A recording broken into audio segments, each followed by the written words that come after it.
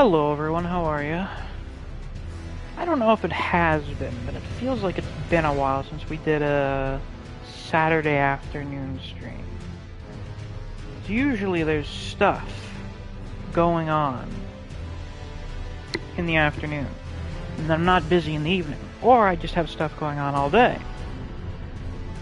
But I got nothing going on this afternoon, so here we are.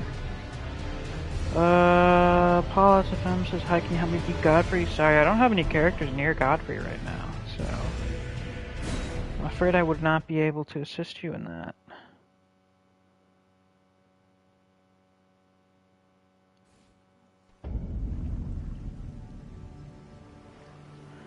So, if you folks recall, last time we left off we were here in the Altus Plateau.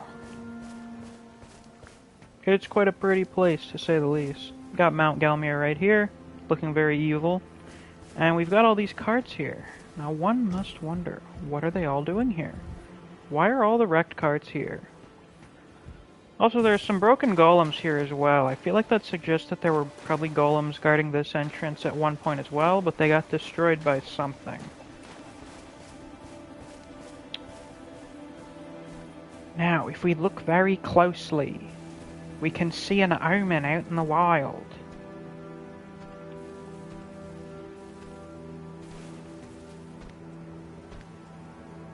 They look to be wearing much more fancier clothing than usual. They appear to have their horns at least partially removed, which means they are royal, or not royals. Yeah, that's what it is. The royal ones keep their horns, but they get thrown underground. These ones, you know, don't have them. Very drippy indeed, Playfree. Very drippy indeed. By the way, you guys may have noticed that this isn't 60 FPS right now. I was looking back at some old streams, and I noticed that this one, like, what was it, the Blood Magic one, that was in 60 FPS, and it looked fine, and we were fighting Fortisax, who, in the original playthrough, made 1080p 60 FPS look like 144p 60 FPS, because bitrate.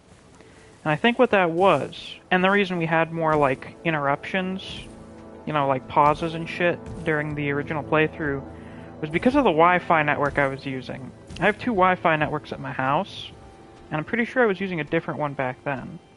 So with this one, we should be able to stream 60 FPS without any significant drop in quality for the video.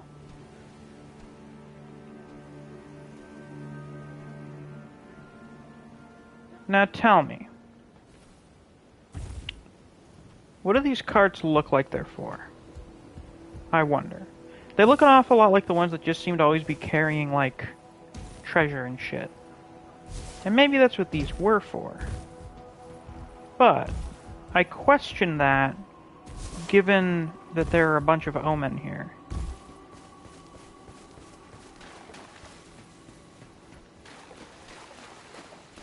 What I find to perhaps be more likely is that these guys were being transported. Either to protect them, or to get rid of them. Something ended up crashing the carts. Maybe they resisted, you know, crashed them themselves.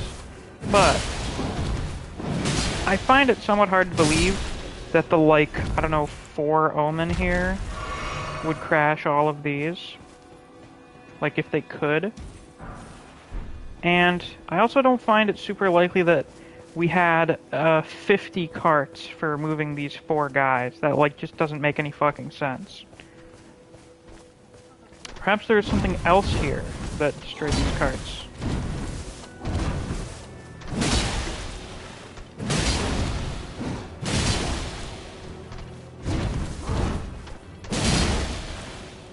Yes, perhaps that lands, whatever. Whatever that is, I have no idea. Ho ho. There's definitely not any sort of surprise boss right around here or anything. Well, that guy's taking a nap. We'll let him be.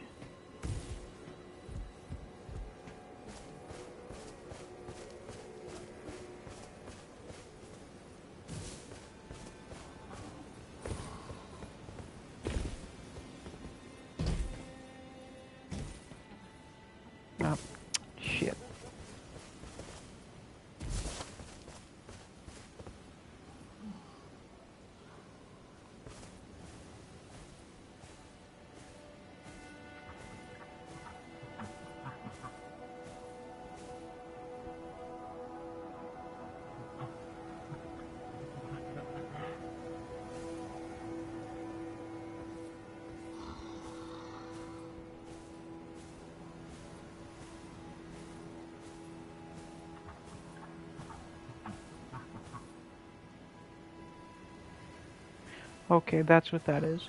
I couldn't tell if he was laughing or crying. And it seems like he's not doing either. He's coughing. He's got some congestion. Needs to take a Mucinex or something.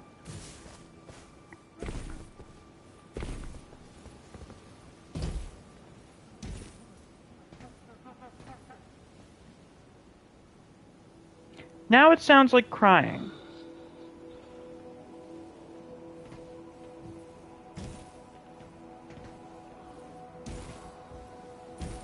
Honestly, same, bro. Yeah. I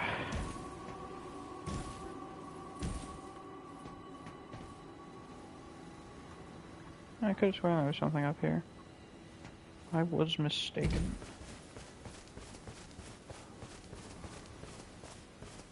Oh, I wonder what that stake of Marek is here for. Seek Monarch, but likely I failed. How sad. Ah! Ruler's Mask and Ruler's Robe.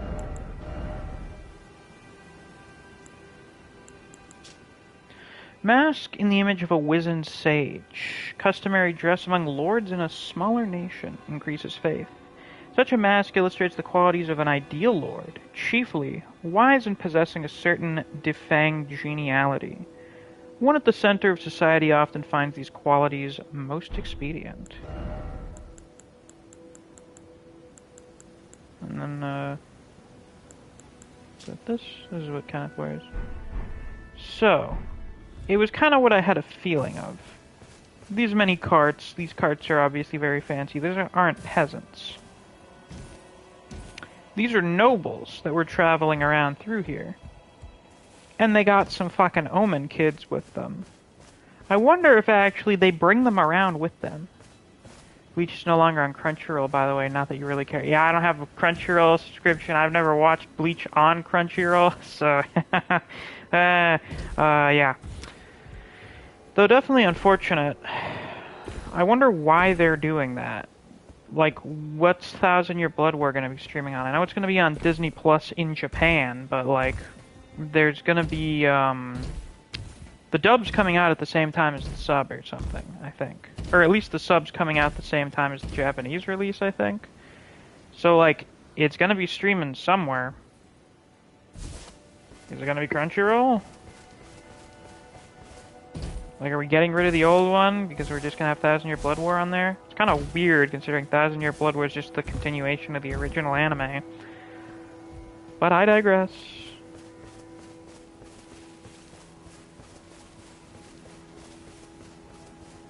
Yeah, hopefully.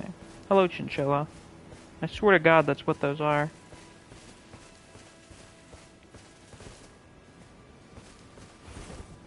I did not mean to do that. I hit the wrong button. That's awkward.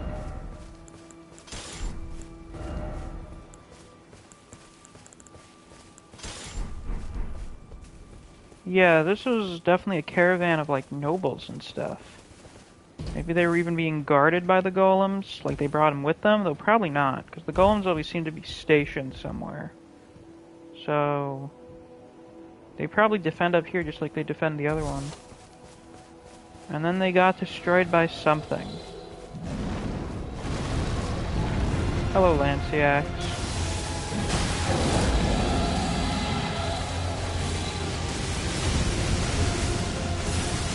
Hi.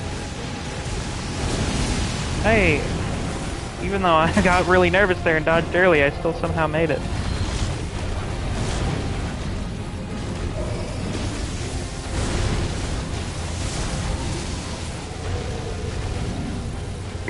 So this is the first living ancient dragon we've encountered. They are obviously quite different from the more modern ones. First off, they are actual dragons. The flying dragons are wyverns. They only have 2 legs. These guys have 4. Oh, and I guess she's left already. Cool. Yeah.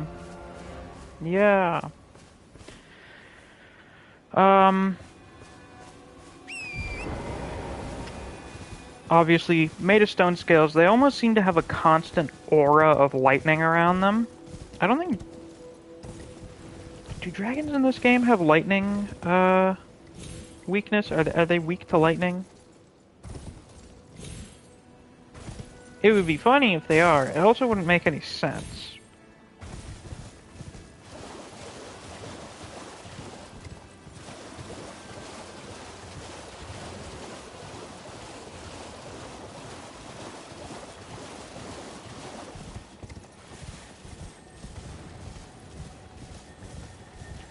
But I do wonder what they're doing all the way out here.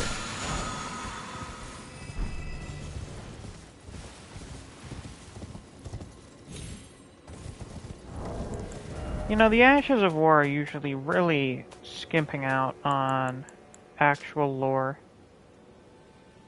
Perform a salute and grant the armament. Holy essence, highly effective against those who live in death. Wonder why that's out here.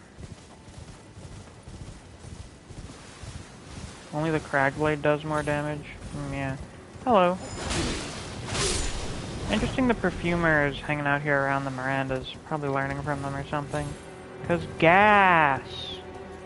I've never been all the way over here before, so I don't know what's in here. We're about to find out.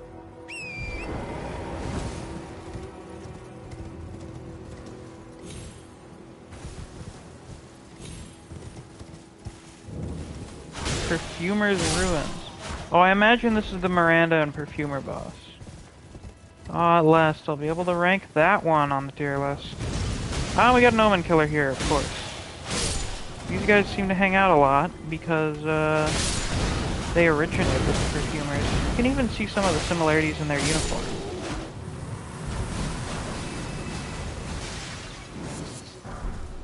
Ooh, cool.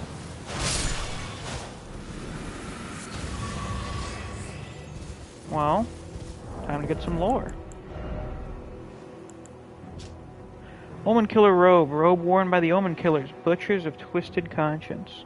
Its thick apron is worn in remembrance of Rollo, the progenitor of the Omen Killers, and a perfumer of antiquity. Yeah, so these guys are fairly interlinked with each other. Ow. You stop. Oh, we got a box. I love boxes.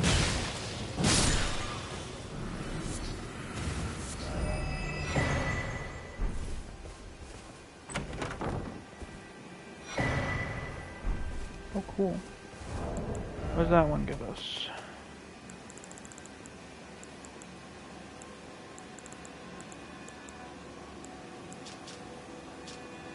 Spark aromatic and uplifting aromatic. I have literally never used any perfumer stuff before. I don't know if any of you have. I know a lot of people don't really use crafting, so...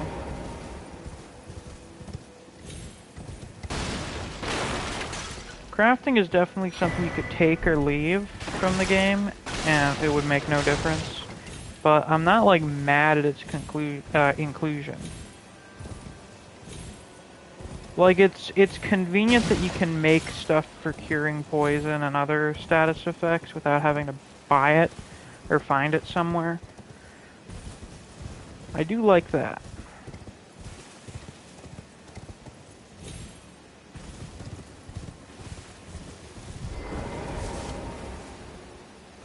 Let's see, do we have enough? We do. Splendid. Hope we have enough for the old Altus tunnel.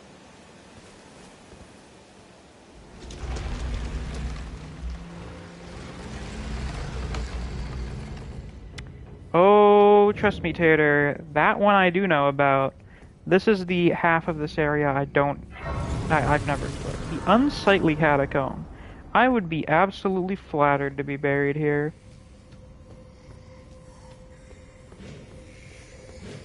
Hello, we got some Misbegotten. Suppose that's why it's unsightly. And probably explains why there was an Omen Killer outside. Because I'm pretty sure these guys would qualify under their same general issues with the Omen.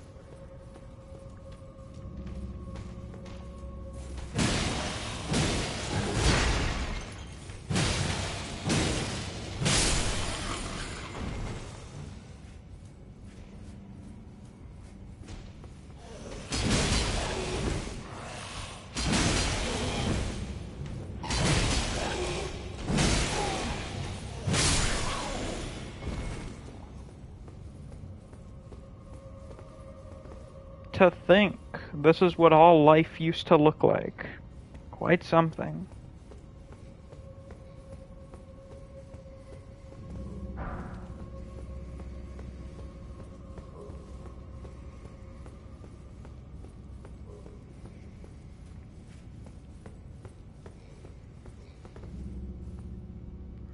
That's death.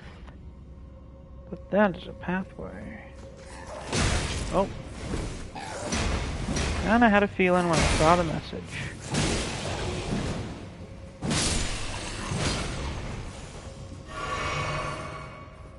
Where's the critters catacomb? This place seems to be home to some interesting critters. So I'd say this is the one.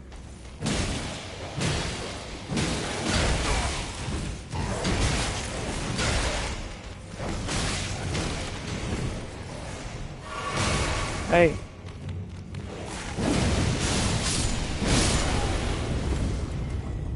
That's right. Leave me the hell alone. Let me peruse around here in peace.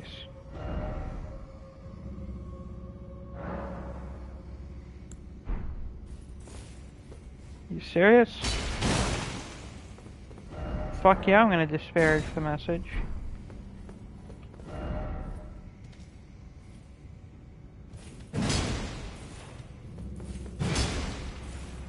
You're all a bunch of big liars. What is this? The first week of launch? All of these deceitful messages. By the way, if you guys are in here and you haven't already, be sure to hit that like button. Let's see how quickly we can hit 10 likes.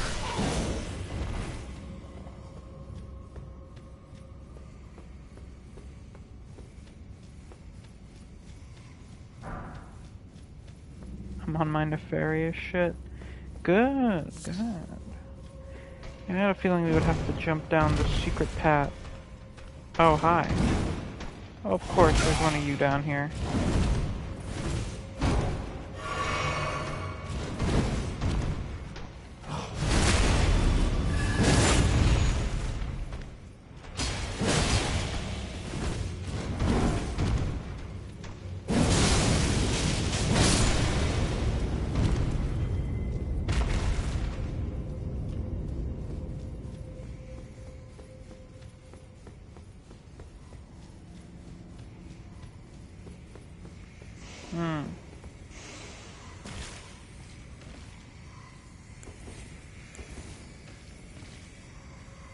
Seems to be a lot of dead people down here. That's lovely.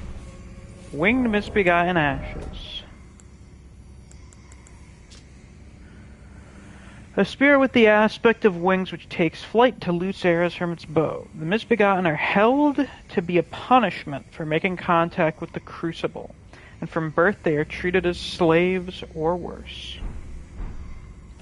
So maybe the crucible still exists, or they were just an ancient people that, like, went to the crucible when it was still around, and you're not supposed to do that.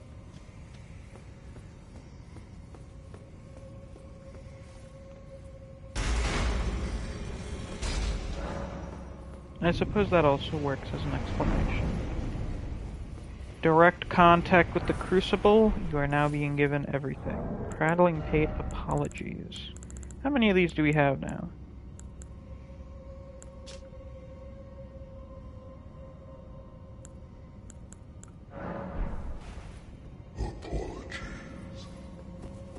Spooky.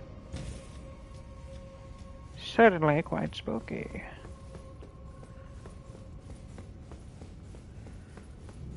Now, what will we face in here? Is it, Perfumer and Miranda? Oh, what the fuck?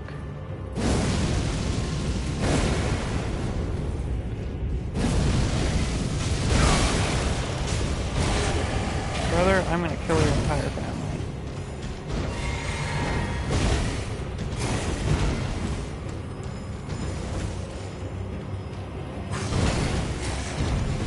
Hold on a minute, sir. This is a gank boss, and you know what that means. You motherfucker!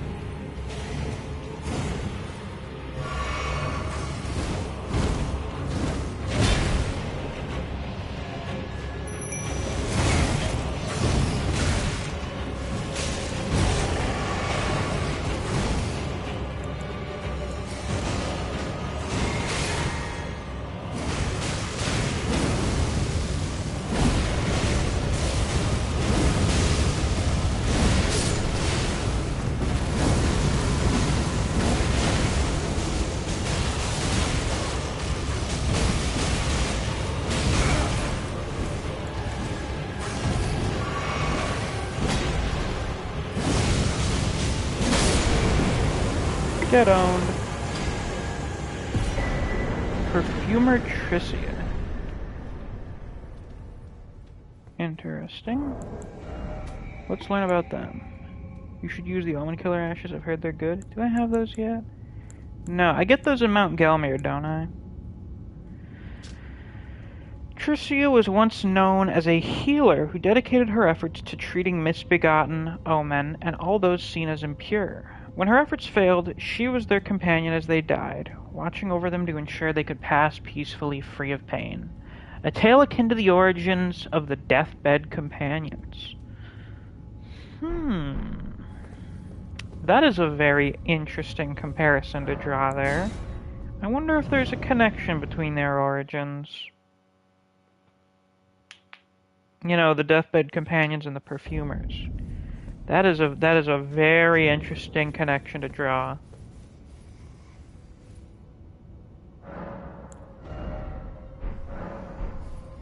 Let's go, I believe we can upgrade Oleg a little bit.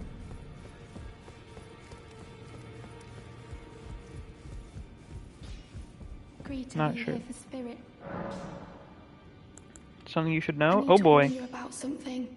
A little while ago, someone started lurking in the wing on the opposite side of the round table. And I can hear, from all the way over there, the howling and wailing of spirits in fear of a curse. I can even hear the repulsive twisted malice in itself. A plethora of spirits in an unceasing cacophony. I can't even imagine. How much suffering inflicted to who knows how many souls. Not even and all by a caused man anything known like this to as the happen. Dung You Eater. should keep your distance. I know you're strong, but please.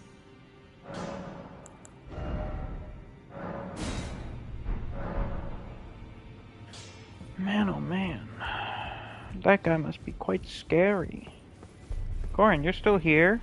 Suppose I have to encounter Goldmask first, I've don't been I? waiting for your return. I've decided to leave the Round Table Hold after all. As I mentioned, I'm off in search of the noble Goldmask. We may not meet again for some time. If there's any incantations you wish to learn, now's the moment. No, I'm good. May the Golden Order shine through you. Thanks, bro. Probably also hand off these bell bearings. We have quite a few.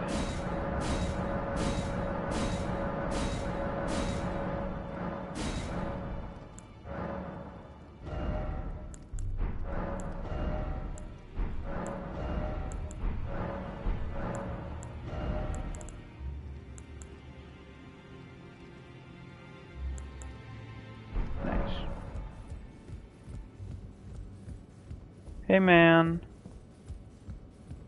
Sorry, I haven't found any of those seedbed curses you like. Have you ever felt the curse?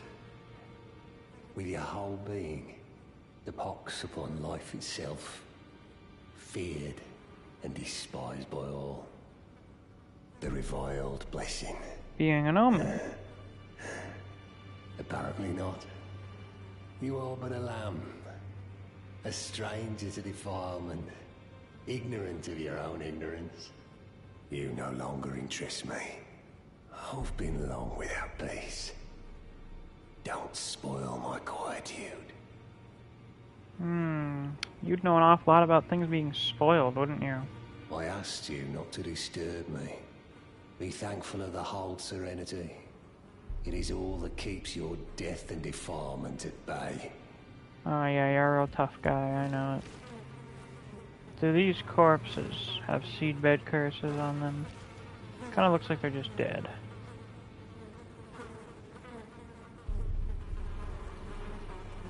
Got some maggots on them. Yeah.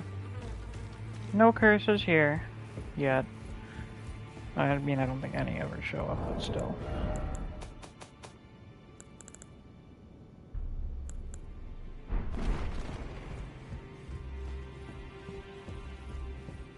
I must acquire more stone sword keys.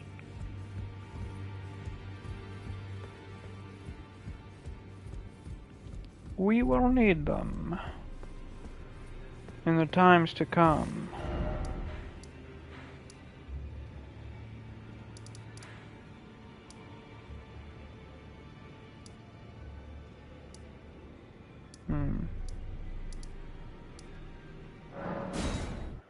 Abandoned coffin. That's an interesting name for that place. I suppose these guys are being sent to die. These omen. That probably confirms it more, so they were shipping them to get rid of them. Maybe just throw them right off the ledge here. Maybe Fortisax, or not Fortisax, Lanciax actually saved the omen. That's why they're the only ones here that are still alive.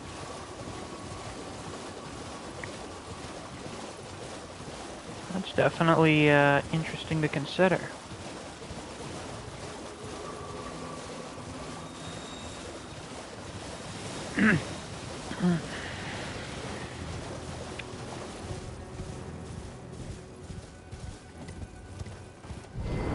The Sage's Cave.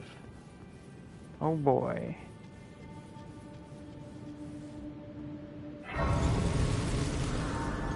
This is quite the place. Quite the place where we'll want our torch. Ancient dragons are a part of the Crucible, right? Technically, yeah. I do believe they share the features of the Crucible.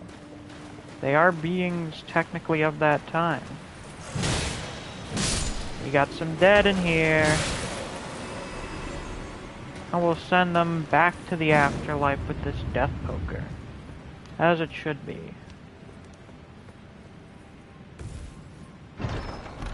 Speaking of the death poker, I believe here. No, not quite yet. I think it's the next chest room.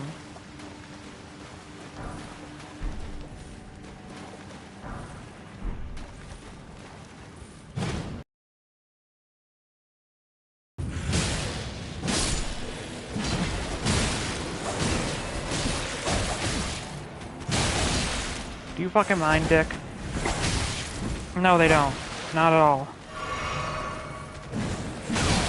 Bruh.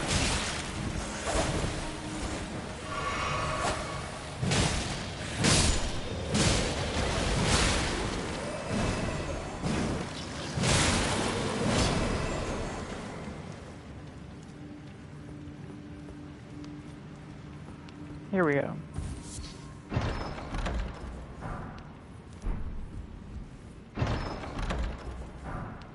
The Black Hood.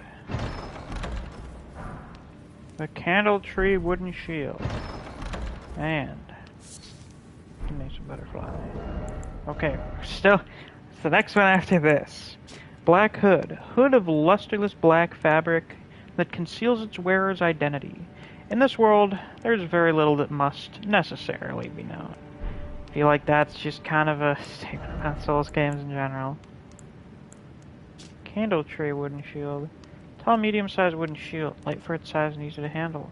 Thought to represent a surreptitious prophecy of cardinal sin, the lit candle tree design was forbidden. Oh, what, you mean the Erd tree getting lit up like a candle? It's funny how many subtle references there are to that thing that we're going to do. That will happen no matter what ending we go for.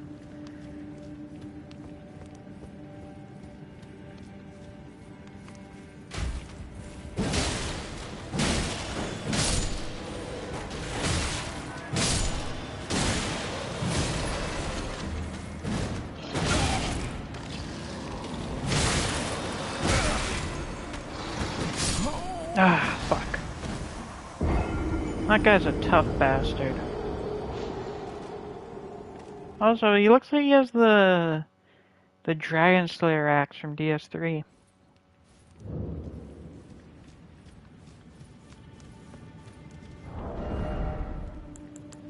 Of course not.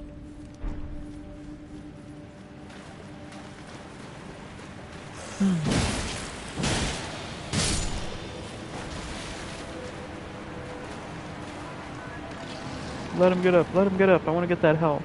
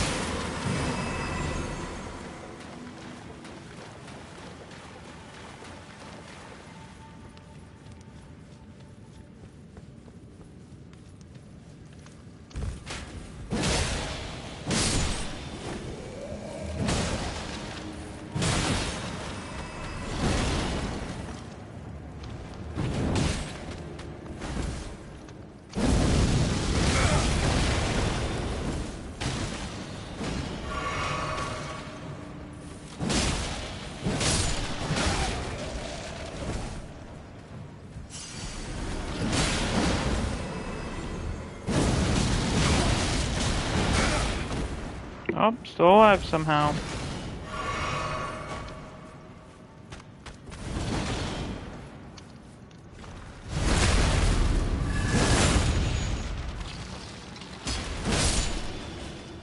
Now stay dead.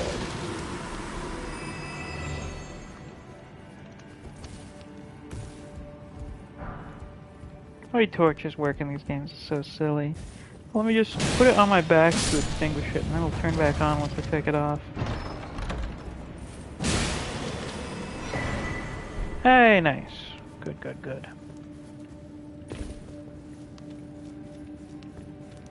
Alright, here they are.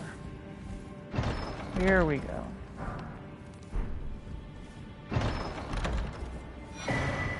The Raptor Towns. Wherever those are.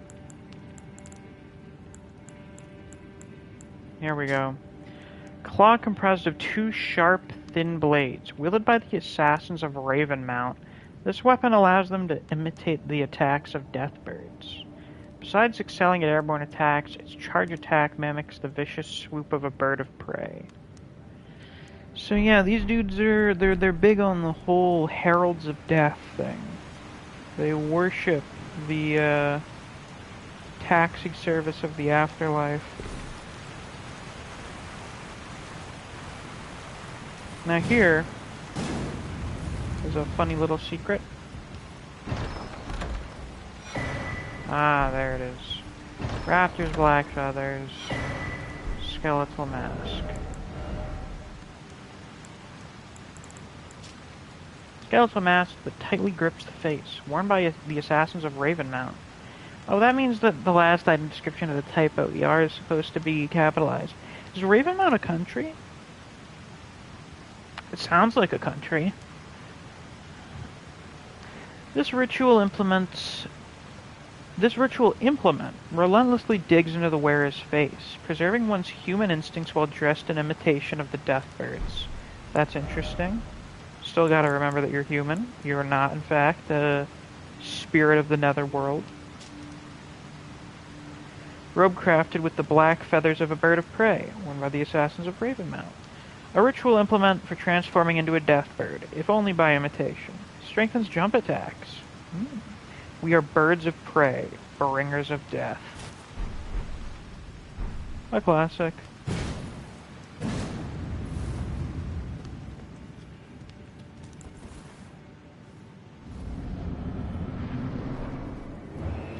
This is Necromancer Garrus. He is the one that created the, what is it called? The Rancor spell?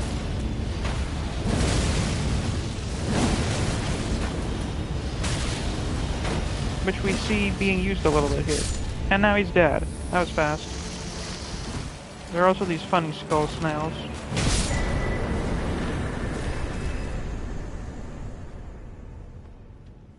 Yeah, why don't we take a look at that information we have on him again?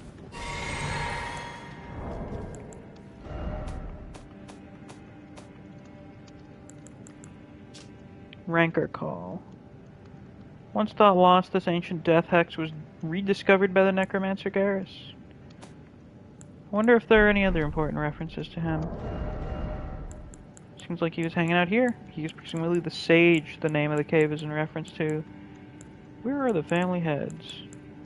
There we go. 3 bludgeoning copper heads attached to a handle by chains. Signature weapon of Necromancer Garrus, the heretical sage. The heads were made to resemble those of his wife and 2 children.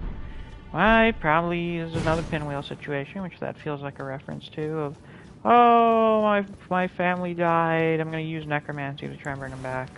Classic. Tale as old as time.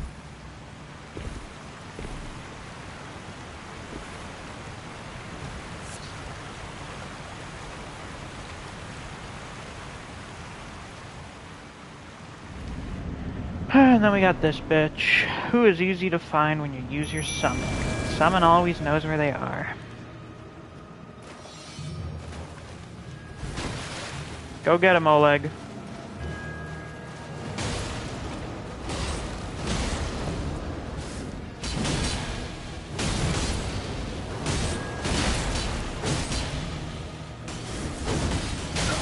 Ow.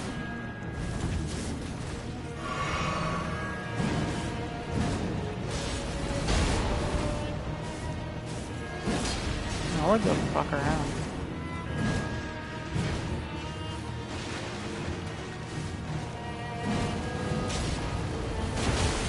See, the problem with the Black Knife Assassins is the way they move around makes them borderline impossible to keep track of even with the water.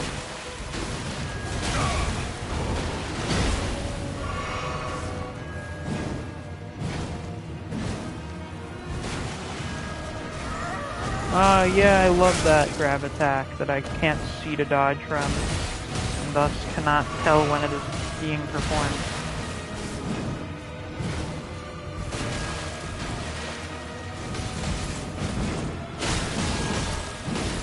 Get out of here, bitch. Be gone.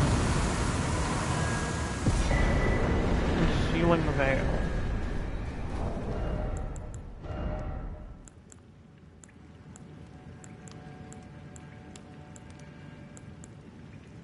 Conceals wearer while crouching away from foes.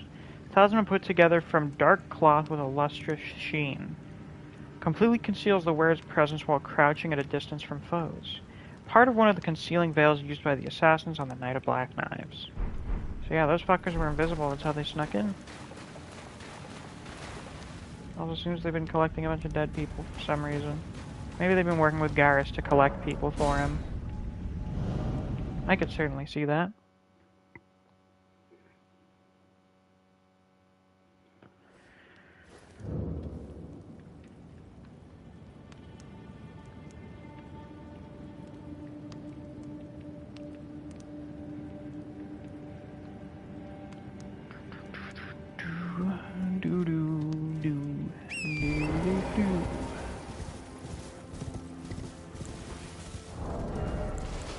I don't need that anymore, at least for the time being.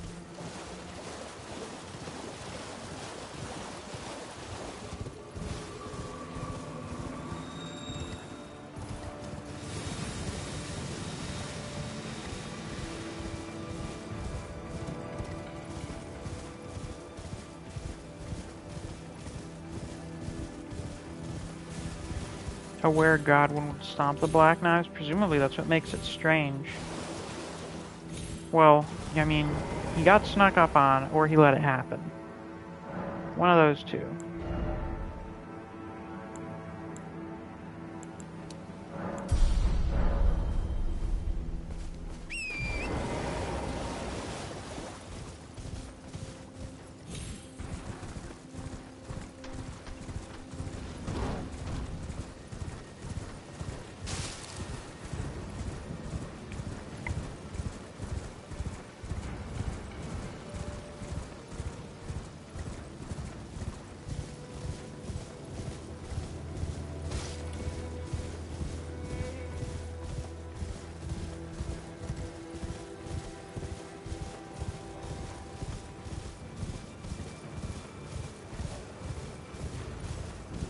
Ah, what a nice shot.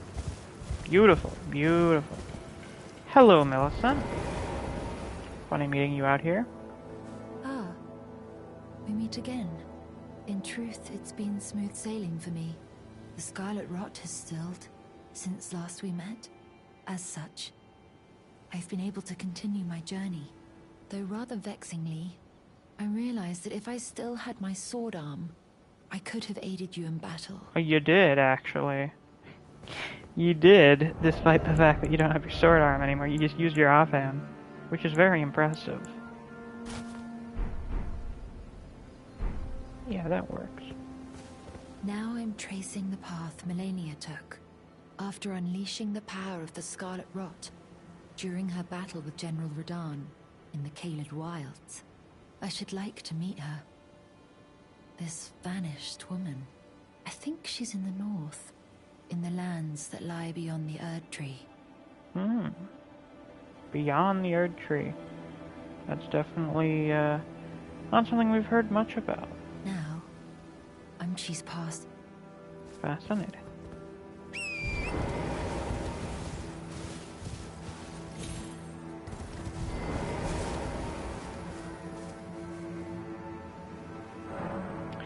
And it's a good thing I decided to start this stream when I did, because it's occurred to me just how much shit there is up here that we can do. There is so much. Altus is like just full of things. I know if really every area is full of things, but I think Altus has a lot that I'm aware of. There are several places, like I didn't even know about that perfumer's dungeon. Chilled's late, but he finally arrived. Excellent timing. We just met back up with Millicent.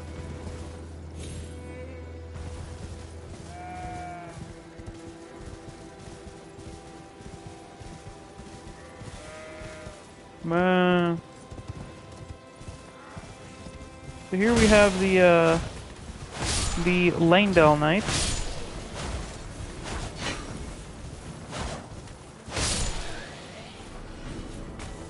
They're just like the other knights we've met, they were gold. And that's cool. And here they have an encampment for some reason. I don't know. I suppose that question could be raised for like literally any of the military camps we see out here. What are you here for? I don't know. Maybe it's remnants from the shattering. Who the fuck is shooting me? Could you stop that? Thank you. For Redman over Lanedell Knights because fire. Understandable.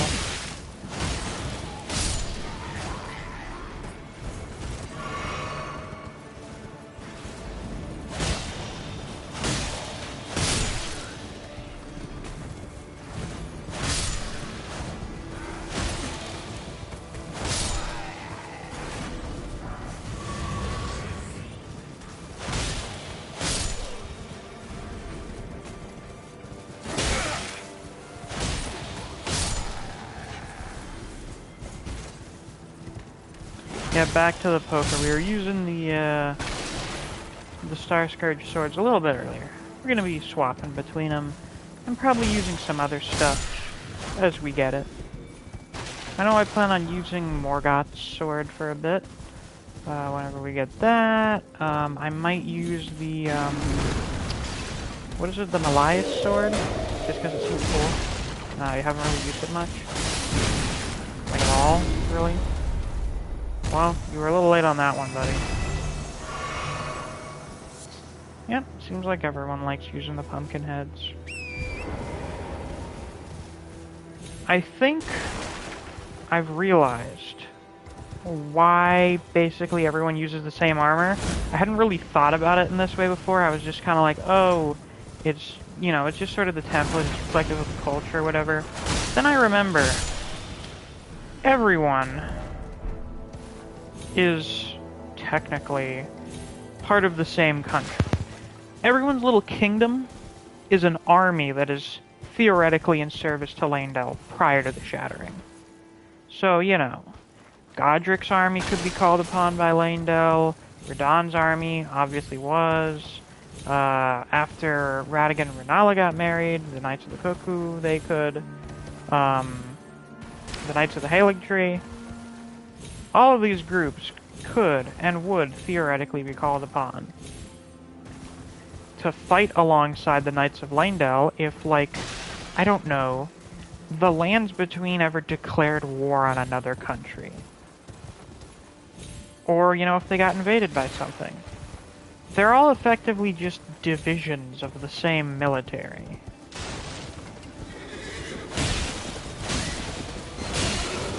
Only Prophet Knights can look different where they're Cuckoo Knights? Yeah, because they have the little flail thing.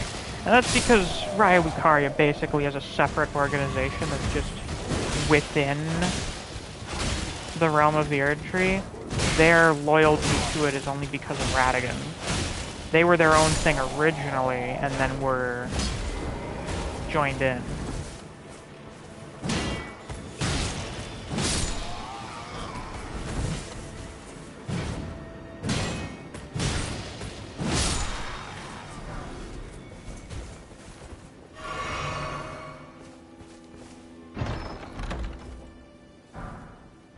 Nice. I've literally never used these before.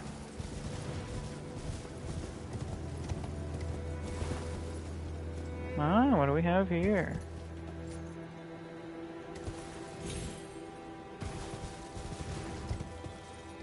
Is this just the area I was already in? Maybe. But I didn't open these chests. So you'll fight Wormface today. I'm confused over the, Wormface lore. Yeah, I don't really know much about them either. Ooh, Troll's Golden Sword. Sword given to the lesser giants who fought for the Erdtree during the war against the giants long ago. Though they've lost their minds, they stay inseparable from their swords that are in a sad shape, such that the gold plating had flaked away. This thing looks quite nice. What does it have as a weapon art? Troll's Roar.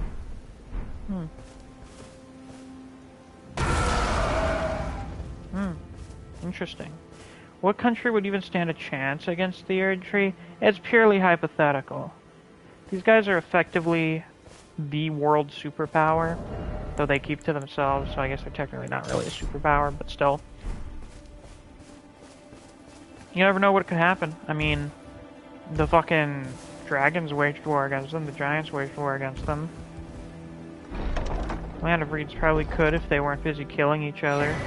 Yeah, but we don't even know how, like, significant their military is.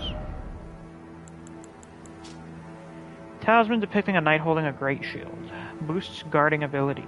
The Knights of Leyndell once modeled themselves after the Tree Sentinels.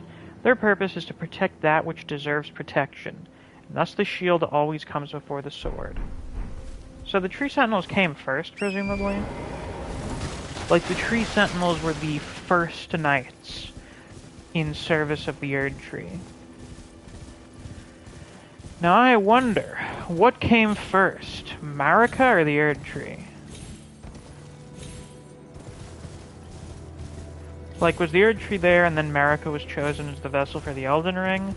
Or did Marika show up and the Greater Will was like, yo, you! Get over here! Come here. Who knows? This is the wrong side of grace. Oh. Guess there isn't another one over here. That's embarrassing. Whoopsie. Could have sworn there was.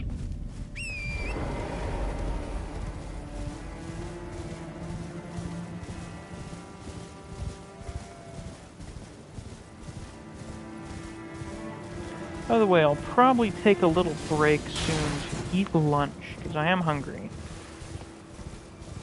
But I think we'll take care of a certain someone first.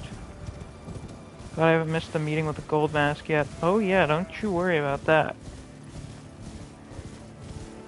What the fuck is this?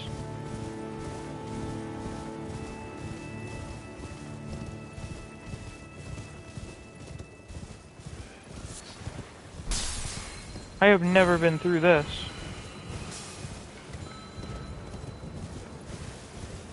Okay, I didn't know this tunnel was here. That's interesting. The Golden Lineage Everjail.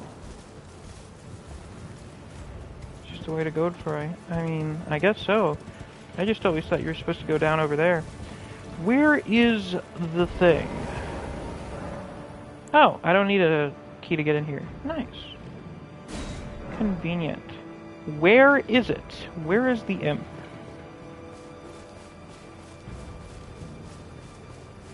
I don't fucking see it. There you are, you little bastard. Thought I needed a stone sword key for this.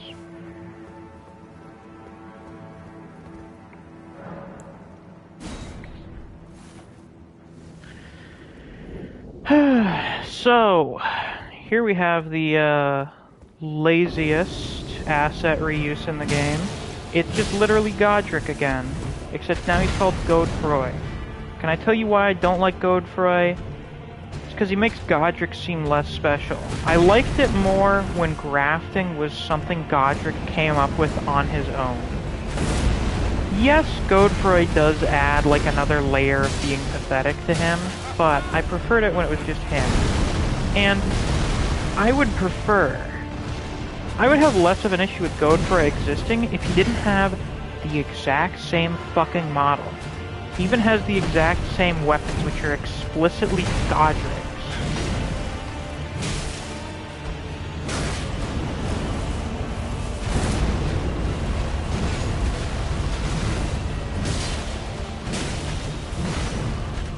Like, we couldn't have gotten some sort of variant of the grafted Scion or something? Ow. I forgot how big the range on that one is. Ouch. I wasn't sure if spirits could get frostbitten. I'm pretty sure they can't bleed. Like the guys in here. I don't think you can affect them with bleed.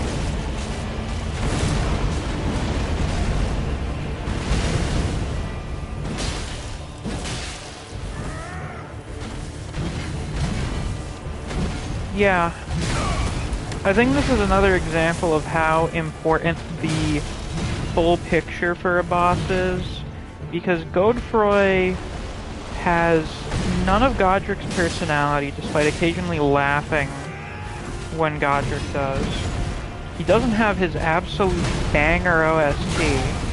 He doesn't have the added setting of it being a graveyard with an impaled dragon in it. And he doesn't have the insane splendor of his phase 2. Like, he is literally just Godric, but without most of the shit that makes... Not most of it. Like, his moveset's still good and stuff. But, like, lacking on a lot of the stuff that makes Godric special. Hence him being a lazy, shitty Reeves. We've gotten much better at being able to tell when he's going to do that whirlwind. I still think that attack's a little bit sussy. Because you get like 2 frames of warning before he does it. It's like really badly telegraphed.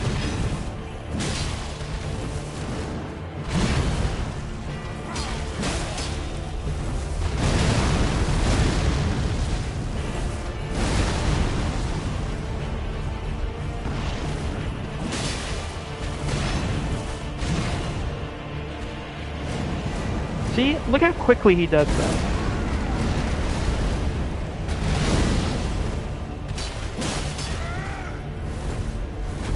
Oh, I do know that Godfrey was defeated by Ancient Dragon and Kristoff. I forget where we get Kristoff's ashes.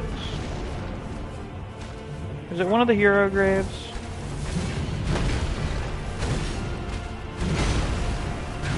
Or is it, the old Altus tunnel?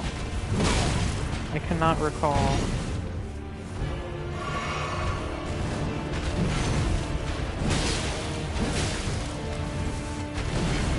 Yeah, the one with the black knife outside of it? Yeah, I had a feeling. Oh, my delayed attacks. Ow. Okay, I just didn't react to that one.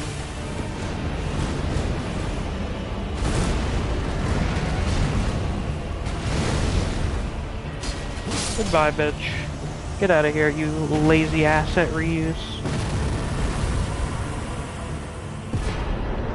The Godfrey icon. Lovely.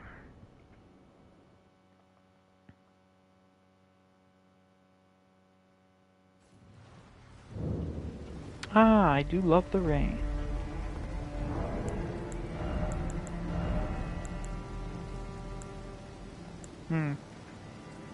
Enhances charged spells and skills. A legendary talisman depicting the Elden Lord Godfrey. Raises charge attack power of sorceries, incantations, and skills. Godfrey was a ferocious warrior. When he vowed to become a lord, he took the beast regent Sirach upon his back to suppress the ceaseless lust for battle that raged within. So, fucking Godfrey was too much of a musclehead. He was way too roid-raged on enjoying fighting to function as, like, an actual leader of a country, as a lord. He couldn't be a politician. Did I not get the Radigan one and Raya Lucaria? Where is that one? So he had to take a ghost lion as his normal pills to stop being so fucking psychotic.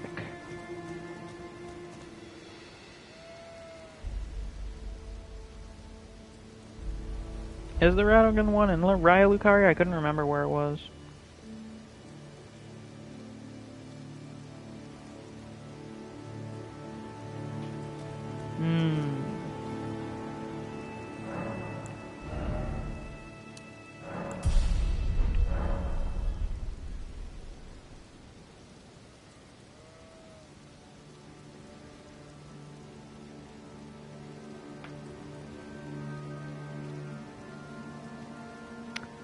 Raya Lucaria. So it's in there apparently, but I didn't get it.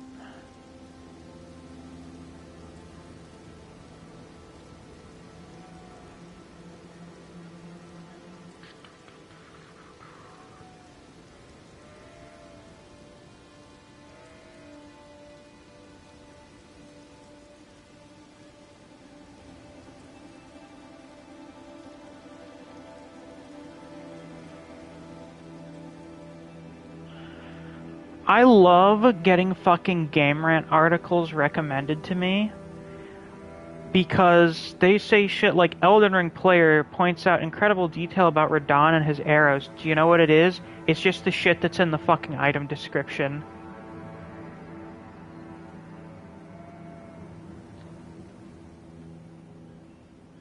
Red Wolf Arena, go to the courtyard to take a right at the railing. Alright, we'll do that and then I'm gonna eat food. I'm gonna get food. I'm not sure what I'm gonna eat yet, but I'm gonna get something.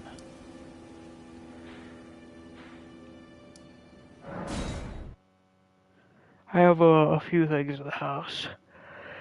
I could take various amounts of time to prepare.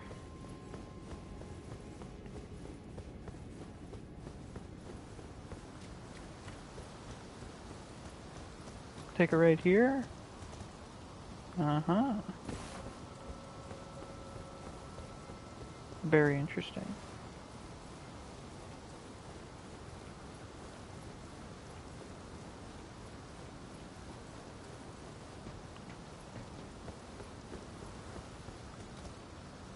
This is most certainly not the sort of thing I think to look for. Well, this is definitely the way.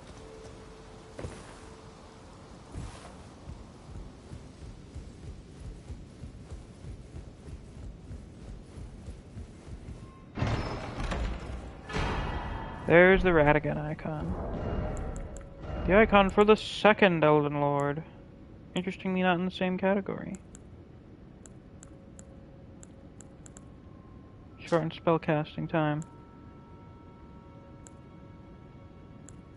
Guess because it relates to spells and miracles. Legendary talisman depicting the Elden Lord Radigan. Shortens the casting times of sorceries and incantations. As the husband of Renala of Caria, the red-haired Radigan studied sorcery, and as the husband of Queen Marika, he studied incantations. Thus did the hero aspire to be complete.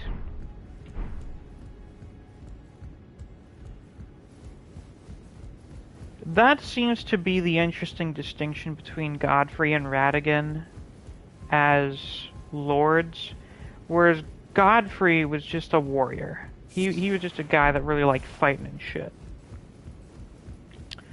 And being Lord was just like an opportunity to do more of that.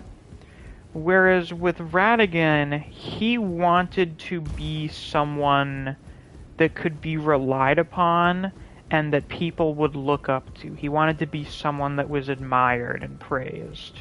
He wanted to be their hero. That's why he's kind of a bitch compared to Godfrey, you know?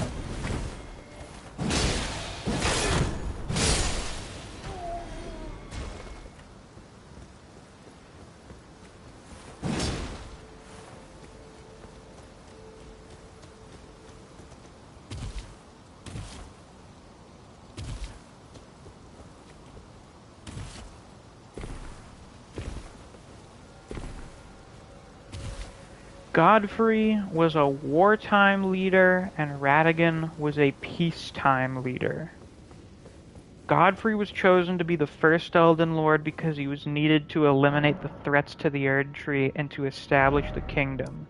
Radagon was chosen because he was someone that could be used as a leader during times of peace and stability. Literally, his most defining action before becoming Elden Lord was brokering peace between the Erd Tree and Raya Lucaria.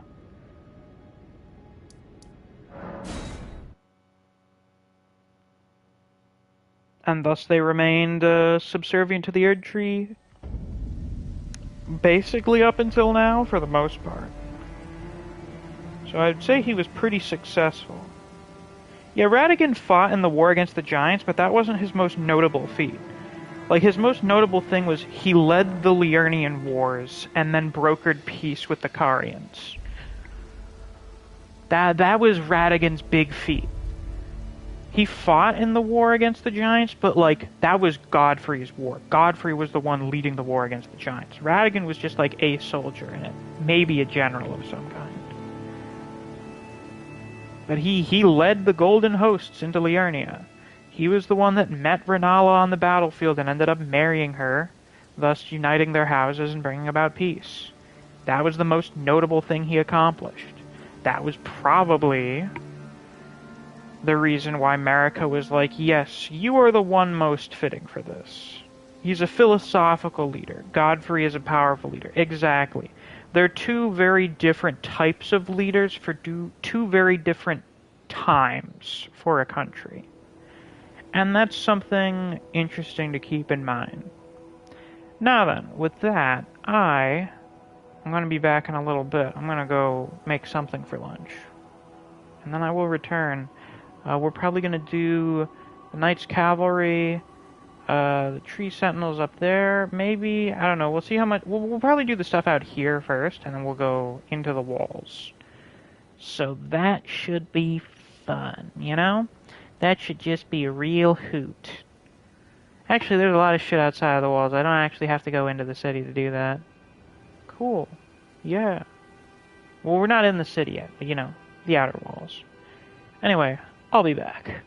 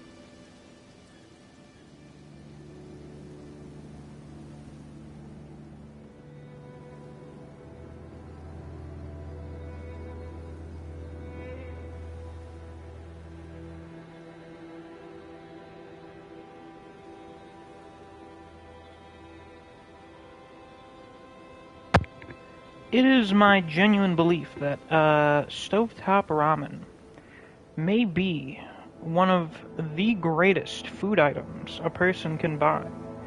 Not the healthiest, obviously, but it has quite a few things going for it. For starters, it is cheap as shit.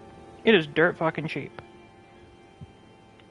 Second, it is so basic that you can do anything you want with it. I never do like basic stovetop ramen anymore. Whenever I make it, I'm always adding something to it.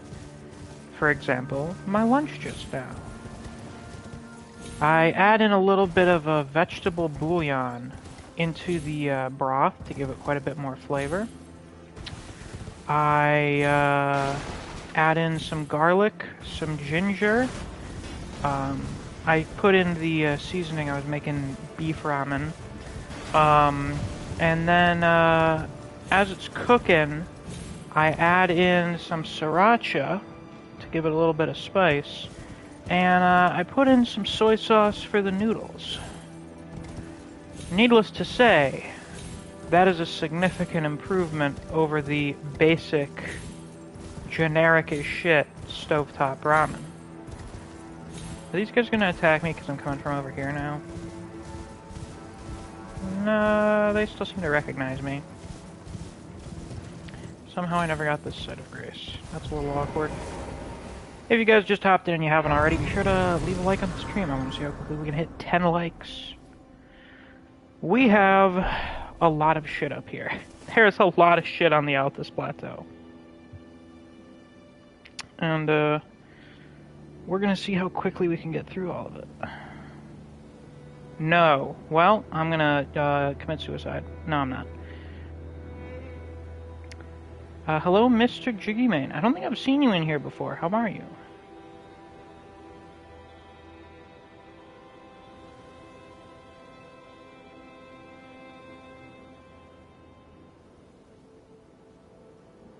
Yeah, I am back. Sorry, that took a little bit longer than I expected. It's cool that you can watch the day-night cycle pass as you scroll back through the stream. No tear, no aroma oil, no bitches. I don't have those things. I don't even know what half of those fucking things are.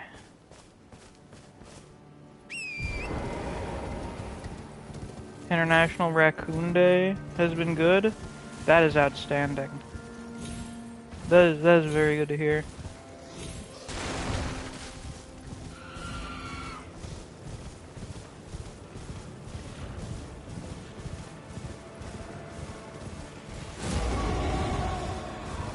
We've got some demi-humans up here. Those are the Lux Ruins.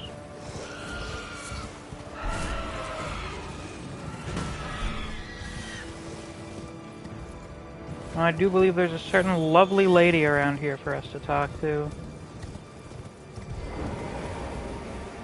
Again, I do believe you can... Yeah. Demi-human Queen Gillica. Certainly an interesting name.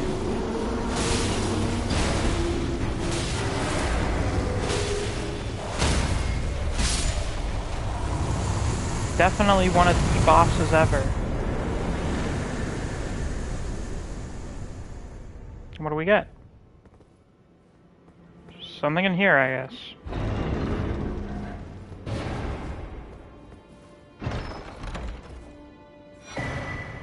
Ritual Sword Talisman. Very interesting. Raises attack power when HP is at maximum.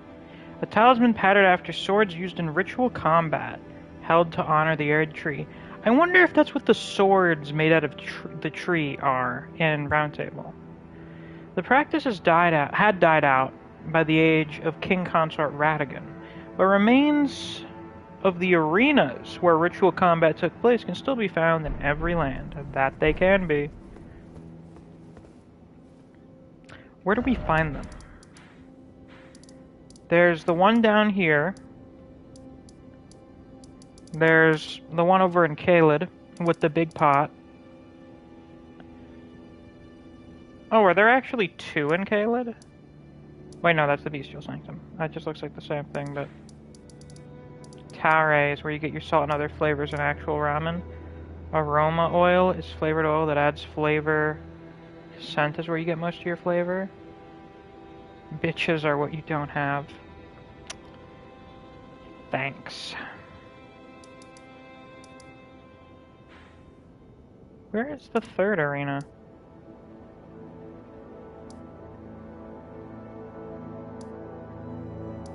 I do not know.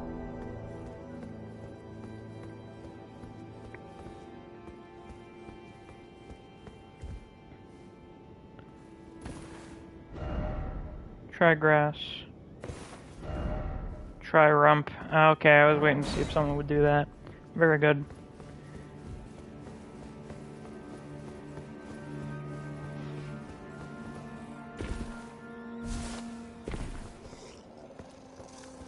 Hello, don't mind me.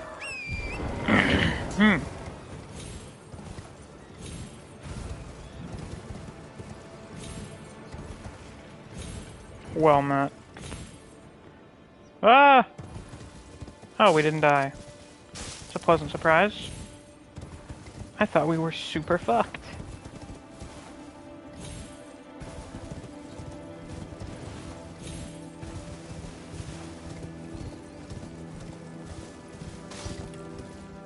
Ah! Oh. God damn this game and its fall damage.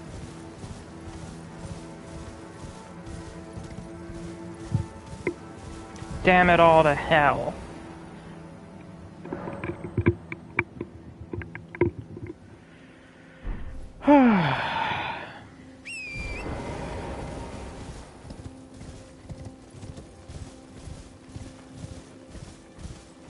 The Sternritter theme slaps. That's the one in the new little teaser with all the Sternritter in it, right? That's their theme? If so, yes, it does slap. It's very good.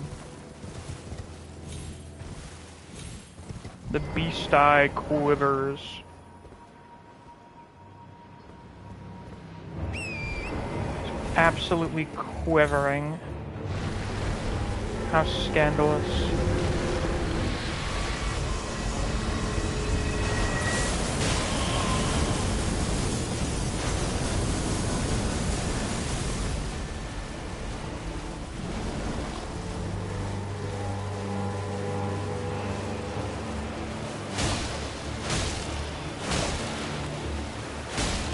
So, I wonder what the deal is with the Tibia Mariner. Are they akin to the Deathbirds? Because there's more than one of them. They're not a unique entity. They almost seem to be like a role that is fulfilled.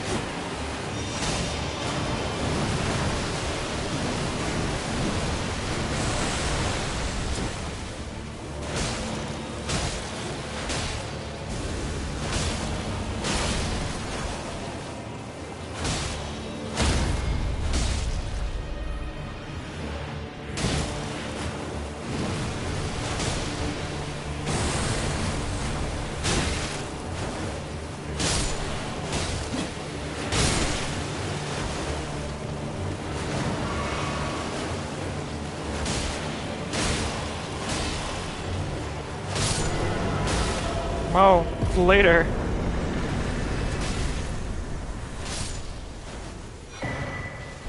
Deathroot and Tibia summons. All hail Shiro Sagatsu and his ability to make banger themes. Truly one of the greatest composers of our time. Let's take a look at that thing.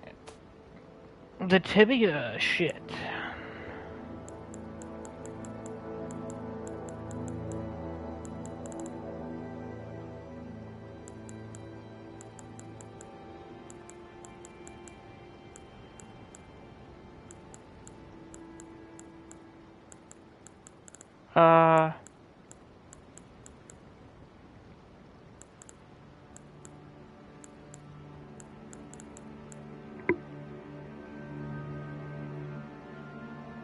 I need to look back and see exactly what it was called, because I don't see it.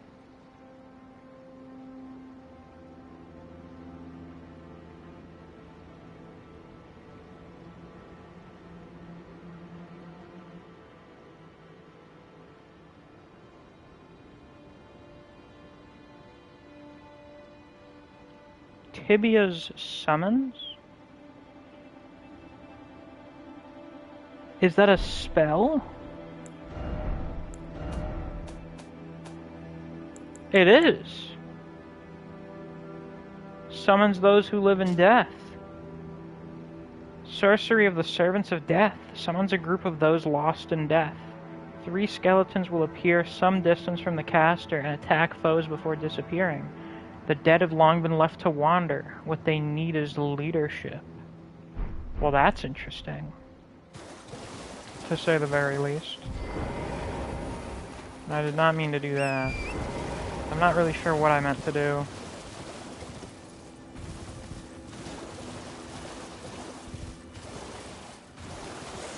So the tibia are what? They seem to be spirits.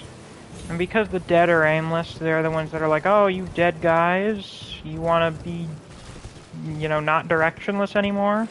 Well, follow me and my big horn. My big didgeridoo. The big spooky didgeridoo.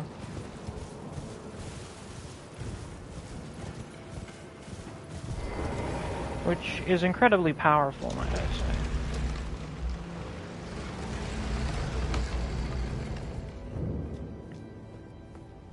The Windham Catacombs, yay! Before we do that, I imagine someone's a little bit hungry. Somebody hasn't had his snackies in a while.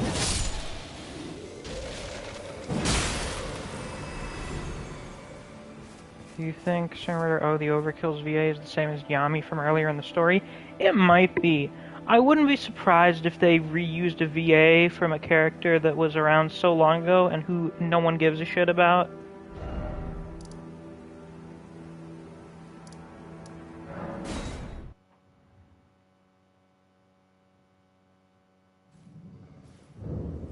Hey, buddy, I got something for you. You're gonna like it. So help me God.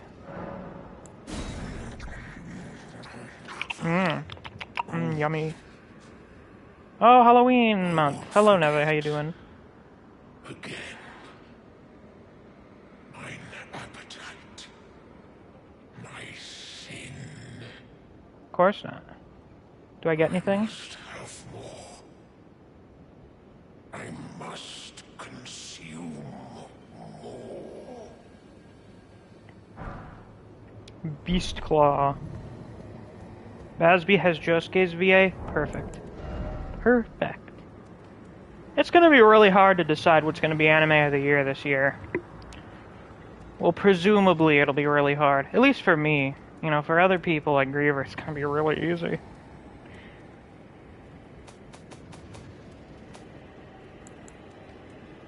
Slept a bit longer than I thought I would. That is not necessarily a bad thing. Wow, this has a really low faith requirement. Bambietta has Killua's VA? Interesting. Incantation taught by Gronk the Beast Clergyman. Creates beast claws that rend the land with shockwaves. Charging enhances potency. This incantation represents the fury of Gronk, his bestial nature returned, as much as it does his restless agitation. So this has... Is there any incantation that has a lower requirement than this? If so, I am unaware of it.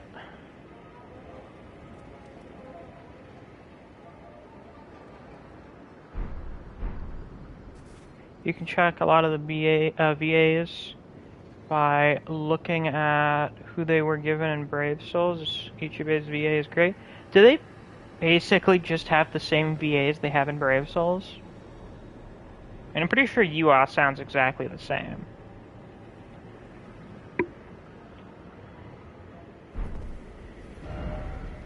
May actually kind of want to use that.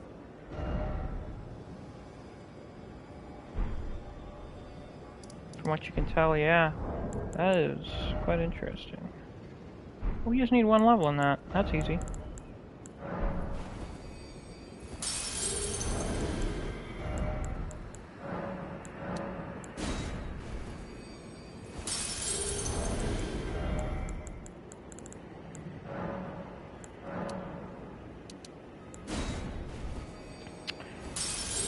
This is such a liberating feeling. I have never played a Souls game like this. Just doing whatever. It goes against every fiber of my being. I am so used to everything being tailored around a specific build that just, oh, this looks neat. I can do this. Let's do that. But it feels so good. Well, I took you for no matter lay out your own. I believe the Beast Claw talisman makes it so that incantations scale with strength, and we have fucking huge strength. Yeah, it can be scaled with strength. So this thing should be pretty fucking good. Oh, we're finally using some of these.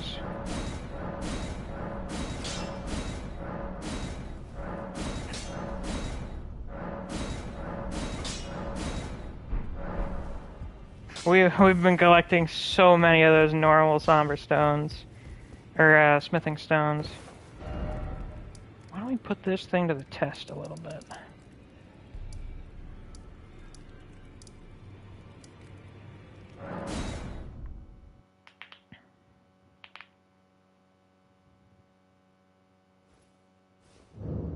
Now, I think we will do the loop, otherwise we'd end up fighting Elemer before we fight the last bell-bearing hunter, and that would be weird.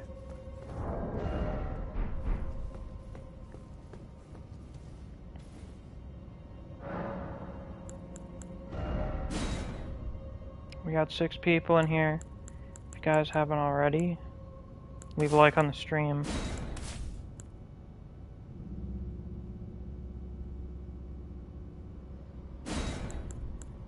Yeah, there doesn't seem to be any other really low requirement miracles. Man, Playfree just really doesn't want to like my streams. That's gonna make me cry. That's gonna make me so sad. This thing was apparently cracked as fuck in the network test. I don't know if it still is or not.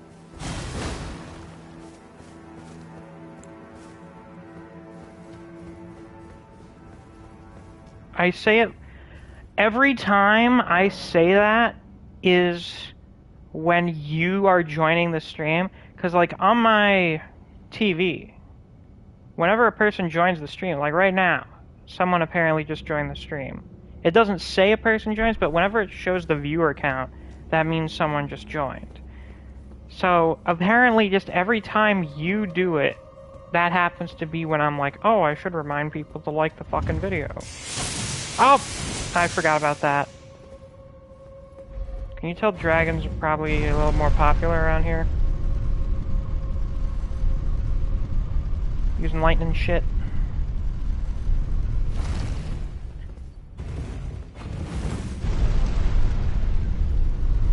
No secrets.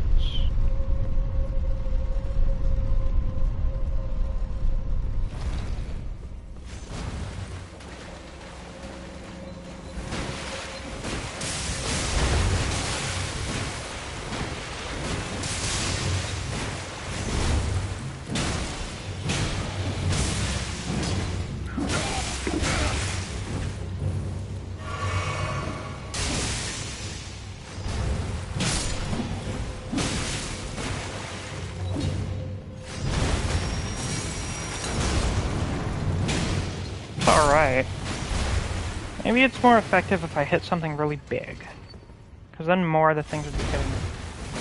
Bestial Claw looks like something which would be cracked in early builds, since every one of those wacky blade thingies would hit at once in close range. Yes. I know against, like, bosses in the network test, it was, like, disgusting. So against, like, Agiel, the Tree Sentinel, Margit, like, it was nasty. I remember people were concerned about incantations not being balanced.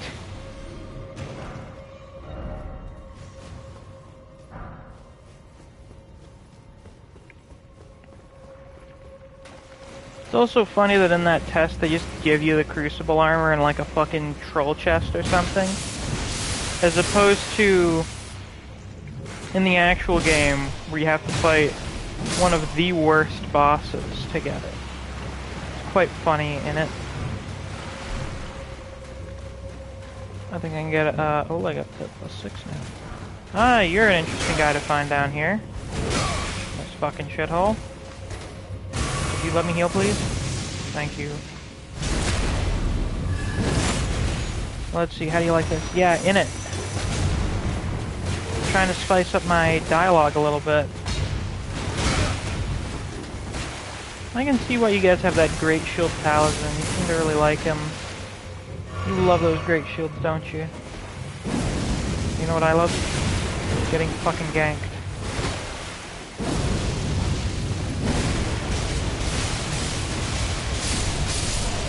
Using a lightning weapon in a water area, neat. Quite intelligent on his part, given the effects spread out more.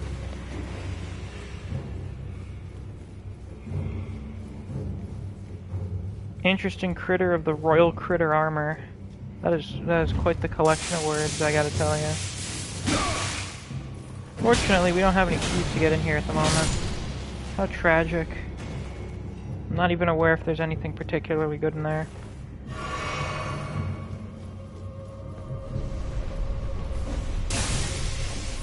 Ah!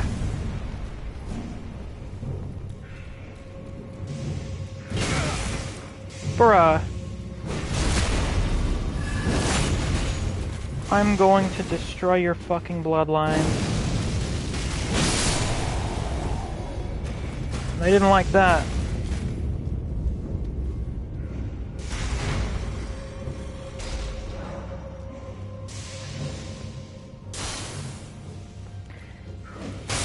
You know what? Oh, those prompts are the worst thing ever. Oh my god, they're so fucking cancerous. Since when did the Ghost Flame make such a line? Oh, that's the move I've mostly been spamming on it. Man, I get embarrassed when I go and look back at the later gameplay from the first playthrough. It was literally just bloody slash spam. It was disgusting.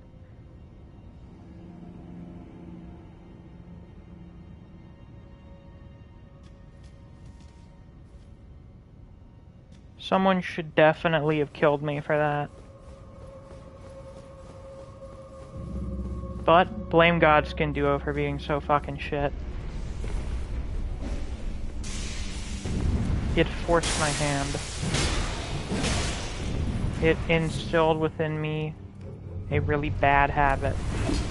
Just doing Ash of War spamming.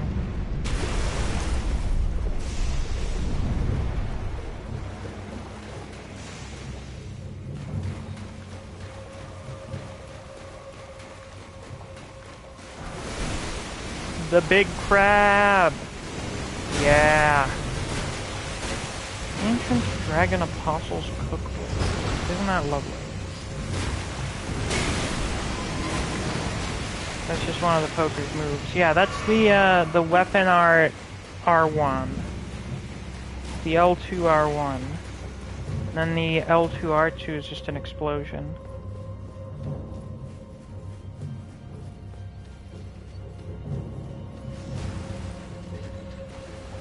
So it's interesting that the catacombs up here in Altus, or at least this catacomb, seems to have a lot more importance than the ones in other areas, because this one has, like, actual elite knights defending it.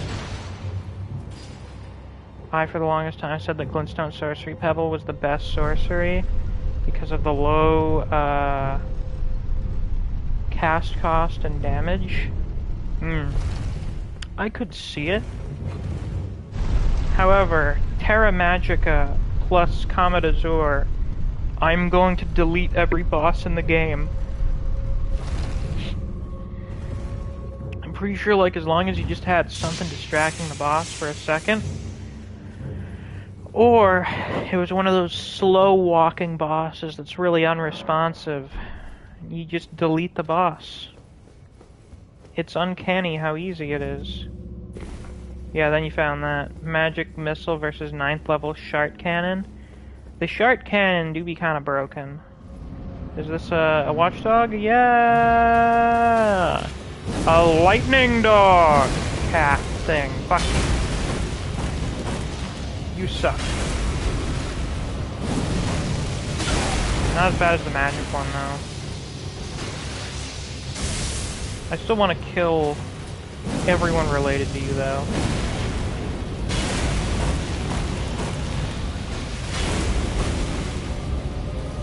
Yeah, the cat dog stone. Ow. Boy.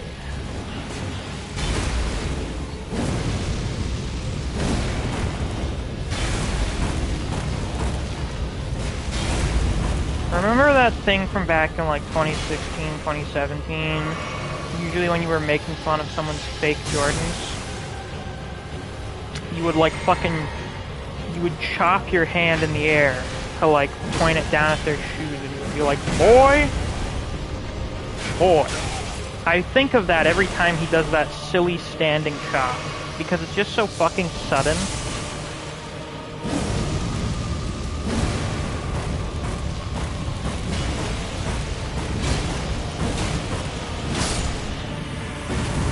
Yeah, boy, what are those? Ah, the glowboard picker's bell. That's valuable. That much cannot be denied.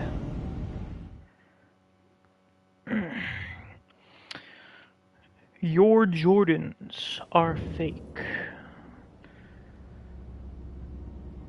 The animation for those things are so stiff. Yeah, but I think that's very clearly intentional. They're automatons made of rock. Bell bearings. How much more Elden can we ring? So much.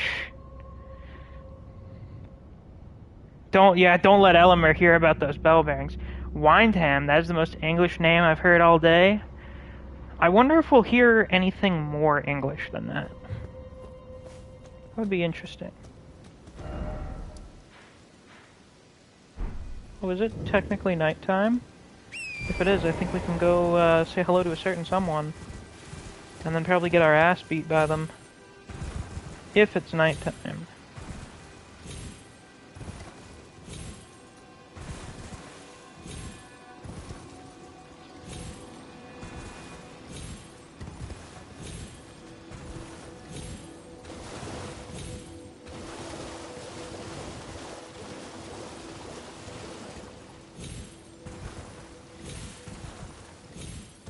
I'm about to get much Eldener. Oh.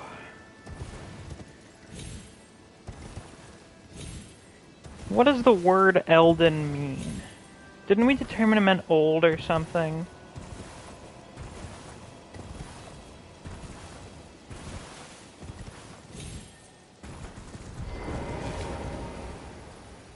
Godfrey the Glizzy.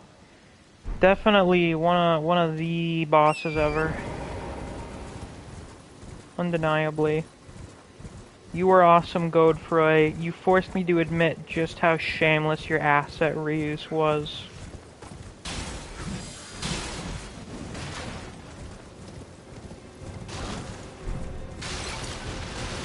How they could have just done some different variant of the grafted scion and it would have been totally fine.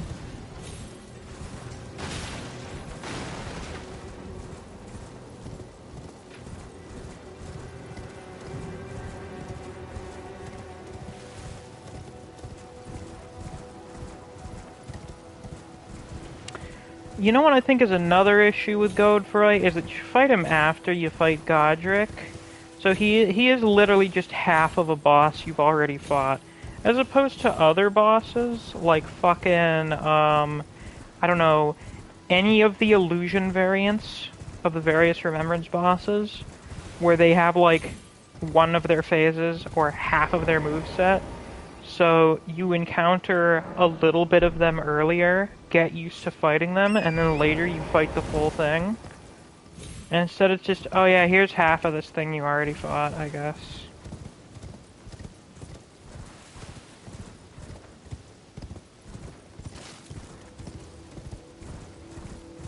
Hello, sir.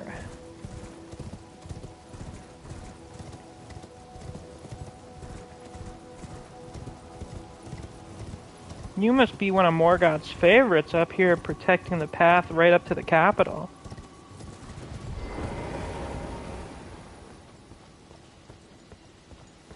I don't want to know more about the religion based around the god-devouring serpent. Me too. It's interesting.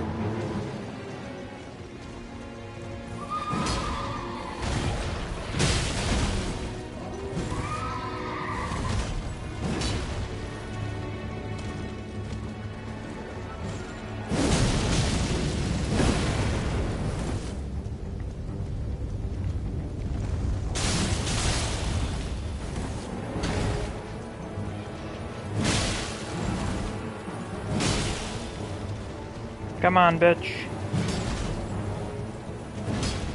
Come on. Stop moving. There we go.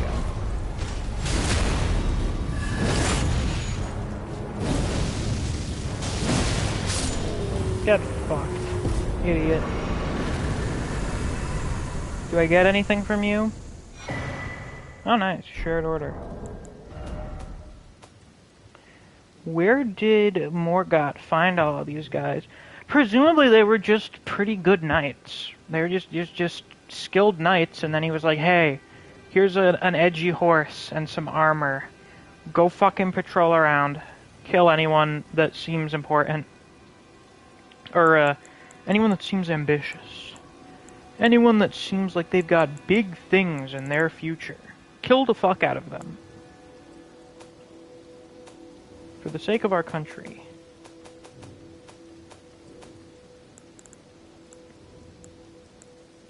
So shared order is just literally better sacred order. Fascinating. And you get the two so close to each other. And one is even easier to miss. The shittier one is even easier to miss.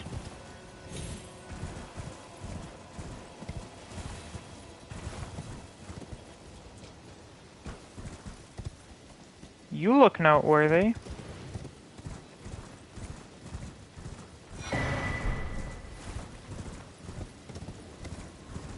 What's your story, Mr. Ghostman?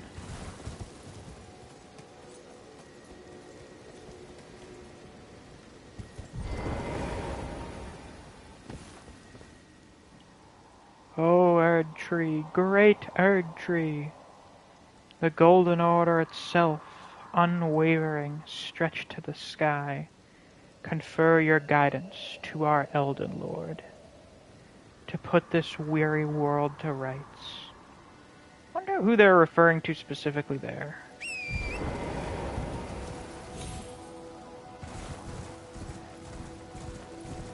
You know the statue that led you to the catacombs? Yeah, that guy is Rossus. He was a guide for the dead to make their way to the Erdtree roots.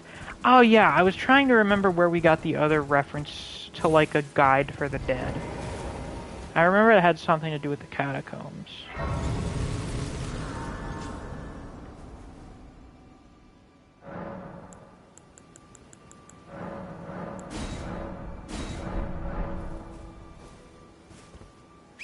Oh, Bach, hello.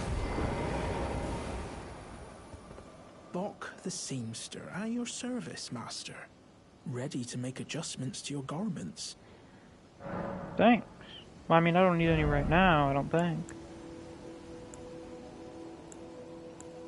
Yeah, I'm pretty sure I'm good. But, thanks for showing up.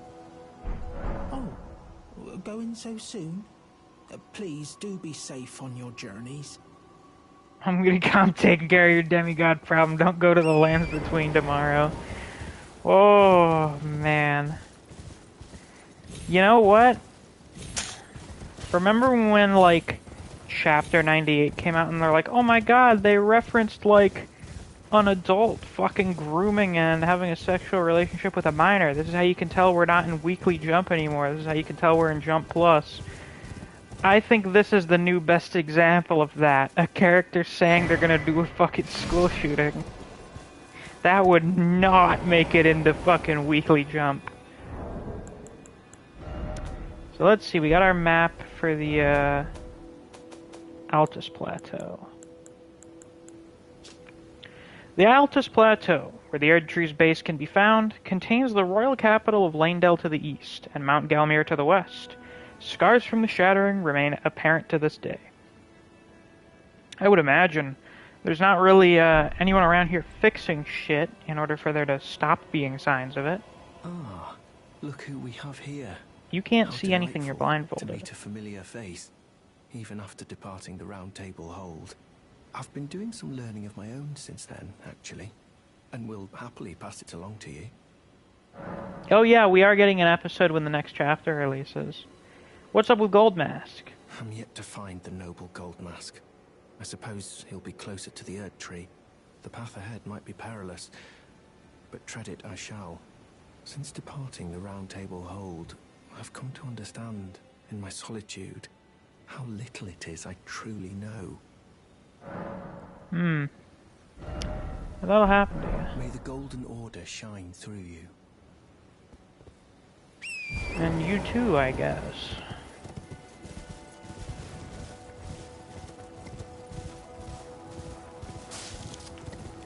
Let's see, how does the stream look? And it looks great. It looks fucking delightful. It really was just the Wi-Fi network I was using last time around that was causing all those fucking issues. Hello, gents.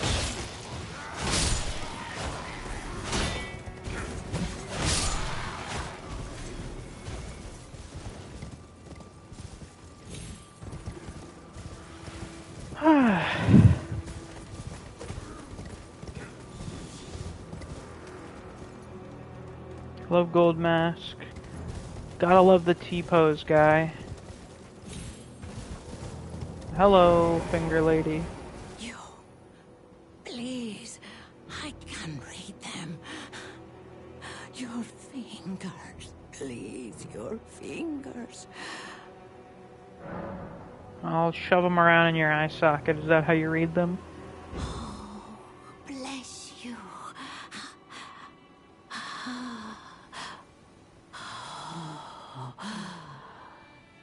To the east, ruins of gold. To the west, the serpent's sacrilege. Wherever the path leads, so shall you follow. Wherever the path leads, only more sorrow. 'Tis a curse. A curse. The curse of Queen Marika. I was about to say you were incredibly useless, but I suppose that is some insight. How, no matter what you do, everything fucking sucks, and it's all Marika's fault. I love the Merchant Violin. I remember finding it for the first time, like just out in the wilderness in Limgrave, and being like, holy fuck. This is a genuine peak gaming experience.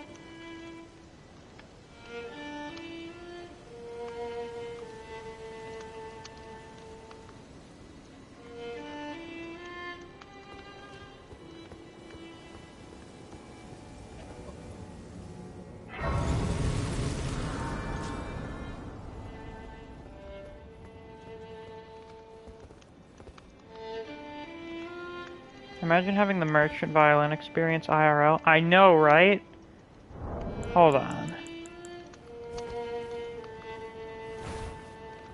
Yeah, they play it in Nokron. That was how that's how you find them, really, because you can hear that they're playing it.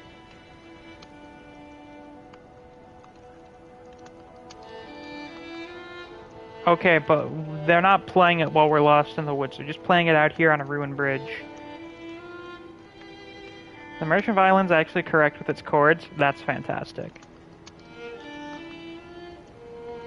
Fully accurate. Beautiful.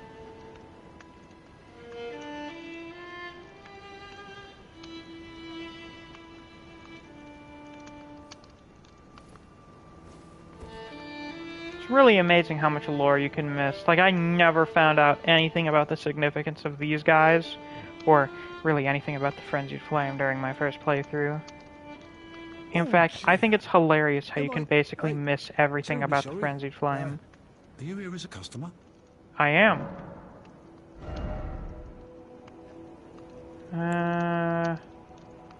I need some of these. Thanks, Chief. Unseen assassins. On the tree surcoat. Blue surcoat draped over chainmail. The tree insignia emblazoned on the front depicts the Erd tree, and it is a design beloved throughout the lands between. I mean, it does look quite nice. I must apologise. I'm afraid I've very little to offer. You're good. You had what I need. Like, this thing is very basic, but it looks quite nice, and is pretty historically accurate armor. You know?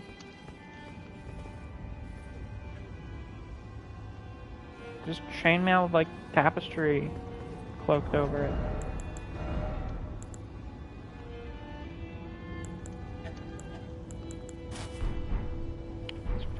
When the Frenzied Flame is basically the biggest lore ending in the game.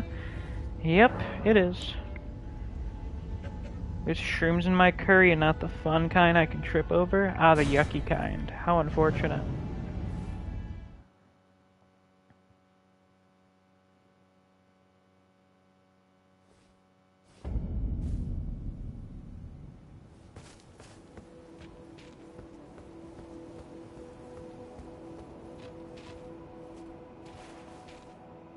There he is, folks. The man.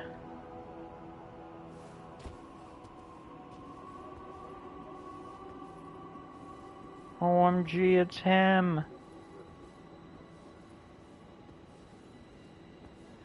It's him. There he is.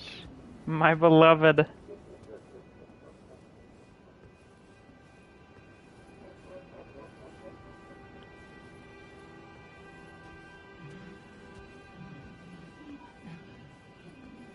He's just standing there, majestically.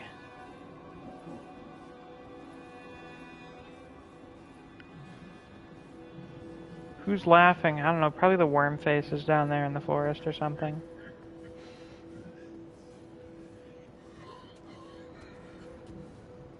Yeah, sounds quite fucked up. I imagine it's those guys.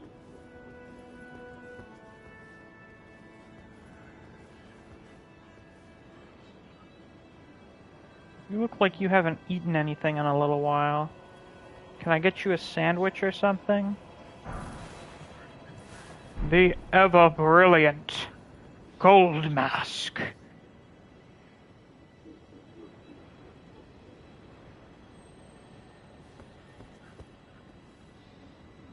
Now, is he pinching or pointing? I think he's trying to point.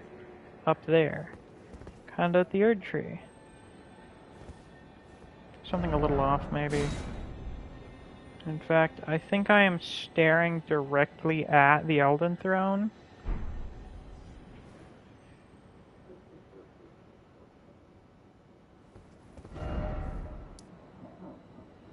His mask is actually what his perfect order and Elden Ring look like. Now that makes sense. Quite a bit of sense.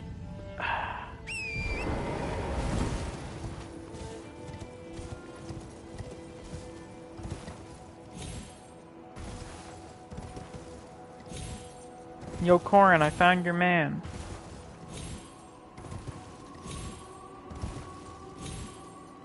I found that guy you were looking for. That fellow, that dude, that individual. The funny face guy. Or lack of.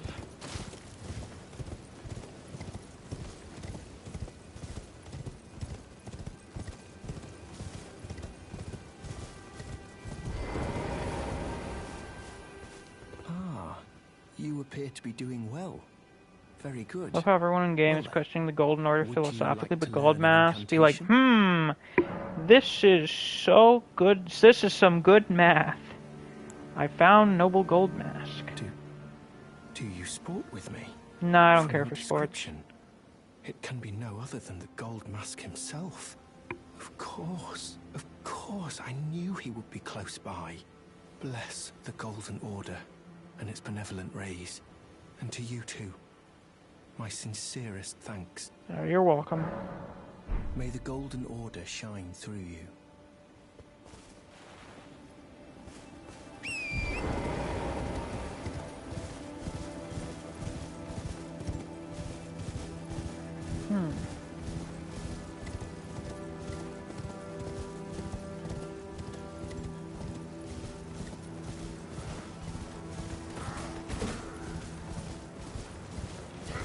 You actually voiced Goldmask?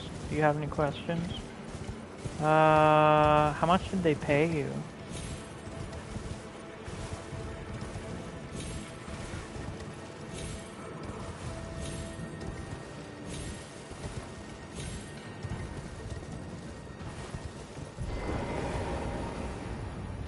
I assume he's gone now, or is Corin there hanging out with him?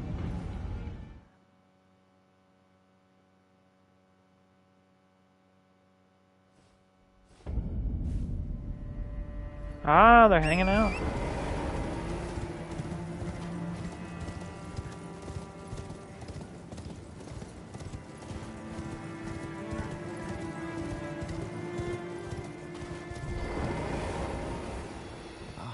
We meet yet again. Thanks to you, I have become acquainted with the noble Goldmask himself, and taken my place by his side, as you can see. Have no fear. I will still teach you incantations as before, though we must do so quietly, such that we not disturb the great Master's cogitation. Of course, of course. The Master is always deep in contemplation, while I Between $1 frantically and attempt to $5 record his per wisdom. 100 words. The movement So of not his a finger. lot, I imagine. And though I am yet to comprehend even the daintiest morsel of his wisdom, I know that this is my life's calling. The Golden Order has bestowed me, talentless as I am, the great duty of documentarian. May the Golden Order shine through you. That sounds very reasonable and not at all delusional. Very real.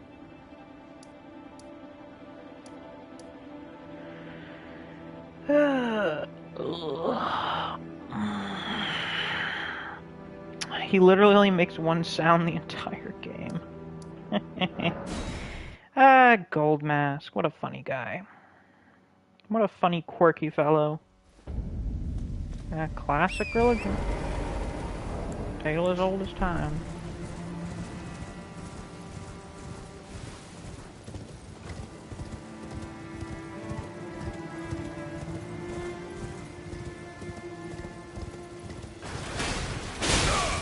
So when you tell him about the whole Radigan America thing, oh, that'll be a fun sound to hear.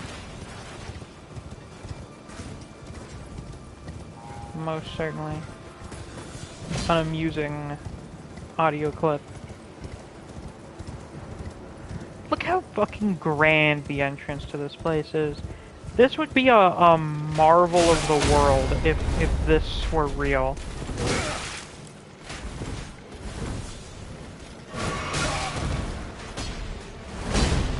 I mean, I suppose we do have comparable things in real life, but like, well, holy fuck. God, these guys suck. I hate them. With every fiber of my being. Woe be upon ye.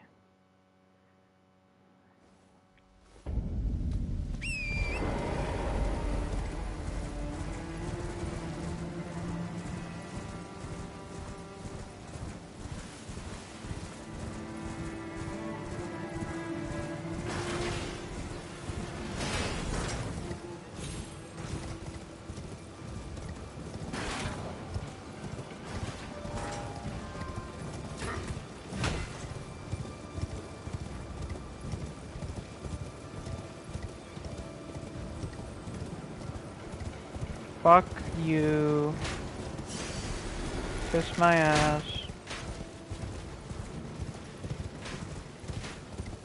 And here we got the biggest boys. The most elite knights of Landel. I don't even know if these guys would really classify as Knights of Landel. They are literally servants to the Erd Tree itself.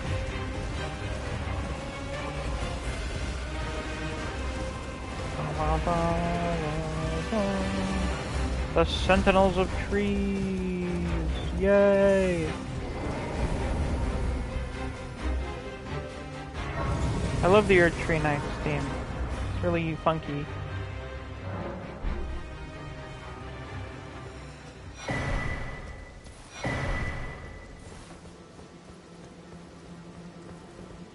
Oh, that makes a lot more sense. How did I not process that? What, that they serve the Erd Tree itself, rather than Landel? Erd Tree Sentinels, not Sentinels of Random Forest. Oh, yeah, I mean...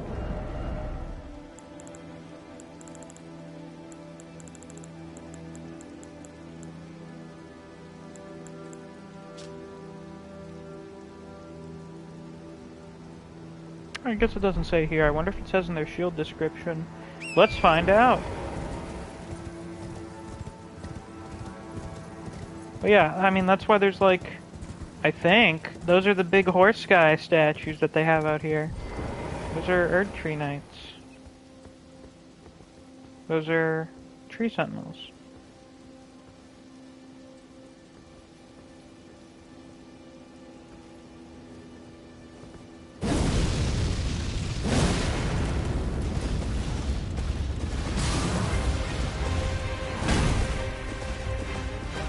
Come in here. So something I've learned about these guys by fighting them recently is that you can avoid quite a few of their attacks without dodging, literally just through positioning, which is kind of how most bosses are supposed to work, but you know, it's Elden Ring, so obviously don't do that. And now, my dodge timings are all fucked. Oh, Jesus. Oh, good thing we got so many, flasks.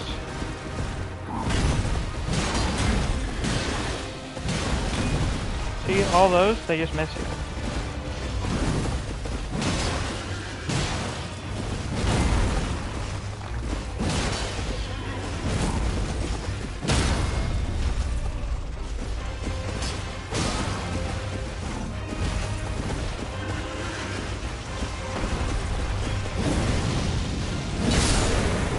Bye-bye. Now the other one doesn't even have a shield.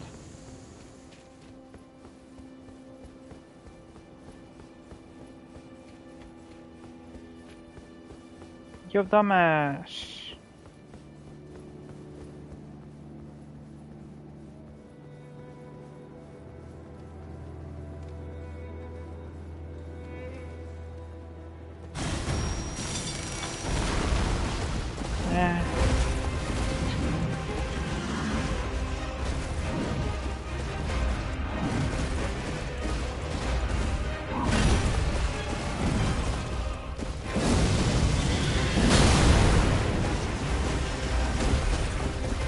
I need to use that one more. It's more useful against bosses like this that move around a lot.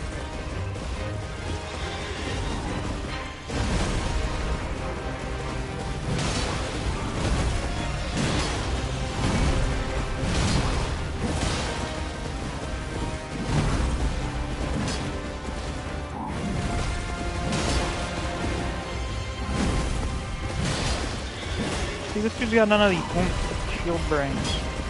Which makes it funny that he's the one that we're gonna get the shield from, technically.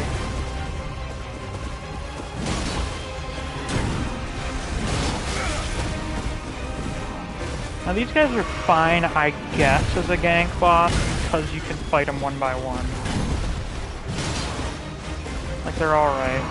And these dudes are fine as reuses because it's pretty obvious that there's going to be more than one of them.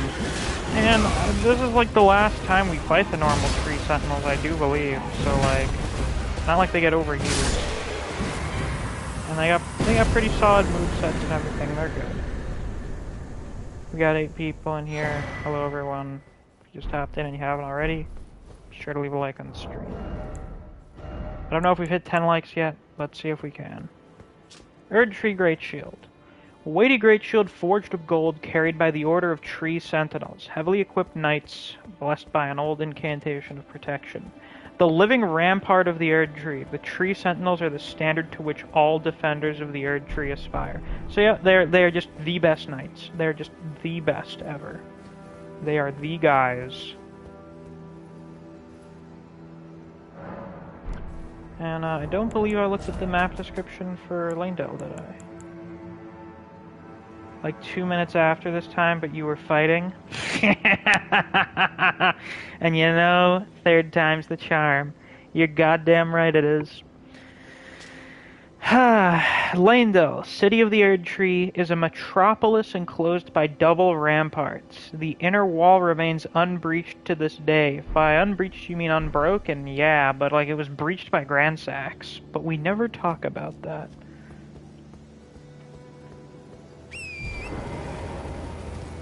We are at 10. Beautiful. Time to start shooting for 15.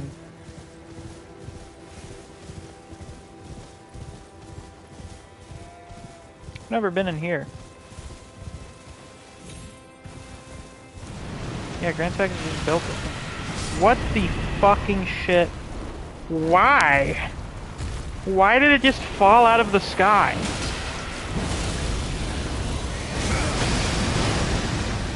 This is where you get the giant crusher?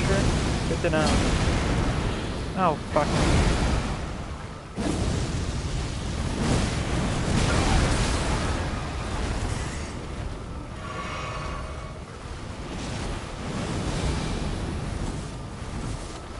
Solid ass crate of once every 30 to 45 minutes, or whenever I joined shortly after that. Incredible stuff, really. My timing is impeccable, what can I say?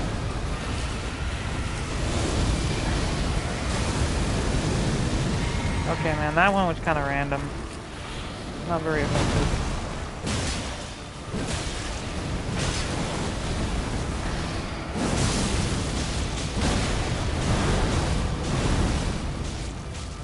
Oh, that is big damage there, man. This is great against these obnoxious fucking things. That's where we get the giant crusher. Fascinating. The hammer that Tragoth and Morgott use. Of course, Morgott uses a projection of it. Gotta say, I wish I had a PC just so I could play the Elden Ring seamless co-op mod. That would be nice. Wait, it's a greatsword? What? Not necessarily, it's a colossal weapon. A hammer made from a boulder, used in the war against the giants. One of the heftiest weapons in the entire Lands Between. After the giants were quelled, and man turned against man in violence, the weapon was all but forgotten. Man has grown feeble in comparison to his forebears. Ah, yes. We used to be a real Lands Between. We used to have real men that carried around boulders as weapons. And then we started fighting magic twinks.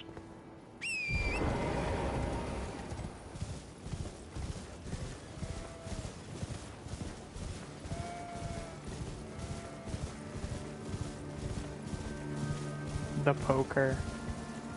Yes, the poker.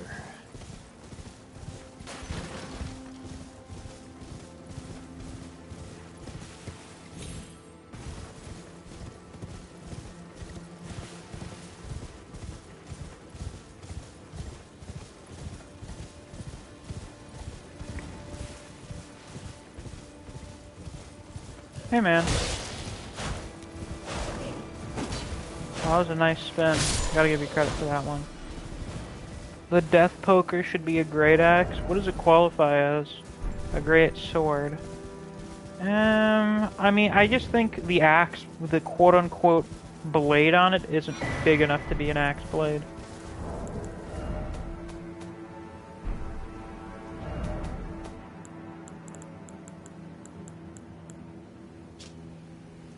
Oh, that's... Ooh, we start getting Halig tree shit. Hold on, we gotta look at that.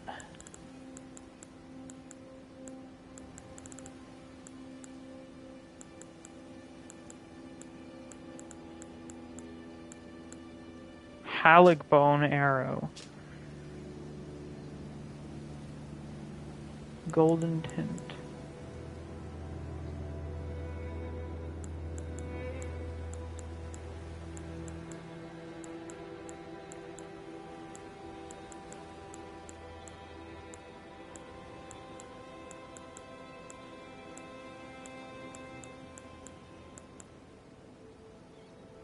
Do we have some Halig boys around here?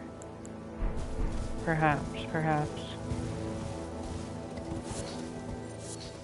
Now this thing looks cool as fuck. Golden Order seal. That is a minor Erd tree. That is a toddler Erd tree.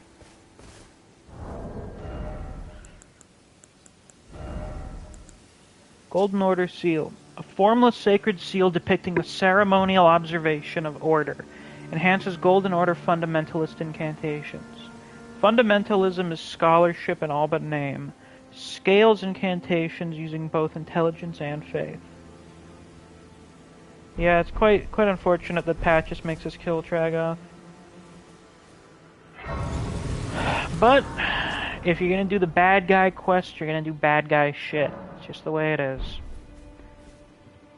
How very, very sad. Oh, I cry every time.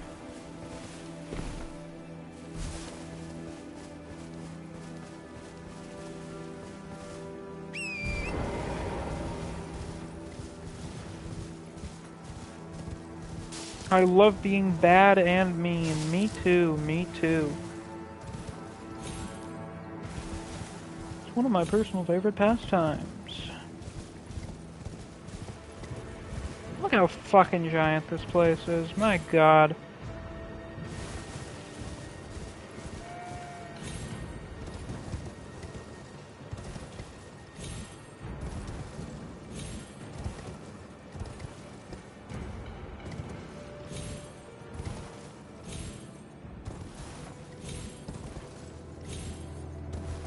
Strange that Rackard's Divine Tower is protected by an Onyx Lord. That is strange. I do wonder why.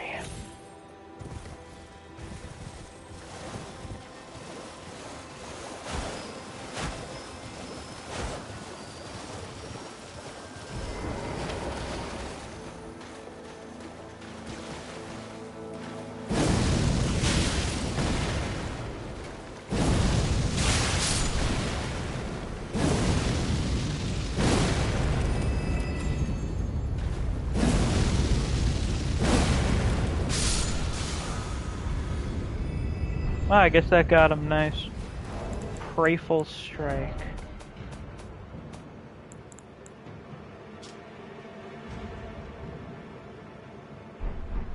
Fantabulous.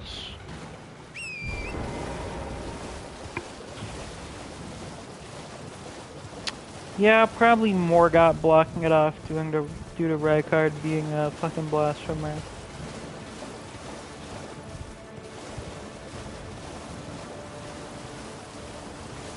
That would make the most sense.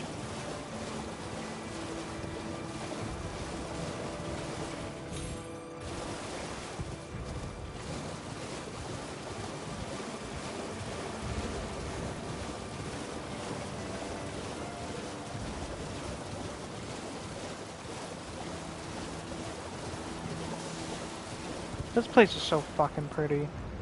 The blue flowers, the golden orange trees. Oh, God, it's so nice.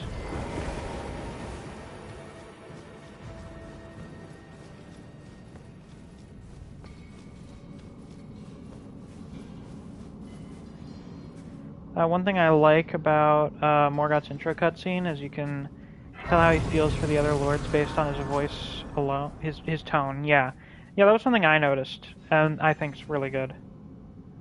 The golden yellow trees make the area pop. They do, they do.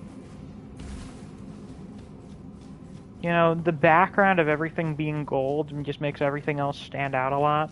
I'm going the wrong way. Awkward. It's a bit quirky of me.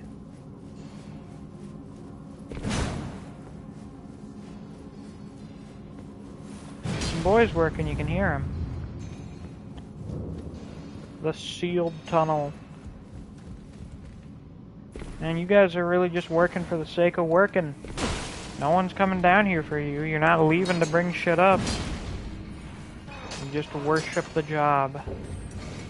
Don't become like the fucking stone diggers. Their lives suck.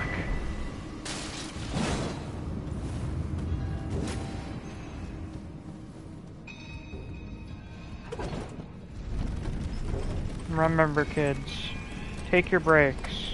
You have vacation days, use them. They worship the grind. They're really on their smegma grind set, huh? Oh fuck, I'm stupid as shit. I jumped too early. What a fool I am. Remember when we spent an hour just doing the Raya Lucaria crystal tunnel? That sure was an experience, wasn't it?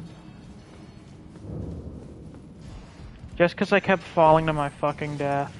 Remember when everyone was saying that Elden Ring didn't look good visually? That's because people are fucking stupid and don't understand the difference between, like, graphical fidelity and art style.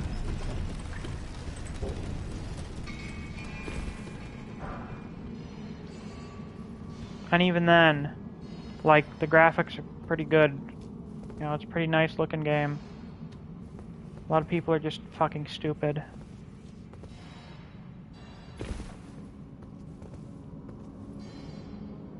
Can't wait for the shunning grounds. That's gonna be fun to see. Oh, yeah, you know, everyone loves the subterranean shunning grounds. They're a real blast. They're a real hoot and holler of a time.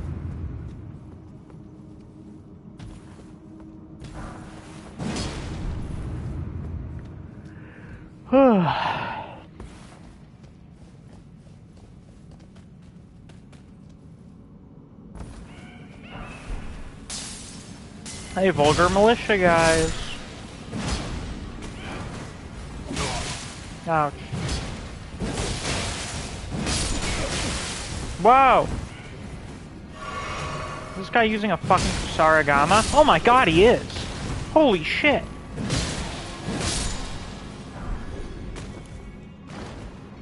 Vulgar militia gauntlets. Gauntlets worn by lean, mean, and filthy militiamen.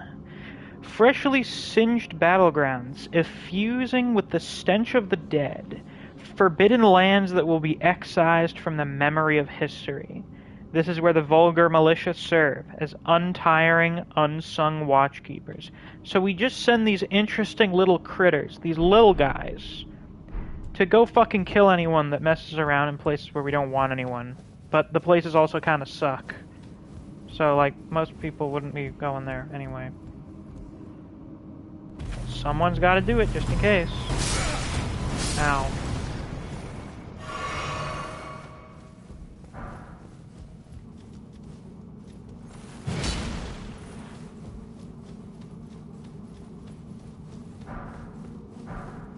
So the most hated man in history isn't the guy who violates dead people, tortures people and giants, and eats dung, but instead the funny Chaos Man. The funny Reddit debate lord Chaos Man.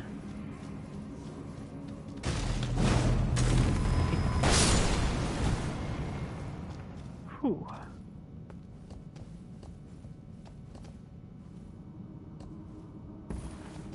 Oh yeah, we did get some notes, didn't we? Unseen assassins. Note sold by nomadic merchant imparting knowledge in brief. Some assassins cannot be seen with the naked eye. Seems the Erd Tree sentries once carried torches that could cast light on these prowlers. He's doing advertising for one of his fellow merchants.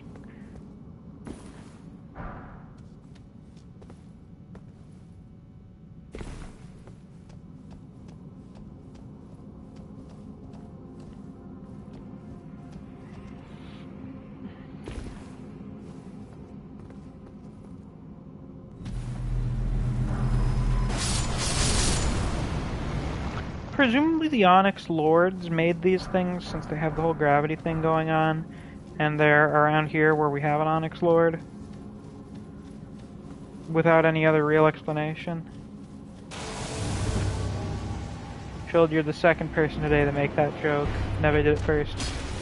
Instead it was solving our demigod problem. Wow, this guy just... wow. Wow. Wow.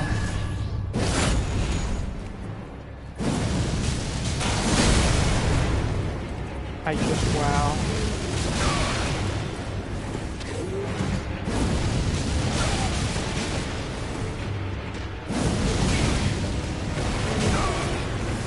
Uh-oh, ouchie. That body of yours is absurd. And now it will cease to exist. Onyx Lord's Greatsword. And we have so much shit in our inventory. Greatsword forged from golden-hued meteoric ore. The blade conceals gravity-manipulating magic. A weapon unique to the Onyx Lords, a race of ancients with skin of stone who were said to have risen to life when a meteor struck long ago. It looks quite nice. And of course it's a curved sword, which means it's really good. Holy fucking fuck. God, those texts are funny. My man has no game. I am not aware of many people who sext well, like anyone. I feel like this is just kind of like a fucking PSA to don't sext. Especially if you're like a celebrity or something who's married. Your shit's definitely getting leaked onto Twitter, and you will never hear the end of it.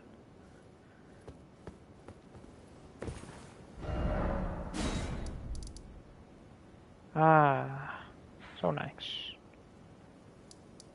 So nice, so nice. What a big world. What a fucking gigantic world. Jesus.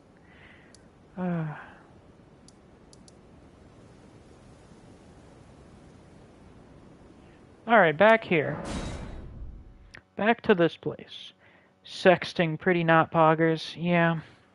The Onyx Lords are also proof of the stars not contradicting the Golden Order, as the stars' meteors have gold in them. Yeah. Yeah, that is true. They are not necessarily in opposition to it.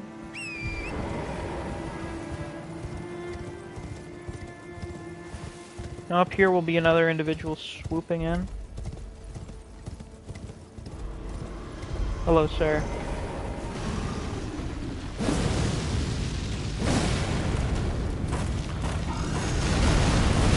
Look at that fucking... oh! What a delicious moveset.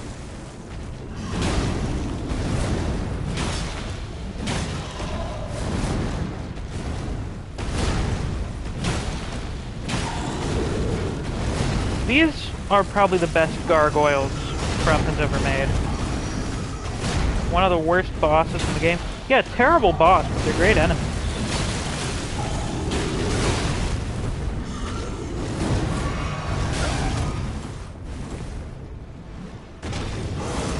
And now you switch your moveset. Funny how you can just do that.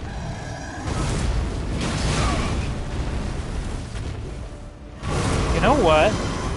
That stomp and swing, and you know, all the ground pound shit reminds me a little bit of Godfrey. And you know, of course, it's an axe. Oh, again, almost everything with an axe has Godfrey influence. Because he's just that guy.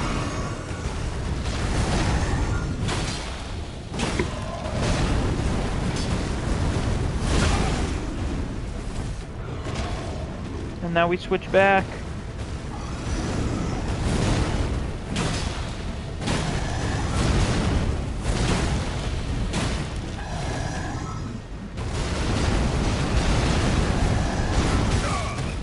Can't seem to figure out the dodge timing on that one.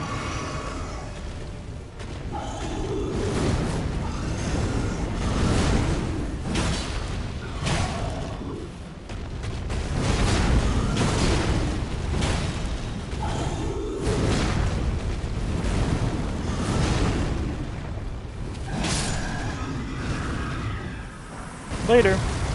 Gargoyle's Great Axe.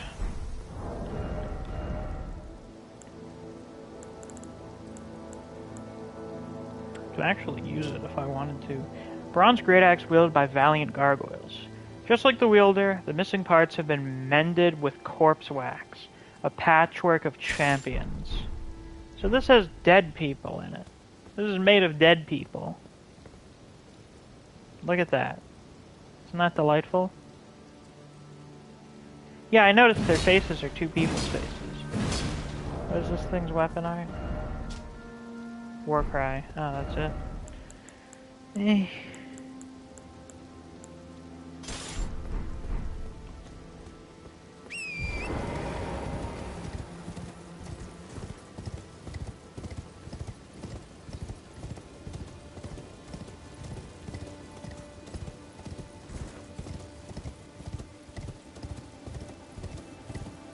And look at all these big fuck you arrows. Like, holy shit, what was firing these?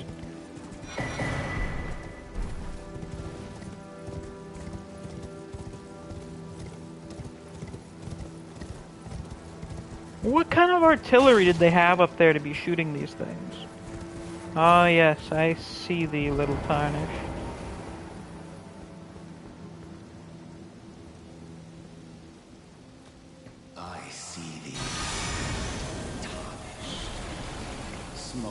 Oh, me when I possess some random dipshit.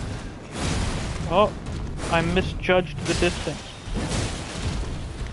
A peasant railgun, perhaps? Now that would make sense.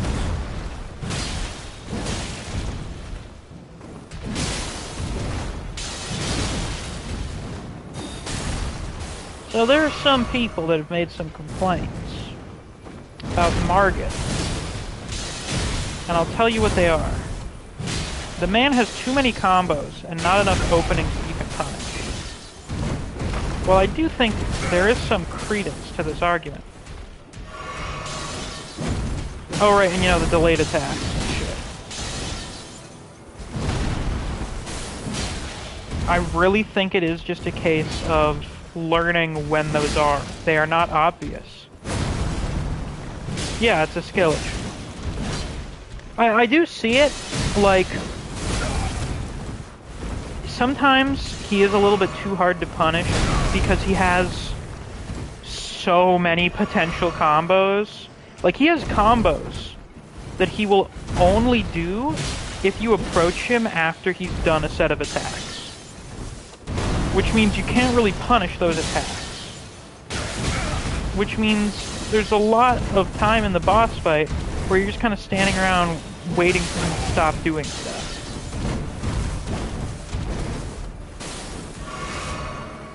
Margit has a good balance of very wide open moves like the hammer and overhead swing. He's also got light combos. Yeah. I think Margit's great. He is fantastic. Again, as I've said before, absolutely deranged for FromSoft to make him the first main boss of the game. That is like... yeah.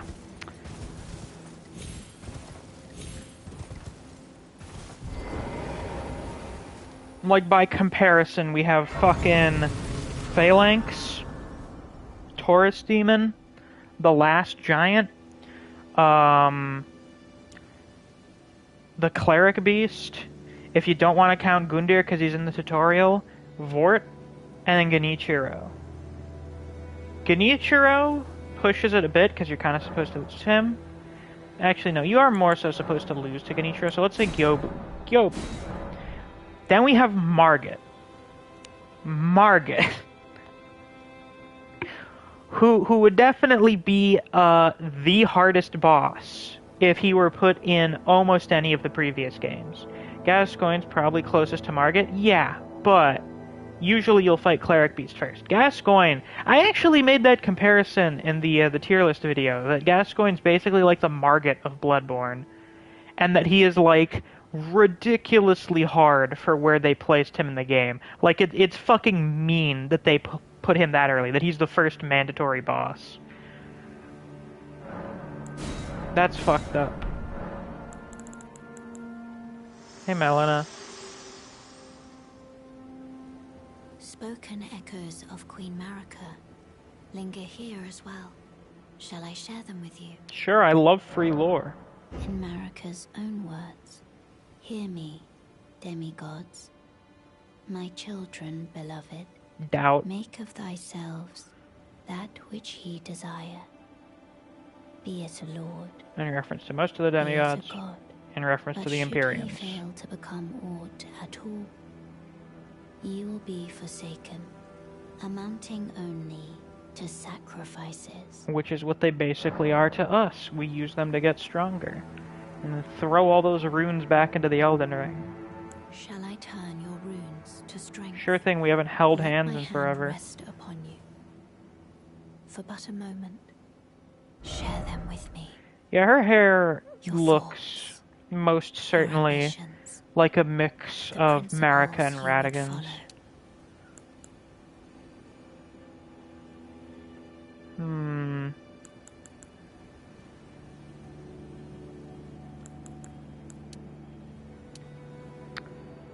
Yeah, we'll raise... Let me actually... There's a weapon we're going to be getting soon that I kind of want to test out a little bit. I think it was... The Godskin Peeler? I can't remember if it's the Peeler or the Skewer. Yeah, it's the Peeler.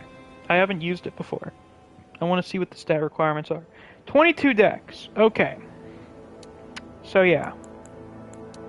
Yeah. We're gonna throw some runes in that. Peeler's very funny. Yeah, it seems to be pretty good. It is a bit of a silly name, that is true. Yeah, the Stitchers from the Godskin Noble in Mount Gelmir.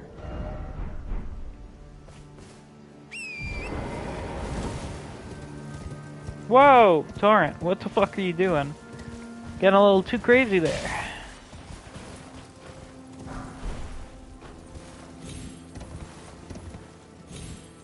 Oh yeah, there is a, where is it? Where is it? There's a sword monument around here somewhere.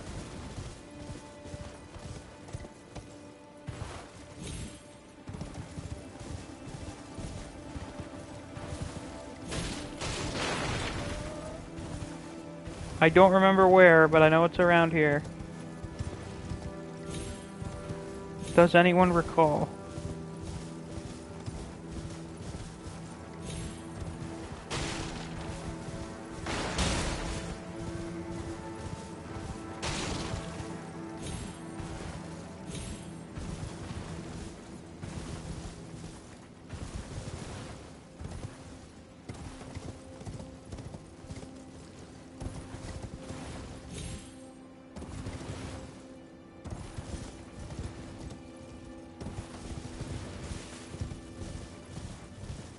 Isn't it near where Margit jumps? I think, but I don't know exactly where. It's kind of blending in with all the rubble here. Up there. He jumps us around here. First things first. I don't remember if there's anything here by the Gates of Lingdal. Let's check it out. Not the monument, obviously, but like items and stuff. Good question. If you had to participate / witness one war that happened in Elden Ring, what would you want to see firsthand? I would want to see the war with the giants. It just seems like there were so many groups involved at that.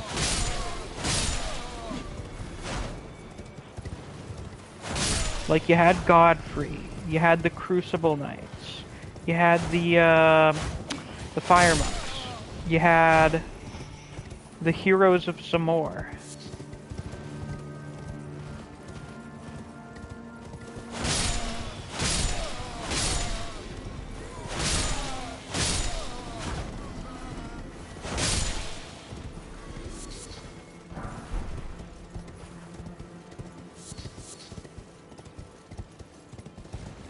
And of course you had a bunch of the giants.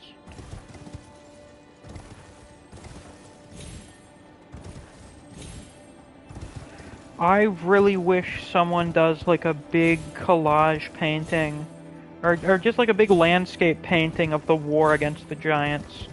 I would pay $100 to buy such a thing. I would find a place to put it, because that would be sick as fuck. That would look so cool. Definitely that or the war against the ancient dragons. Seeing Grant's X flying would be absolutely magnificent and terrifying. Having something the size of several city blocks flying around would not probably inspire great feelings. Well, great, but not good. Great feelings of terror.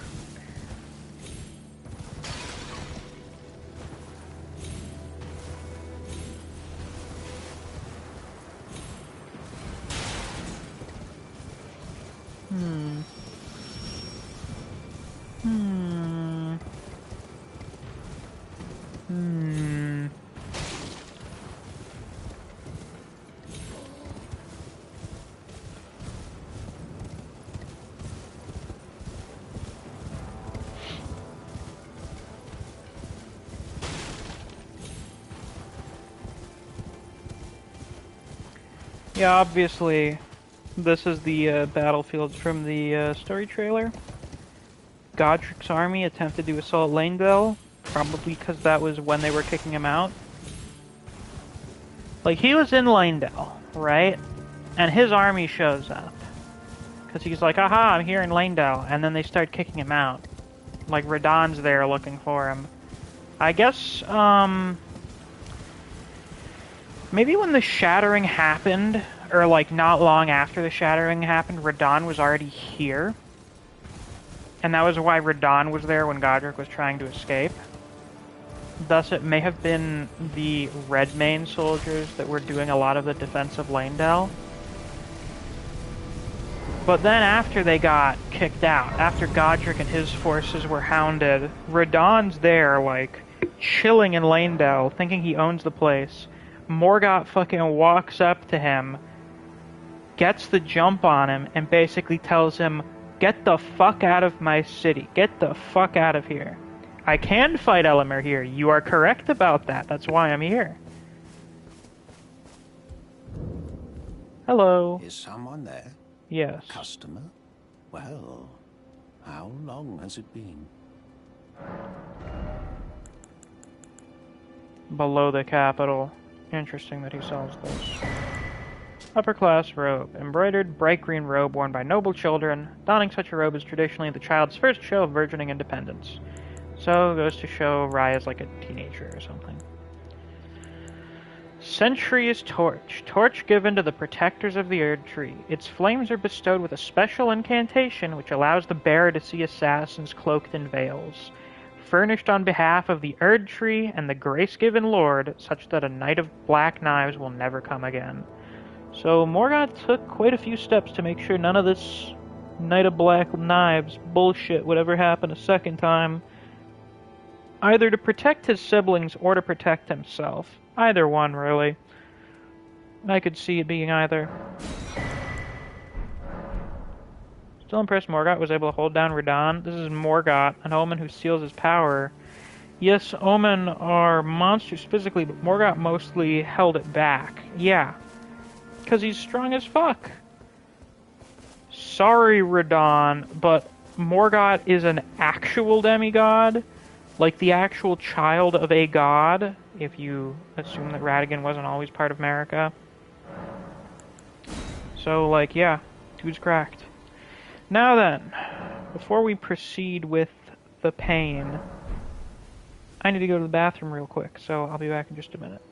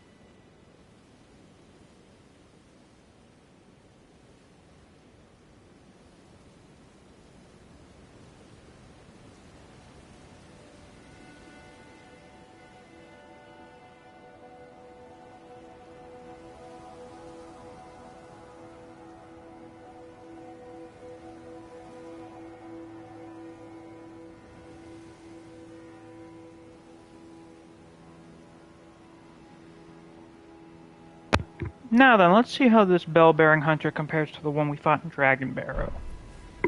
Because I think that one's technically stronger.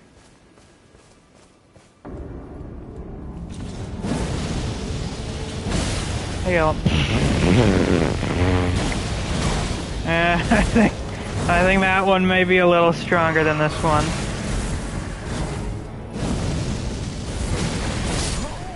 Well, I say that, and then, yeah, that happens. I got too greedy. Too full of myself. Yeah, jobber talk. I got jobbed. Tragic. Wait, not until morning. God damn it. Until nightfall. I hate getting jobbed. It's the worst. Makes me want to go fucking postal. Can you imagine how actual jobbers feel? Yeah, instant karma.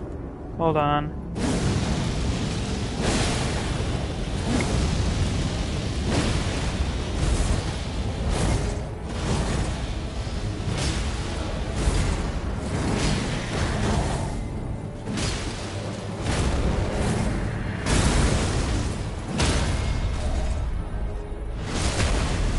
There. Now, that wasn't so bad.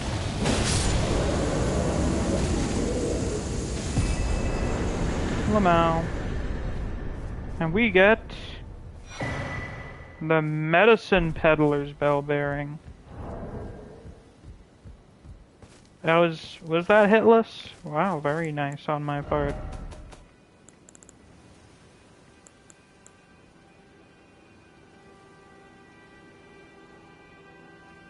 Alright, I redeemed myself. That's good to hear. I am relieved. Where is it? Oh, that gives us a bunch of ball jewels. Nice. Very convenient.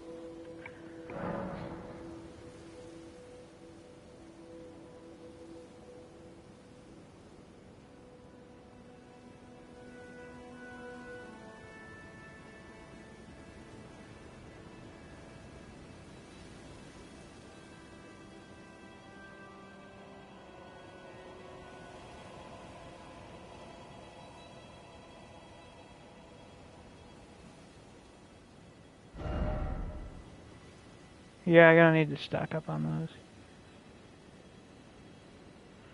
How many of these...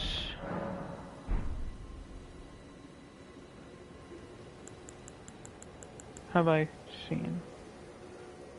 Near the... Rampart Path? I don't think I've gotten there yet, have I? No.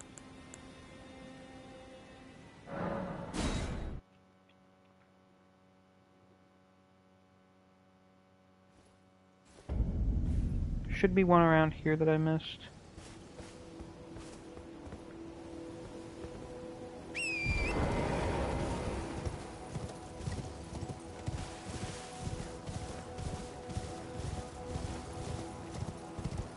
Yeah, I can finish Hero's Quest. That's what we're gonna do this stream.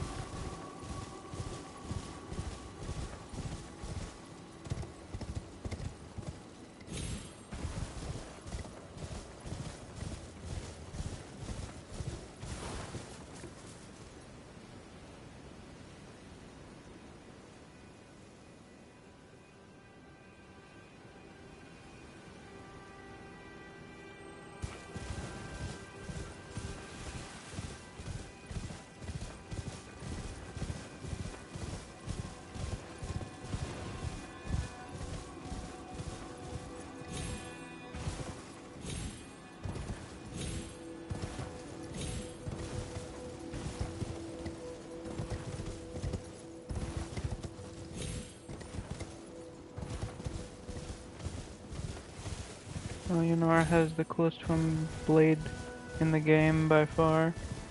We shall see. We shall see. Yeah, I know the cut twin blade for Mikola. I am aware of it.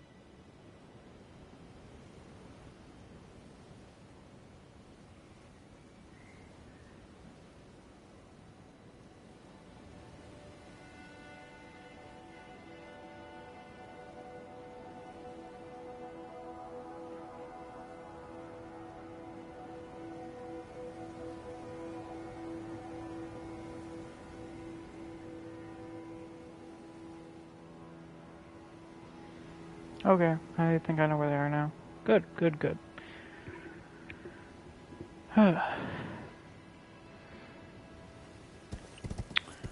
We go kind of like over here, I think? We're basically overlooking all this Mount Gelmir.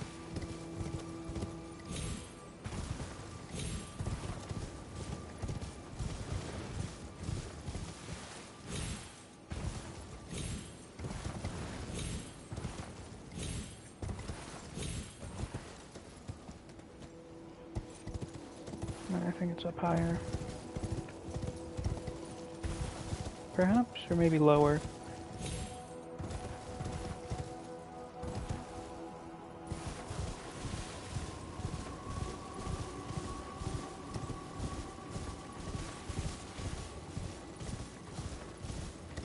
There we go.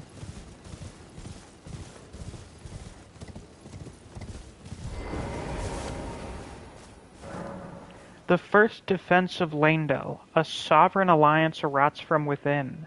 Traces yet remain of bloody conspiracy. So I think Radahn was originally part of the defense of Leyndell. So I imagine the first defense of Leyndell was against Godric's forces. And Radahn was already there, because he's a general. You know, he's like a general in the armies of the Erdtree. So he's just there. He's part of the forces there as part of the defense. They rout Godric's forces, but Radahn, you know, he's got a great rune of his own. He wants to take over. And that's what ends up leading to the second. Oh, Christ. Is Yura in here, or is he around somewhere else? There you are. Eleonora. It seems I am no match for you, but I've learned a thing or two myself. You see, I've sliced the finger off. Please. Please, Eleonora. Yield to the Cesplan no longer. Do not stain the immaculacy of your sword. Your flesh. Your fire. Damn. Nagakiba. Any weebs here know what that means? I'm sure Neo would look it up in a heartbeat. Alright, well, we'll read that after we're done here.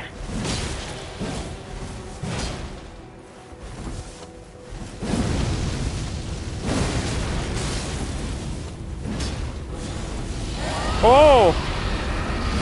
I knew bloody dragon's a real fucking thing. Of course, blood and dragon shit both use arcane.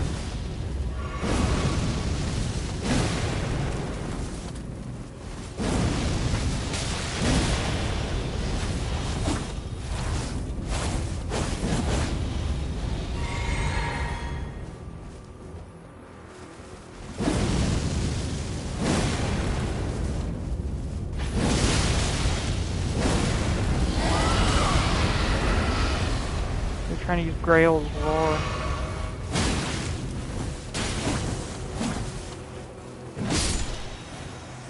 There you go. Please tell me we got our armor. That's dragon armor. What the fuck? Where do we get that armor? Purifying Crystal Tear, and Eleanor's Pole Blade. So first off, here's our thing for Moog. Crystal Tear forms slowly over the ages, where the Erdtree's bounty falls to the ground. Can be mixed in the flask of wondrous physic. The resulting concoction purifies the curse from Moog, Lord of Blood's terrifying Rite of Blood. Why does she have that? I don't know. Maybe she planned on fighting him at some point. Seems quite possible to me. Given that, like, Okina did. Nagakiba. Katana with a ferociously long blade. Signature weapon of Yura, Hunter of Bloody Fingers. Reminiscent of a reinforced spear, its imposing length can be put to good use with a powerful thrusting attack. Then we have Eleanor's Pole Blade. Twin Naginata forged in the Land of Reeds. Chosen weapon of Eleonora, Violet Bloody Finger. Her mastery of the sword was such that her onslaught was likened to a whirlwind. Now her legacy is stained by accursed blood. What are stat requirements on that? 19 Arcane, 21 Dex. What do we have for Arcane? Not nearly high enough. But let's see what it looks like. Oh, that does look... It's got the fucking Lotus thing. Double Lotus. My god. My fucking lord. Oh, that... Whoa!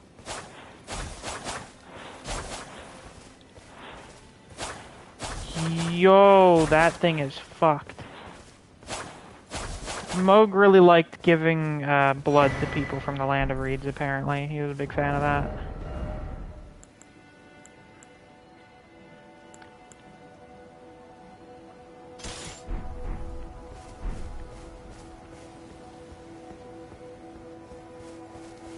He was very big on it. He liked that. He was a weeb. This only provides further evidence to Moog being a basement-dwelling weeaboo.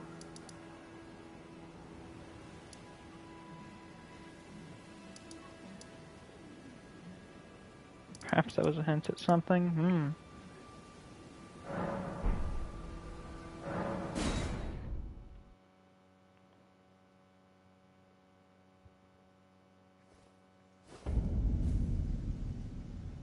Moog to the Land of Reeds. I'm a big fan. We know you are. Please stop. It's a bad look. Can't blame Moog for being a basement dweller. He literally lived underground his whole life. Yeah, I know, but that's like part of the joke. He's a fucking basement-dwelling mutant that loves weeb shit and children. What character do you think Moog mains in Genshin? Because you know he plays Genshin.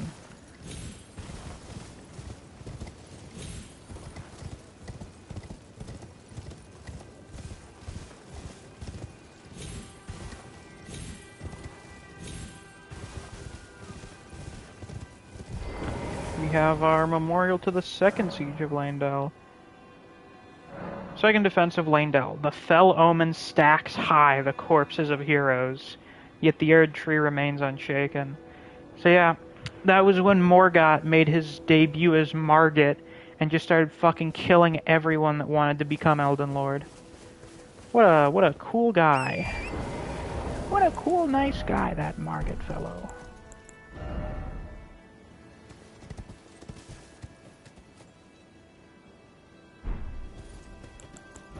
Actually. Yeah, why don't I just use that? That's an option. He's definitely lost real-world money for Klee. Moog's probably a Klee main. Oh, Jesus fucking Christ. Moog. I'm pretty sure... This typo is giving me a stroke. I'm sorry, I can't read that.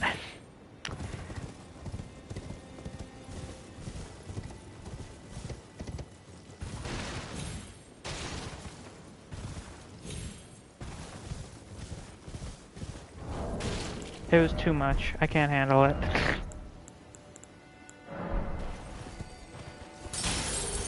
My brain couldn't process the comment.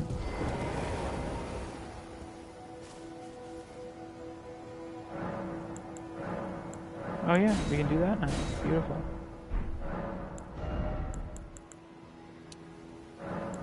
Whoops, never mind. It's okay, it happens to the best of us.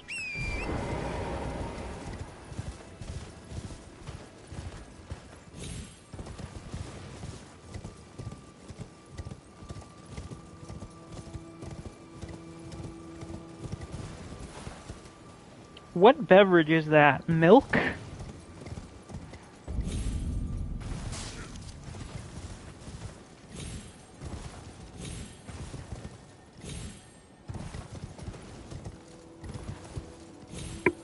Yeah, okay, good. Fucking love milk.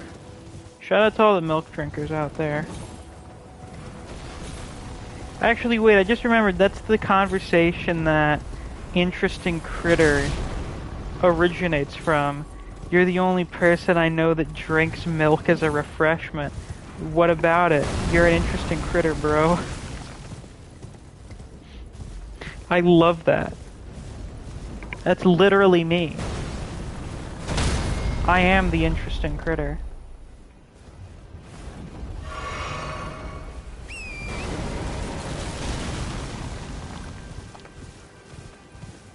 Dogs.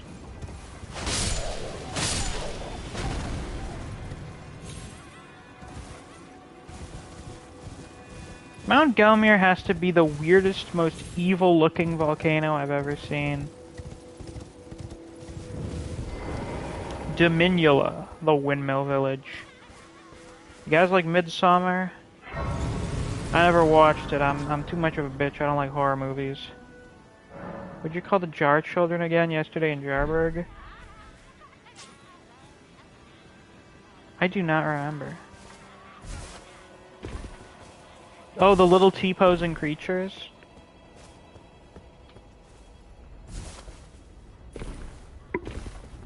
Yeah, the little T-posers. They're delightful.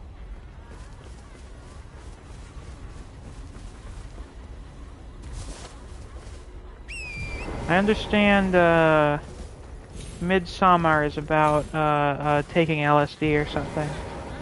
These ladies are definitely high. You can tell because they don't even really notice us. At least not immediately. Maybe that'll change. As we're lured in by a false sense of security. Horses are dead. I haven't done a very good job taking care of them. They've been dead for a while. They're fucking skeletons now.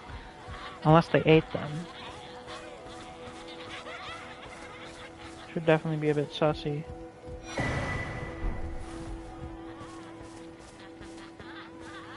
You know, eating horses and stuff. Generally a bit of a weird thing. You can tell because the French do it.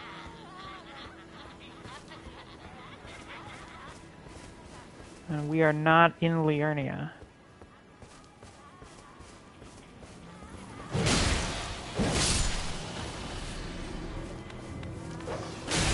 Pardon me, dog, my eye was itching. Very inconsiderate. The funky grandmothers. I don't believe all these ladies are supposed to be really old, but like, I'm pretty sure everyone's really old. Were you just licking that cleaver, ma'am?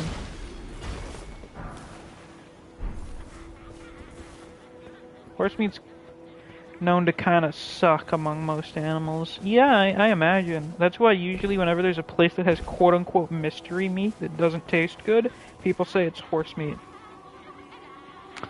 T-posing creature had me cracked up more than Alexander after the Radon fight. That was quite the comparison to draw.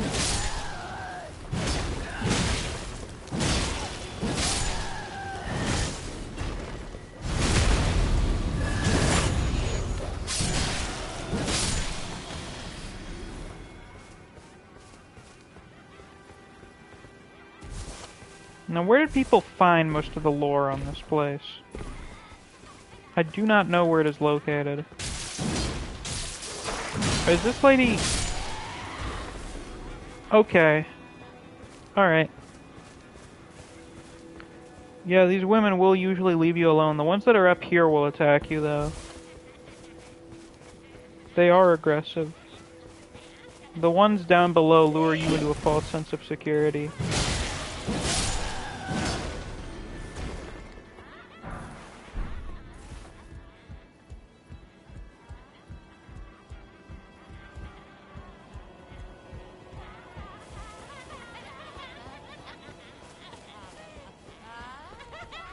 This place is very blood-borne.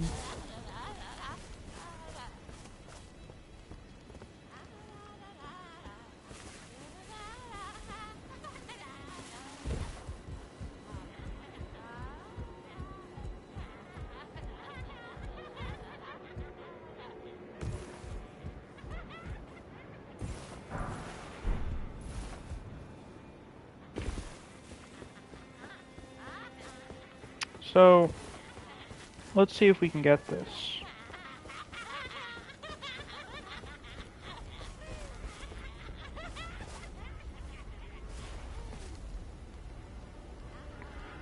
If you pay close attention, you'll notice something. These ladies have like half of their faces missing. Ow.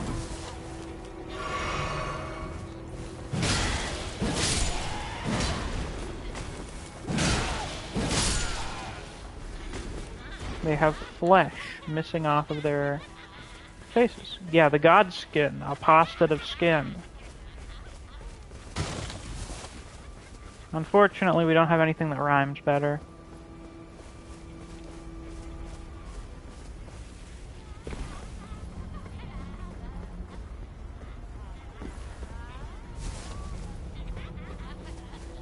Oh no, my dog's about to be let in here, I can tell. May the light be with you. Thank you, Griever.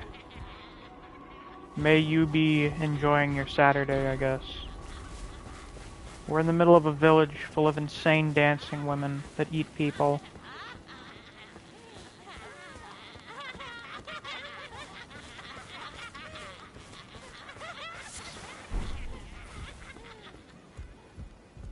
Modern dragons lack the stone scales which preserved the ancient dragons and made them immortal. Therefore, the modern dragons had to adapt and evolve to their environments. I mean, I assume that's why they are the way they are. It's evolution. Literally, it's millions of years. Sounds like my kind of Saturday. Yeah, it's certainly very interesting. Now we're gonna fight a funny tube sock man. He's just standing there. Menace. Oh, he's noticed us. The merchant has appeared in AET. Oh shit. So, you know, the Godskin OST slaps. We all know this. This is our first real Godskin boss, which makes it funny we encountered the noble in the Liurnia Tower already. And these guys are supposed to be the more rank-and-file members of the Apostles. Which wins, Ghost Flame or Black Flame? Let's fucking find out.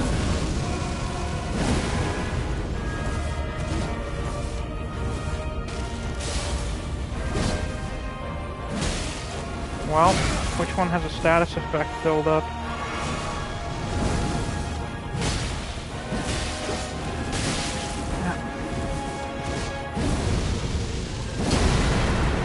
Uh-oh. Wasting time.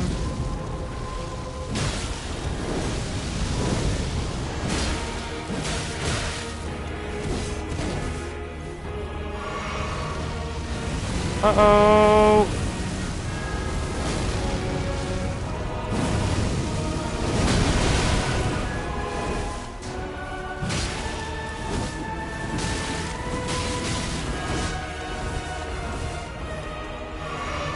God, this theme is so good. Like, do we all agree it's the best theme in the game?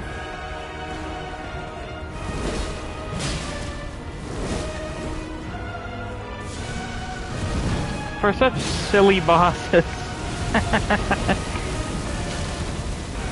These guys, the Godskin Apostles and Nobles are interesting because they have both the coolest thing ever, Black Flame, and the silliest shit ever, turning into a tube sock and inflating.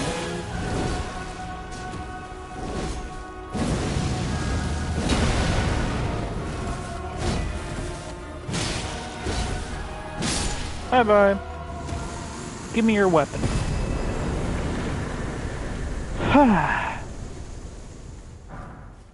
Godskin Peeler and the Scouring Black Flame. So yeah, I think this dude was here to collect some skin. Best theme, though I like Radigan's theme personally, like the translation of the song, or the translation. Oh, I don't know the translation. Yeah, I mean, of course Radigan's theme is great. It's the main theme of the game, which is great. Let's see. Godskin Peeler. Unique twin blade wielded by Godskin apostles, characterized by its disturbing design. One end features a sickle for slicing attacks, while the other boasts a winding spike for boring into flesh. Much skill is required to wield this weapon due to its asymmetric nature. I bet. Then we got the Scouring Black Flame. Like Margit, Moog, Placidusax, Godric's, and Malekith's themes. Those are all great. People that say this game doesn't have great music are stupid. Simply put. Scouring Black Flame. A Black Flame incantation of the Godskin Apostles. The Black Flame could once slay gods, but when Malekith sealed destined death, the true power of the Black Flame was lost. How sad. What a travesty. Oh my god, our main has turned red. We look like a Clean Rot Knight now. That's crazy. Let's test this thing out a little, shall we? Haven't used a bleed weapon in a minute. Nor have I used Twin Blade in a while. If you remember, I mained a Twin Blade and stubbornly refused to use anything else during my first playthrough, which probably hampered my enjoyment a bit, because I'm a fucking idiot. Do you know what we're gonna do? We're gonna upgrade this thing. Oh yeah, what is its weapon art?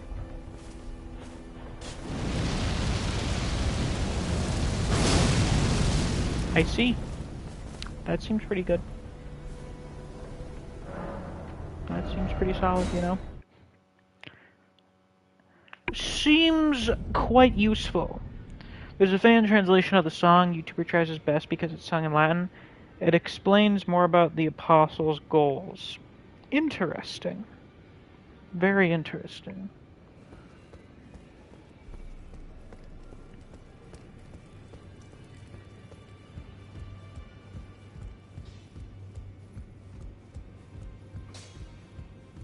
Well, I took you've no man to lay out your own. Oh wow, this uses normal smithing stones? I did not expect that. I don't know a personal issue I hate. What would that be, child? What would that be?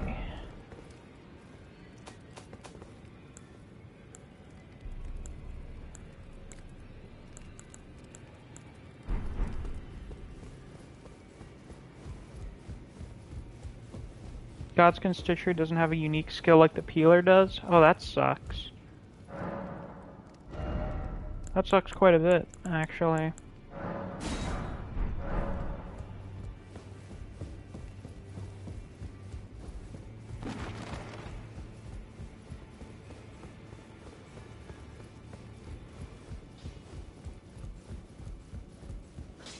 Back all no matter.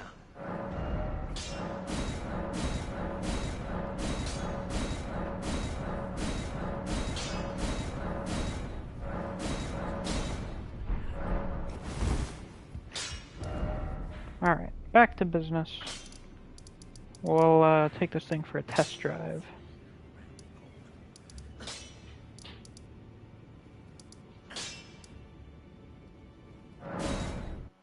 So I wish the Peeler had more hooking involved in its moveset like the Apostle uses it for. That would be nice. That would be pretty cool.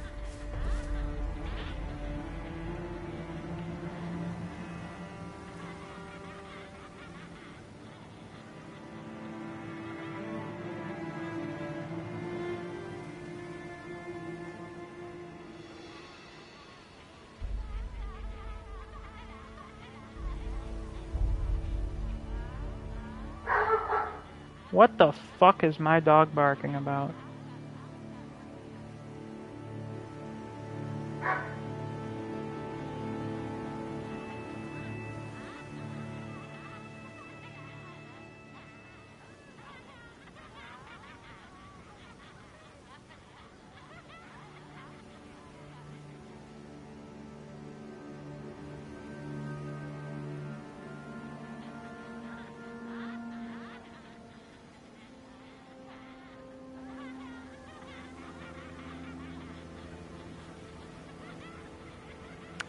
Probably some critters outside. Probably some people, literally just people walking by the house. Sometimes she'll bark at them. She can be quite funky like that. Oh wait, I went to the wrong one. Did I? No, I didn't. That's weird. I guess these go down further than I thought.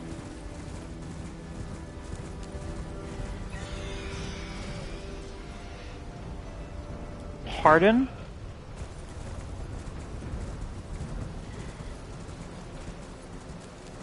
Go to Volcano Manor and quickly grab the map. I mean, I guess I could do that.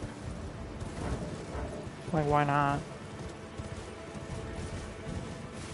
It is what it is. It is truly what it is.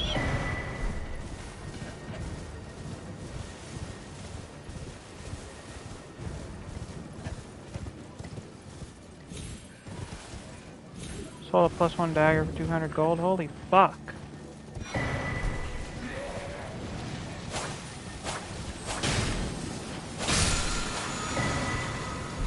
Golden, the ass slam that the Erd Tree avatars can do. So here we've got some worm faces. No, I do not know their gimmick. Like, I don't know what the fuck their deal is. Like, where are they from? I don't know why they exist.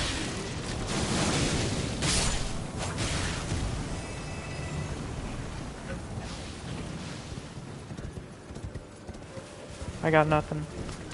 You got anything, big man? Ow. You got that, I guess.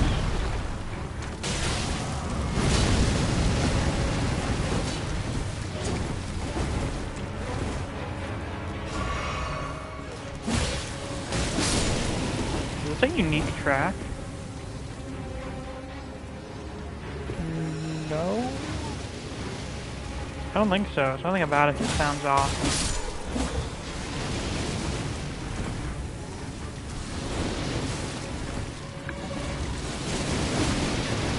This dude just spews death blight. Well, so you know there's something associated with Godwin.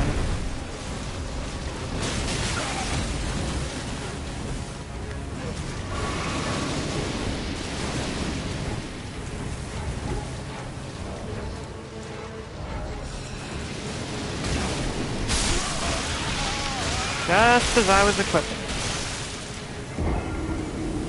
Great. I love when the only difficulty in a boss comes from it doing status buildup. That is always great.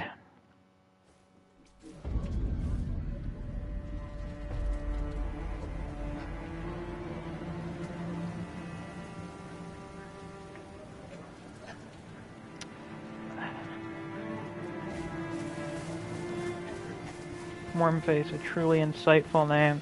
I mean, I feel like it tells you everything you need to know.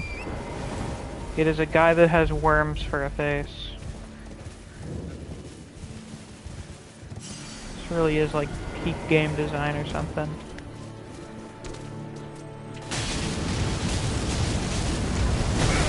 Ow, you fucking bitch. I didn't equip them. That's excellent.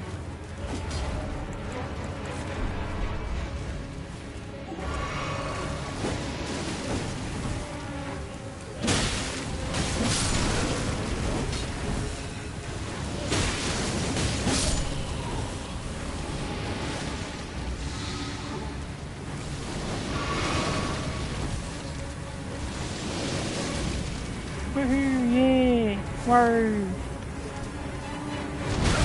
Ow! Fuck you! You suck, God. And of course you have friends.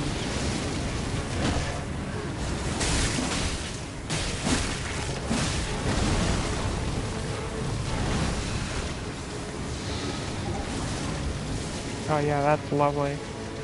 Area denial, my favorite.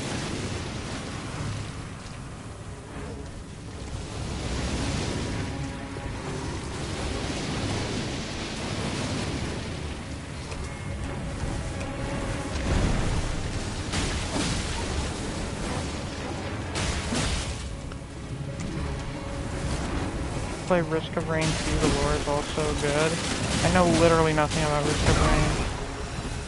I don't know anything about Risk of Rain 1.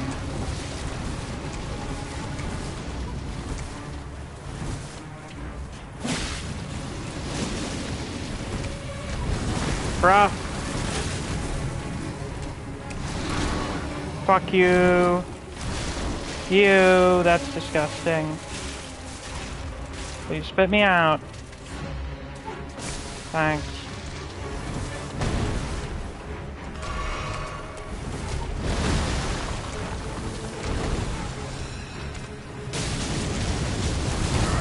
Again?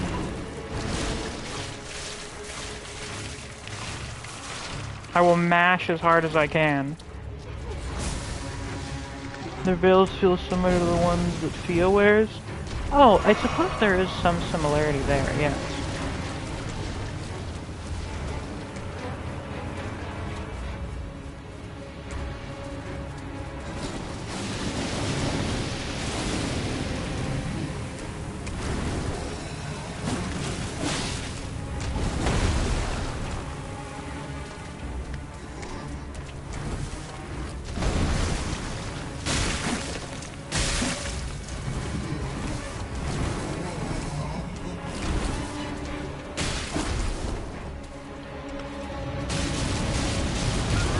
I'm going to...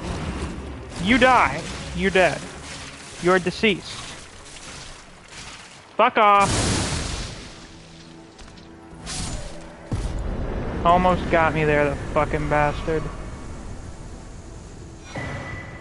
Crimson Spill, Crystal Tear, and Speckled Heart Tear. Beautiful, beautiful. That is fantastic. Not really. They really like that grab, yeah.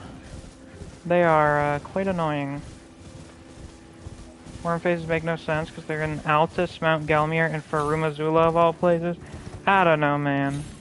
They seem like one of those things that just get put places. Maybe there's some deeper meaning to it all that we haven't figured out yet. Maybe the worm faces have been around forever.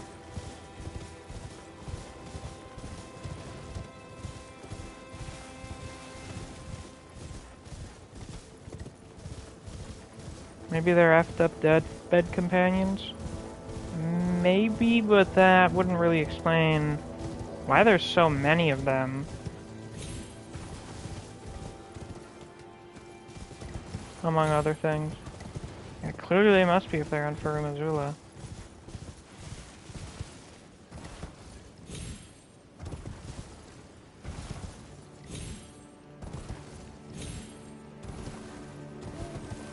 $3 roguelike and it's very good. I have over 470 hours on it. Holy shit! That was a lot. That was a great many hours.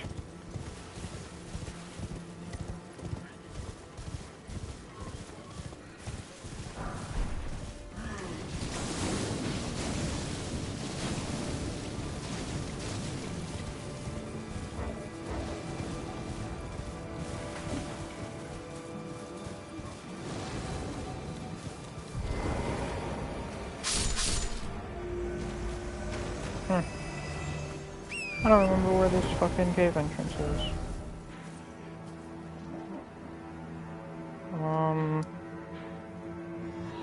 Oh, I'm off.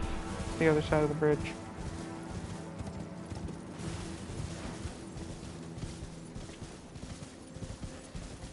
Risk of Rain is a game where you can achieve a true god run to where you become so powerful and keep playing the exact same run forever. Risk of Rain 2 is their vision realized? Well, that's interesting. That is a very interesting pitch for a game, I have to say.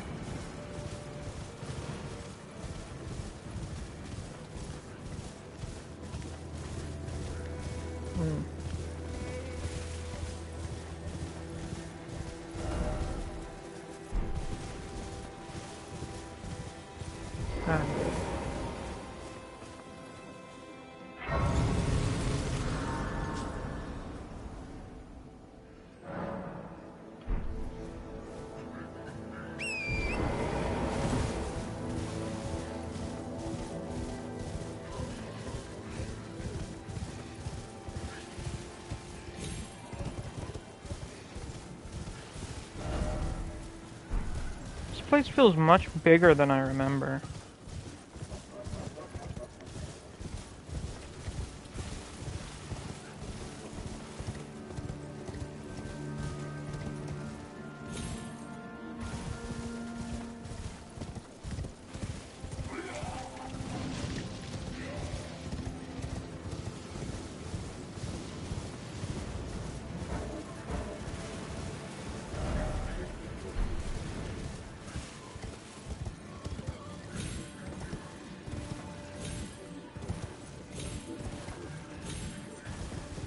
Yeah, it's up here somewhere. Oh, what's over here? Woodfolk Ruins. Interesting name. I wonder who the Woodfolk are.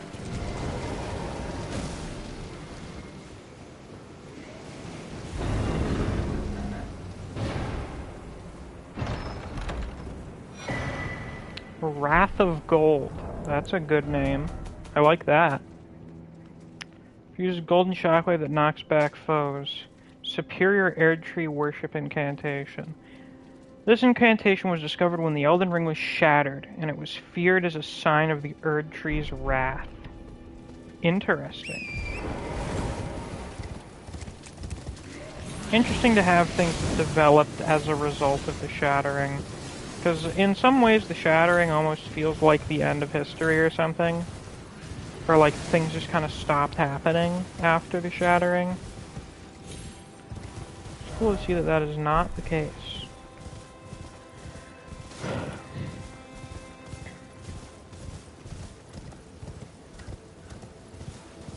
The guy isn't selling guns. I am shocked that he's not.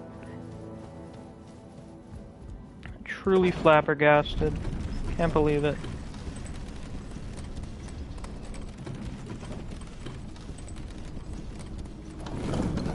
Yeah, what is he selling though? He's just selling that entire shop catalog that Playfree uses and that I also use.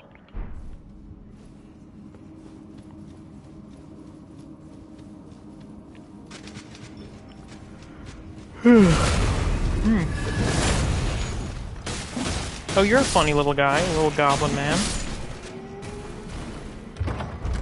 Lamp oil, rope, bombs. Not the entire catalog, I see. Just most of it.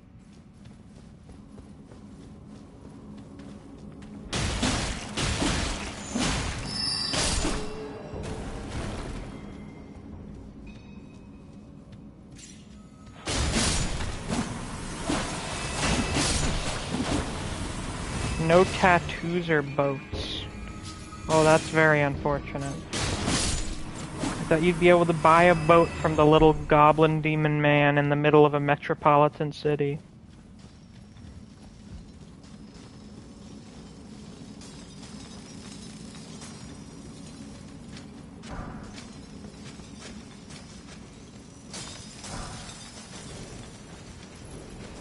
Currently in two moods. Just made a warframe move and kill with the power of music, the other with the power of space aids. That is, quite the disparity. Who the fuck is throwing rocks at me? What are you doing here? I just noticed that's a puppet. They have puppets down here. Were the fucking Lucarians putting their hand around here?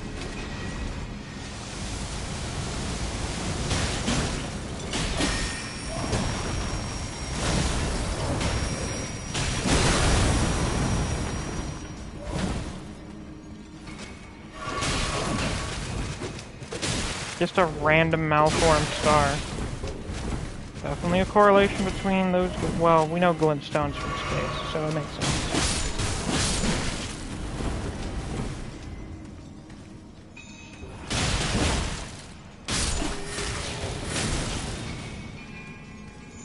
Brother, I'm gonna kill your whole family.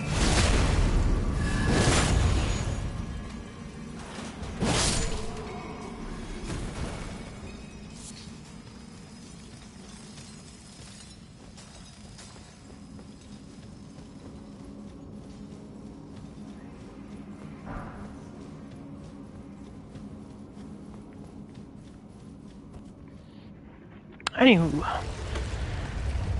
yet another place where the Crystallians are found.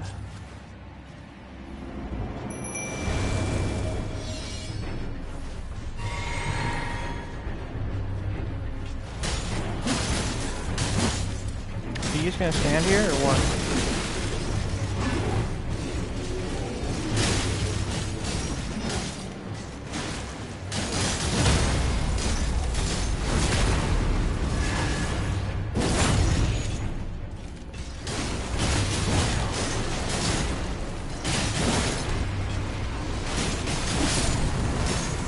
Owned epically.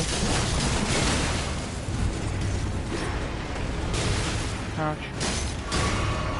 Surely the worm faces are Godwin related to death through the team growing even for Missoula. Holy shit, it is?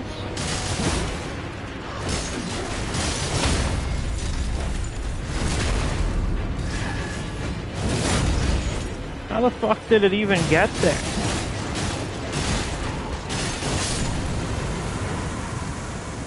Thanks, Oleg. You're a real one.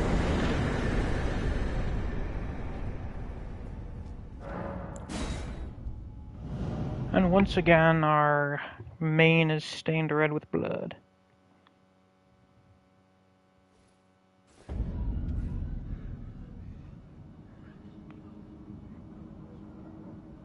Apparently Band's computer shit itself. That's very interesting.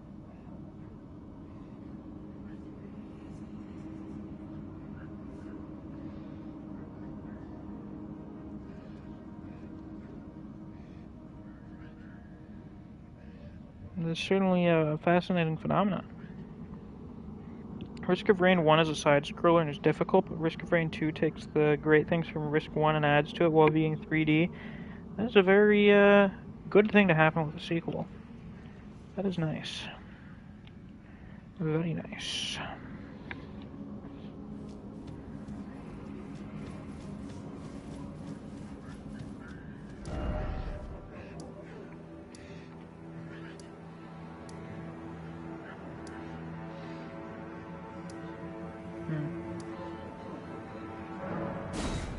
The Bower of Bounty. That is a fascinating name. What does that mean? What is a bower? I can't remember. Isn't it like a basket or something?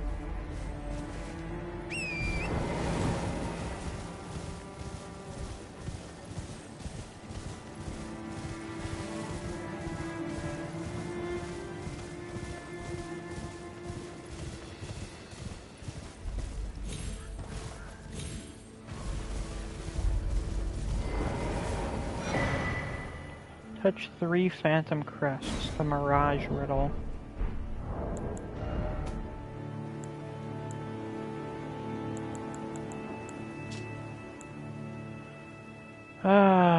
Riddle concerning a rise that vanishes like a mirage. The last one should be right in front of the bridge, but I've literally never been able to find it. Physically incapable of recognizing its location.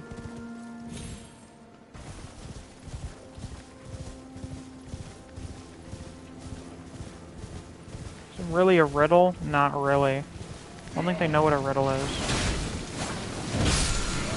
Nah. Mr. Rain taught me I have an addiction problem. Well, at least you got something good out of it. Recognizing you have a problem is the first step to getting rid of it or something.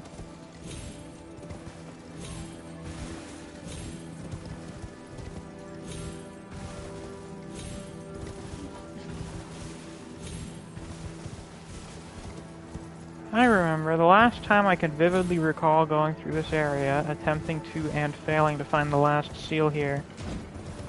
I'm addicted to constantly drinking tonic. That's specific. Good thing you recognize that.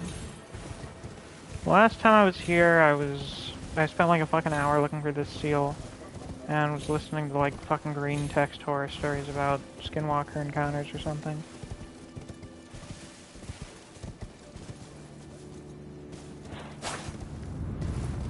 Oh, are you fucking... That is so fucked up.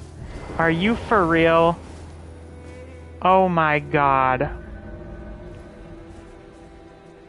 Oh my fuck. Evil. The people at FromSoft are psychopaths. Genuinely.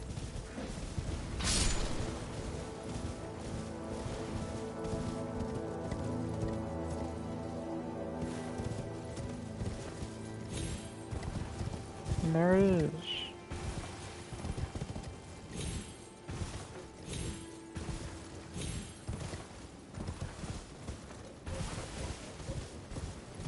I'm thinking of doing an Elden Ring run in which I attempt to just do the legacy dungeons. Like, just ignore the open world.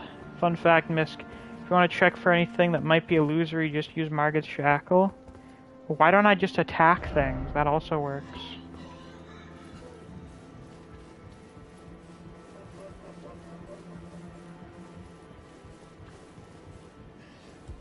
But why does Margit's Shackle do that? Does it remove illusions?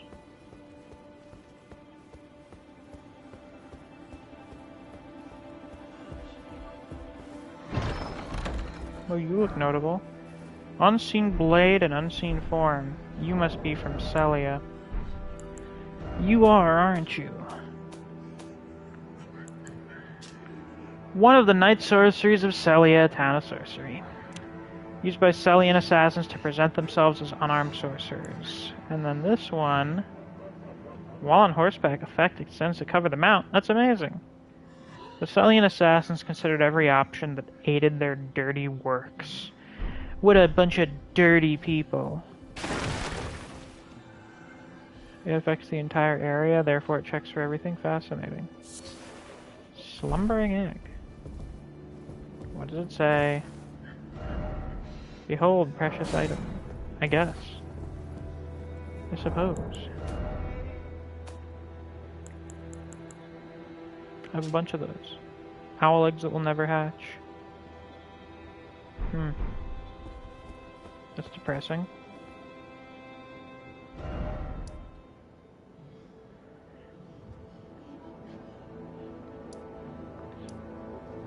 Alright. Now all that's left to do is to check that one corner up there, and then that's all for this chunk of Altus. Then we'll do Old Altus Tunnel, Shaded Castle, and then we go up to the wall. The wall! First I have to go to the bathroom. This is what happens when you have soup for lunch. You gotta piss a lot.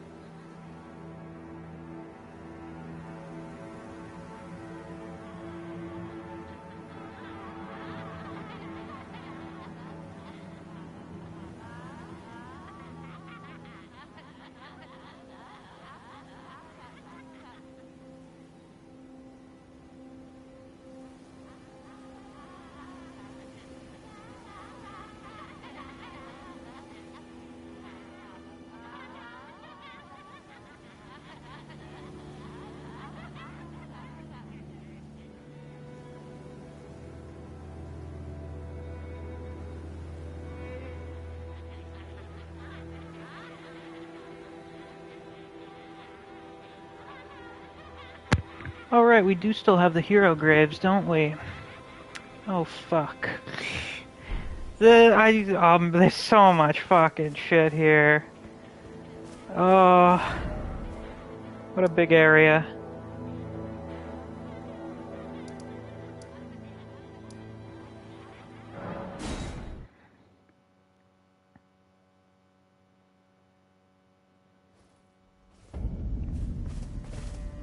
Let's see how quickly we can speedrun all of it.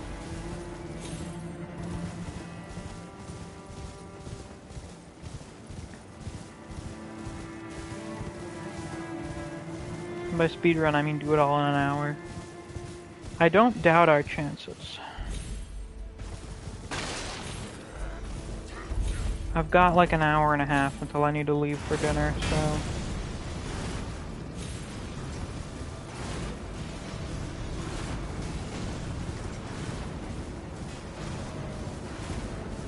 Now those guys are going crazy back there. Holy shit.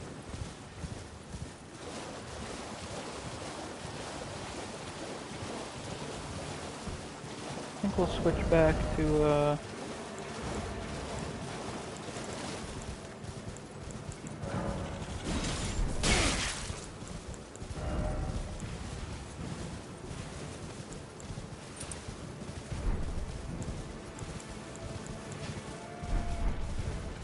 this for now.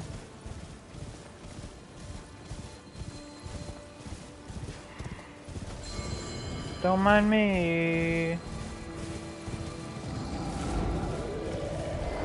Seriously, don't mind me. Pay me no fucking attention.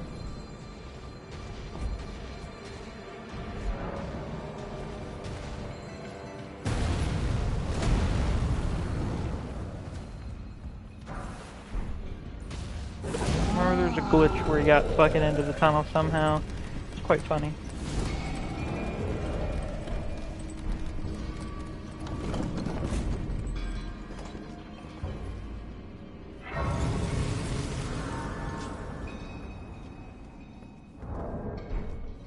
Well, so you know what, for aesthetic purposes, we'll switch out this thing I never use. Just to make things look different for once, you know?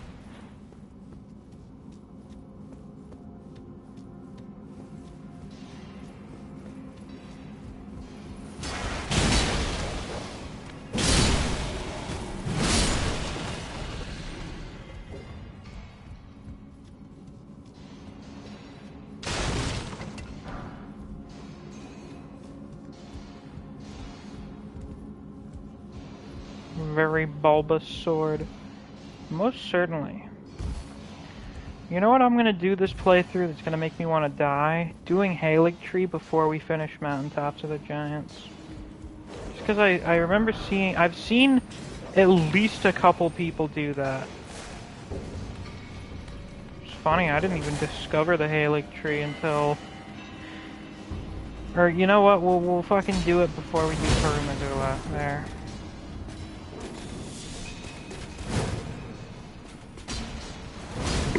Is this the way? I can't remember.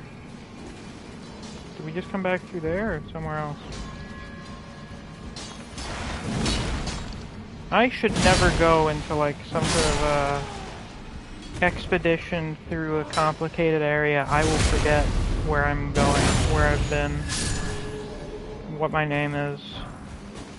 Haligtree after Mountaintop seems better. Yeah, especially since you get the way to go there through Mountaintop. And for scaling reasons. Guys, please calm down a little bit.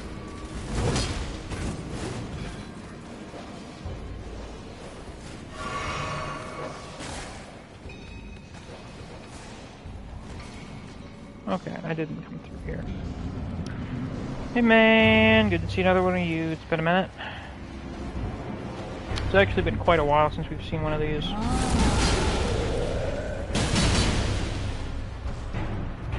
We are deleting his health bar. Wow.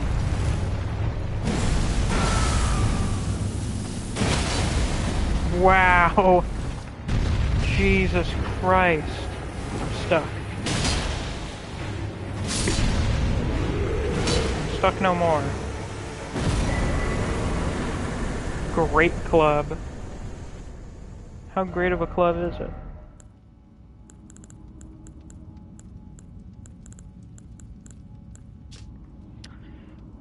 An enormous club of hard wood. Wildly hammering foes with this striking weapon requires no dexterity, only brute force.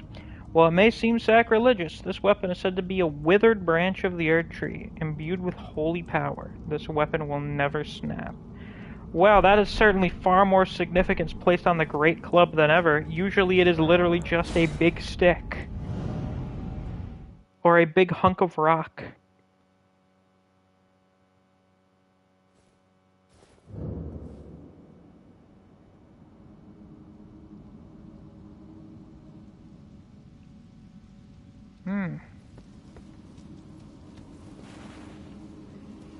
The Holy Bonk. The Bonk of God. That carries quite a lot of weight to it. That is quite a hefty thing indeed.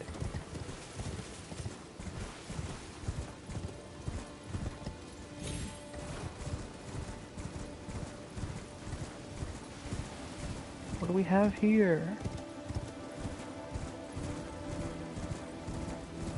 My, a fortress of sorts.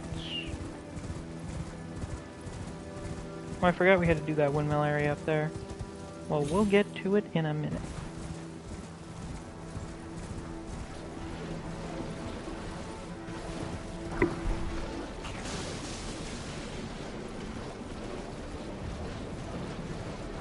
I do believe there's a guy around here somewhere, an individual.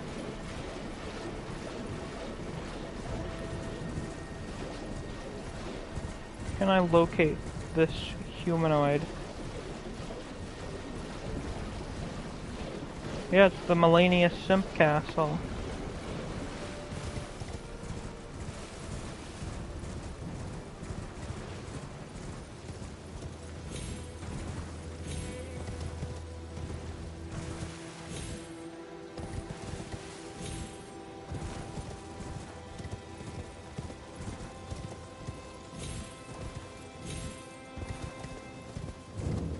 The Shaded Castle.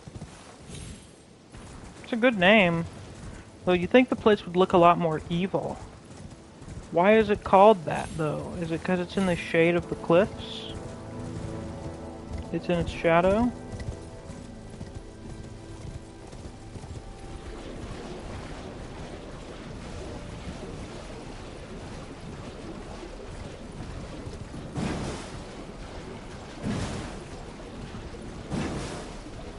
Man, that is fun.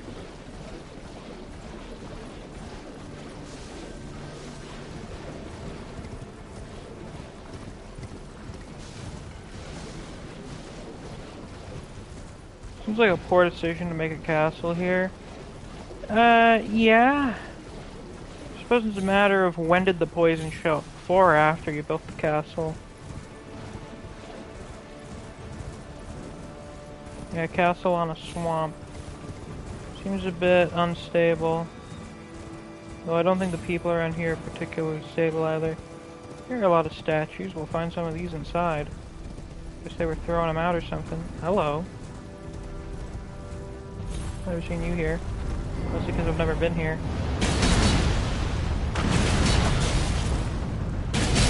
There's the guy.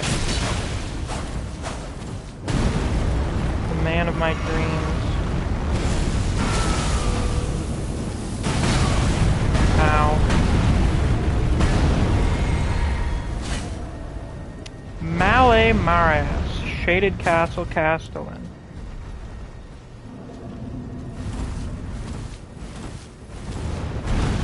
Oh.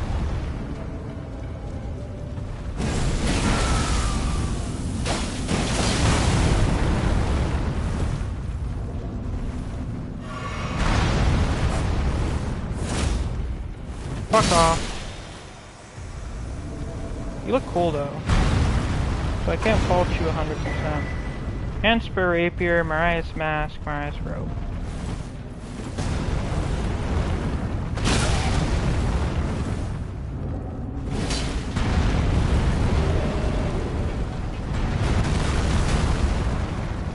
I like the way that series of attacks kind of flows into each other. Like, as they're doing that rush forward, they're just... It's like they're shoveling up the earth, using the flat end of their halberd.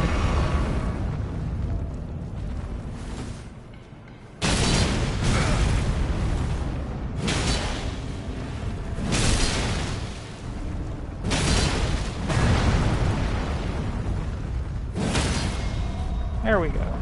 Took long enough. Shit.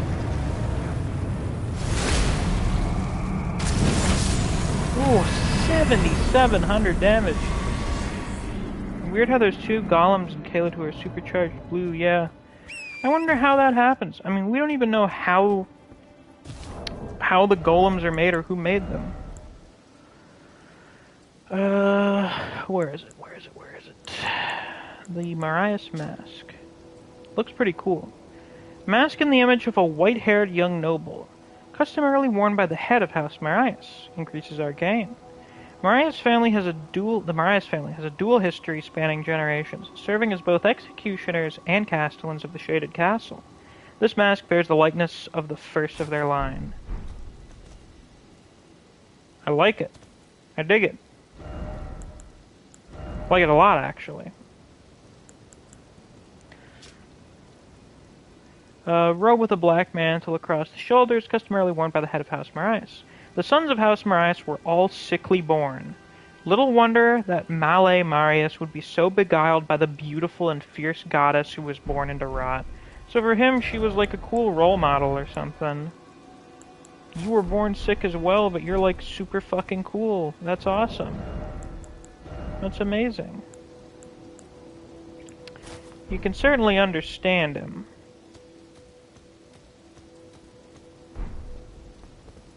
Then he gave us that sword thing, didn't he?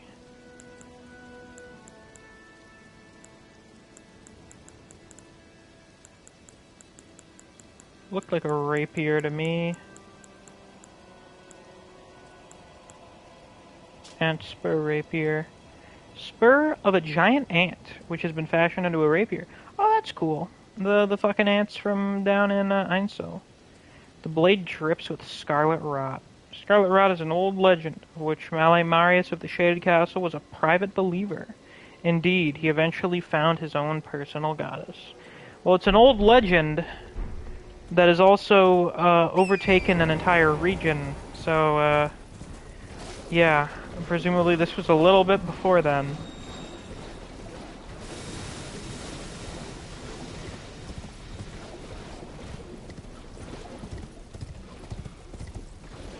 I imagine he was a big fan of that, though.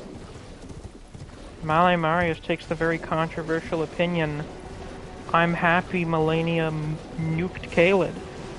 It's better for it.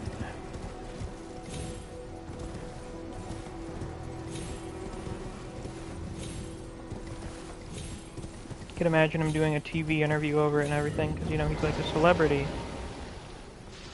He's the son of a big political family.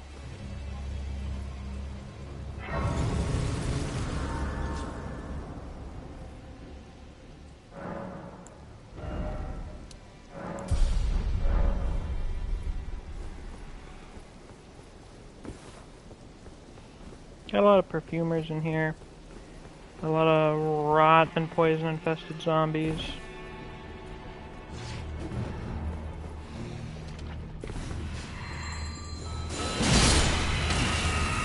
Fuck you. Once again, very interesting that these guys use magic that looks the same as the Omen magic.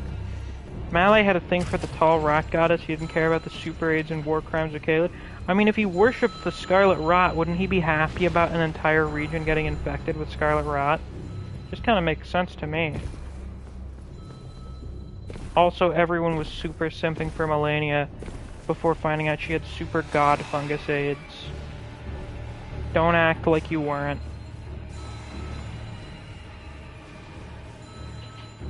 Also, before we got introduced to waterfall dance.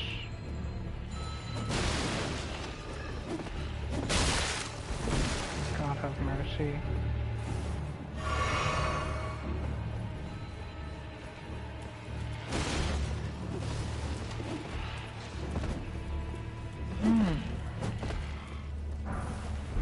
Oh, lovely. That's a trap. Yeah, we have a clean route night. Presumably Marias was letting him stay here. Because he's like, yeah, you guys are soldiers of Melania, you can stay here. Who's to say I'm not, eh? Nah, JK. Good, good.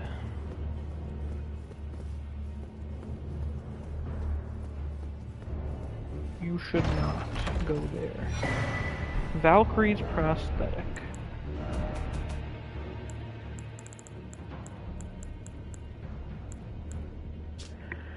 Golden prosthesis once used by the one-armed Valkyrie.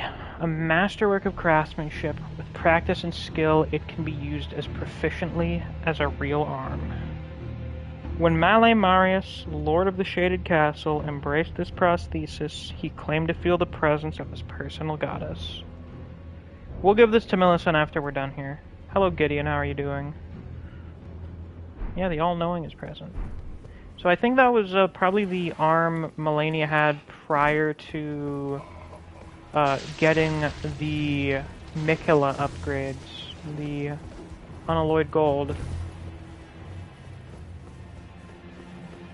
Also, there are a bunch of prosthetics in this castle.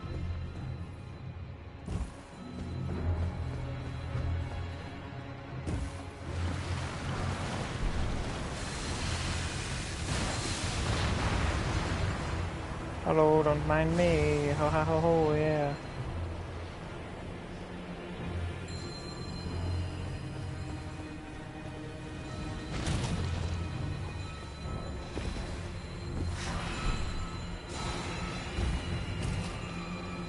We're not going up there. There's a fucking Royal Revenant up there. I don't want to deal with that shit.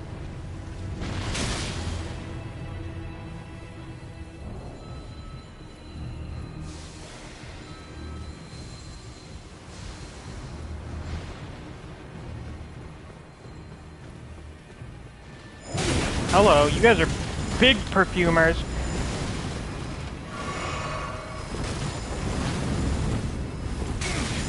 I'm sorry. My apologies. Didn't mean to disturb you.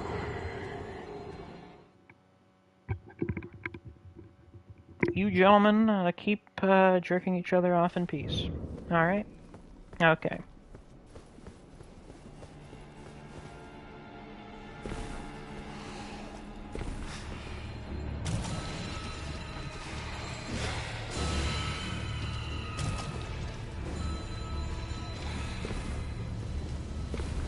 You know what I think all of this is? Like the deal with the Shaded Castle swamp? Isn't it, like, not uncommon for volcanoes to have swamps around them? Or, like, pits that are full of, like, noxious chemicals and fumes because of shit getting superheated by the volcano? I think that's what it is. Makes sense perfumers chill here since most of their supplies comes from things that thrive off rot and or death. Yeah, very true. They're here on a little grocery run.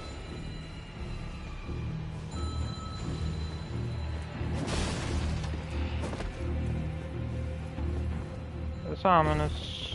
This ambiance is very ominous, I have to say.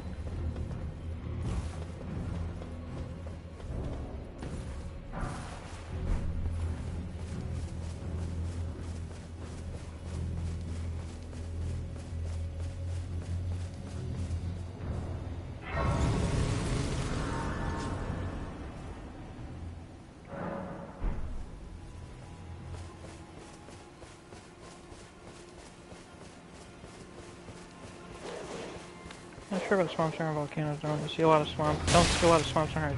Okay, maybe not necessarily swamps, but like volcanic springs.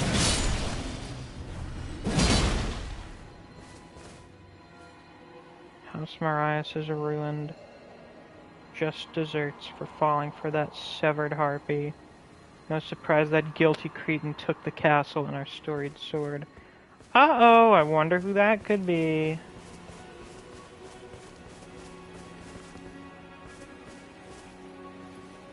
So House Marias falls into ruin.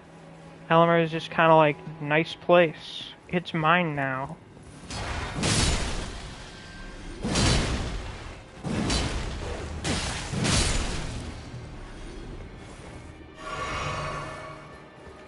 This is it, Elmer's last stand. We're here for him for real now. I do wish that he had more to his moveset when we fight him for real, so he's not just another bell-bearing hunter, but with a different name. You can summon patches for this fight? For real? That's interesting. To say the very least. I've never seen his summon sign here.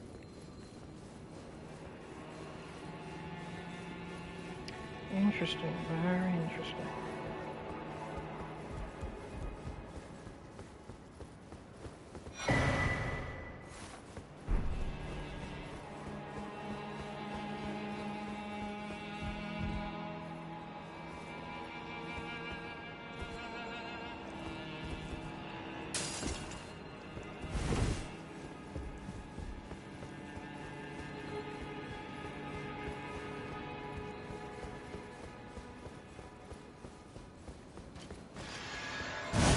Hell yeah, man, I love the golden halos.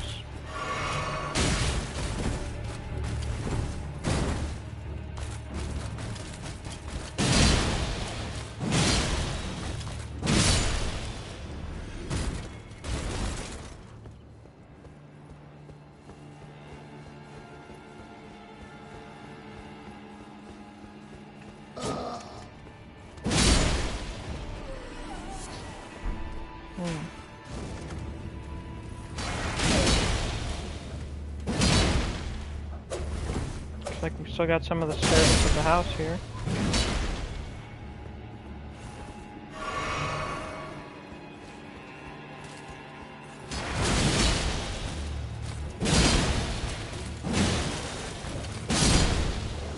Oh, finally!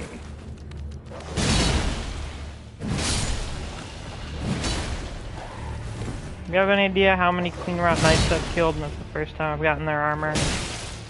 And it's the chest. Fuck yeah. No, this is not remotely my longest stream. I've done 10 hours, or not 10 hours. I've done 7-hour streams when playing this game. This is not remotely the longest stream. I just haven't done, I don't think we've done an Elden Ring stream this long. How long has this one gone on so far? Yeah, it will be the longest one. Are all these statues in tribute to Melania? No, I think they're artifacts of the house. Not necessarily artifacts, but you know. It's shit that's been made over the generations. They like them. Armor of the Clean Route Knights, celebrated for their undefeated campaign in the Shattering. Quote unquote. The Clean Route Knights vowed to fight alongside Melania, despite the inevitable, if gradual, putrefaction of their flesh. Their acceptance of their fate made their battles the fiercest of all. It is quite nice, though I wish I had the helmet. We are serving a look right now, I have to say. Yeah, I can't believe Elmer really just said no to his execution.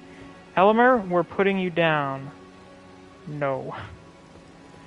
I choose not to be.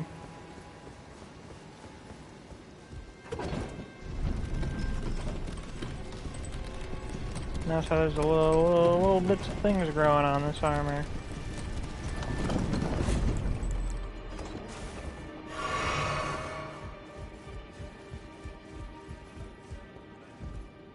This bridge seems awfully, well, I don't know, ramshackle?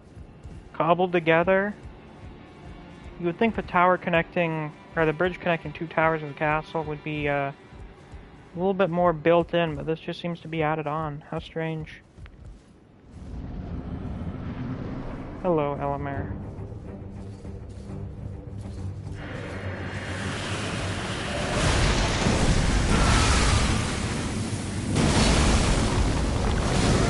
Ah, shit.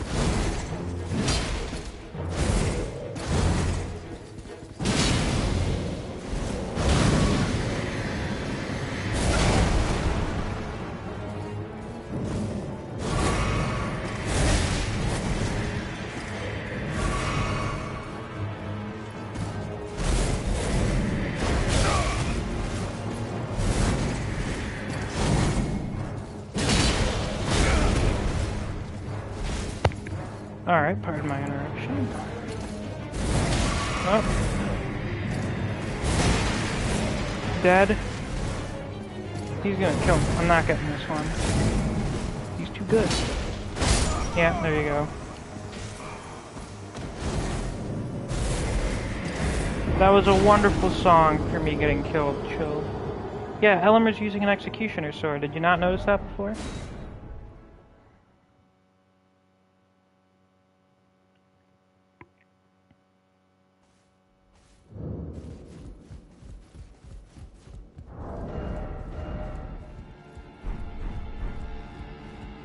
Because they cling on to life despite being rotted, they fight at their best. Yeah, that seems to be the case.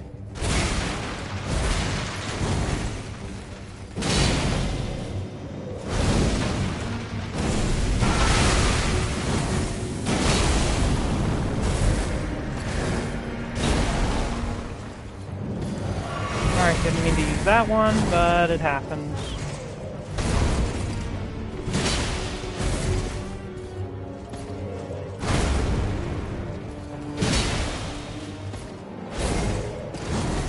Ah yes, the Star Scourge jump attacks. The most cracked shit in the game, how could I forget? Ah, fuck. Should have dodged in there.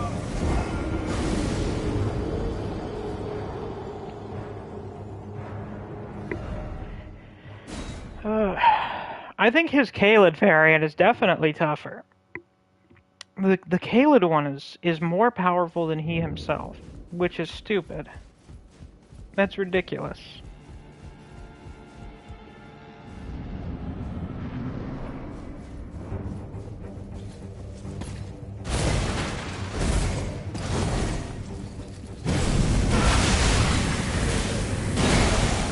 Bruh.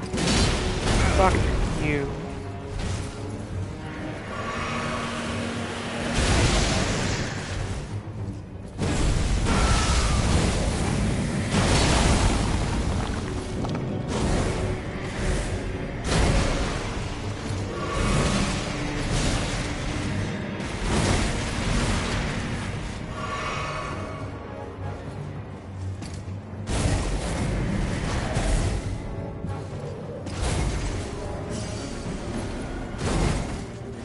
Just realized the Briar set does the same thing as the Armor of Thorns. I mean, it's basically Elden Ring's version of the Armor of Thorns. It's armor covered in thorns.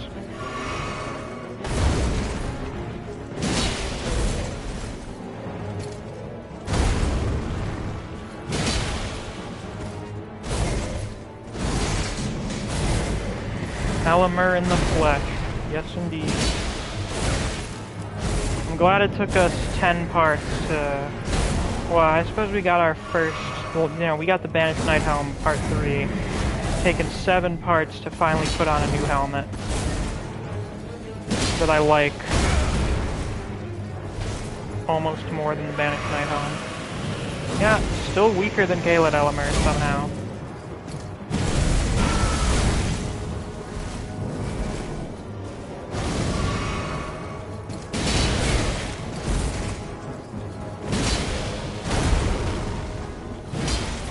Oh my fuck.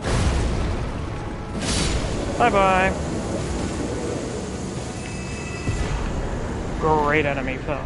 The Marius Executioner's Sword and the Briar Great Shield. By the way, yeah, Malay was a bit of a Melania simp. He even had concept art of her here in the castle. Here we have all these prosthetics. Presumably that was, you know, kind of the big benefit of being allied with House Marius. You know, the Clean Rot Knights, their limbs are also rotting off, so they need prosthetics too. Let's see here. Damn, it needs arcane. That sucks for me. Marius Executioner's Sword. Storied sword of House Marius, the family of executioners who presided over the Shaded Castle, were one of the legendary armaments. Elmer of the Briar, the bell-bearing hunter, snatched the sword from the site of his looming execution, and furnished it with battle skills from his home of Eohide. I've heard, what is it? That's supposed to be an Irish word, so it's pronounced just like Ehi or something. I know it could be pronounced Eoshade, Eocade, Eohide. Eohide is how I've been saying it in my brain. So, Elmer was going to be executed here, and then he just decided, what if I actually took the sword they're going to use to cut my head off, and then just used my magic on it? And thus he took over the castle. What a funny guy. Briar Great Shield. Great Shield from a foreign land, used by Elmer of the Briar. Attacks with this armament utilize the iron thorns that have been wound around its frame. Originates from Eohide, a land of proudly solitary ascetics. So they're Eohi. Yeah, that's how it's pronounced. Eohi.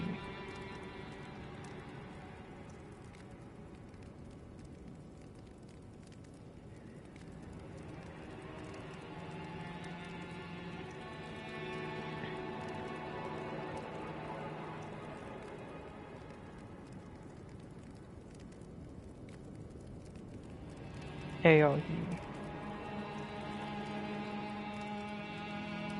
Gotta say, using the Marias Executioner Sword as the main weapon with the Regalia of Aohi as the small offhand weapon is a fun combo. That's interesting. Oh right, I forgot the Regalia of Aohi. Yeah. So they're from a place where a bunch of people keep to themselves very proudly and also practice self-deprivation. They seem quite a bit like the Wandering Merchants, whom Elmer hunts, among other people. But why don't we learn a little bit more about Elmer? Why don't we learn just a little bit more? Elmer drank Elmer's glue. Rip Big Sad. That is a fucking tragedy. This guy is apparently enough of a badass for us to get his shit from Enya. Briar Helm. Battered iron helm from a foreign land. Worn by Elmer of the Briar. The winding, rusted iron briars are a mark of the guilty, and typically indicate a sentence of death. They also cause this armor to deal damage when performing dodge rolls. Elmer murdered numerous instructors and merchants and was known as the Bell-Bearing Hunter. Yeah, that explains why he went after Bernal and Muriel as well. He just likes killing people to get their shit. Yeah, I like how Elmer lore-wise is implied to be executed for his hunting of the merchants because of Shabriru's heresy. Yeah, like he may have been hunting those guys because of them being heretical and shit, but then also just started, like, killing actually popular people. And that's when they were like, nah, I can't have you doing any more of that. Fuck off. Stop it, Elmer. Stop it. You're too crazy. Getting too kooky. Ugh. Alright. Which terrible place are we gonna visit first?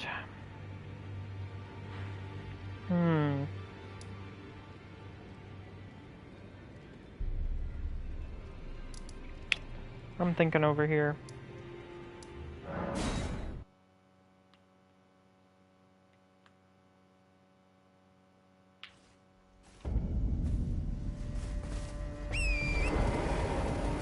Been to the Perfumer's Cave yet? Is that up here? No, I haven't. Is there anything particularly important in there? I assume that's where the Perfumer and Miranda boss is. Unless we fought that earlier in the playthrough and I just literally forgot about it because it's not notable in the slightest.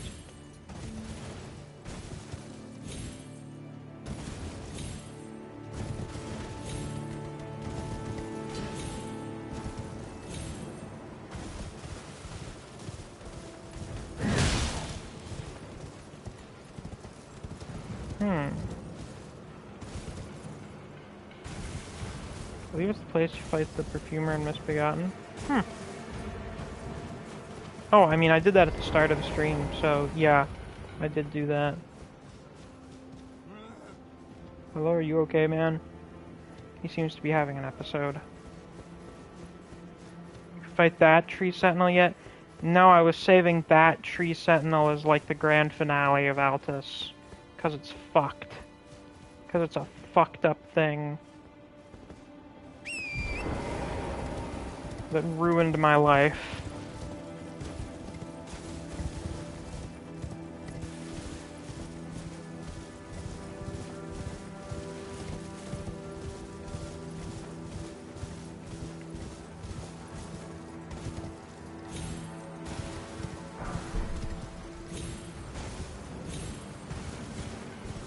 Hey, we got 11 people in here. If you just hopped in and you haven't already, be sure to hit that like button. See if we can hit 15 likes if we haven't already.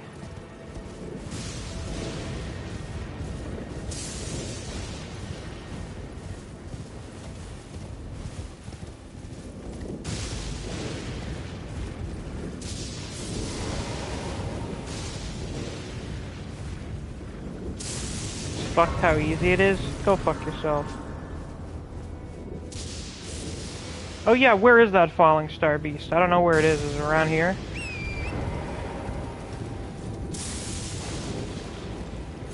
That tree sentinel burned himself into every Elden Ring player's memory as trauma. Yeah, I'm saying.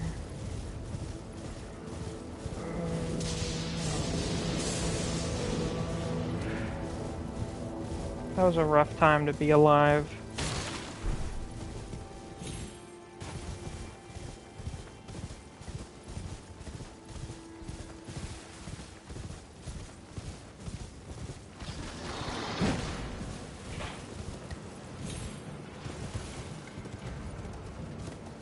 I believe that Falling Star Beast shows up because we beat Radon, right?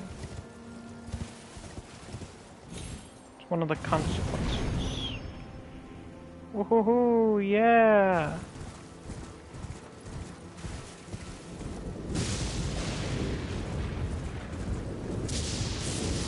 Oh fuck yeah, rainy weather.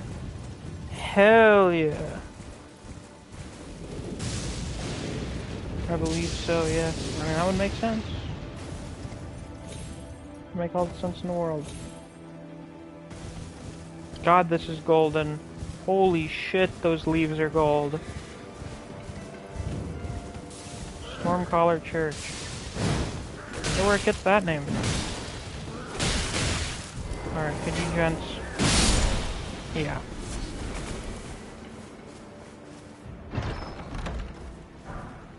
Dragon Bolt Blessing.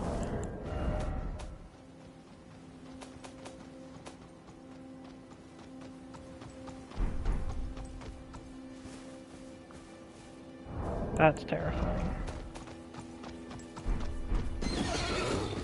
I don't know why the fuck he was riding his horse in here, but okay.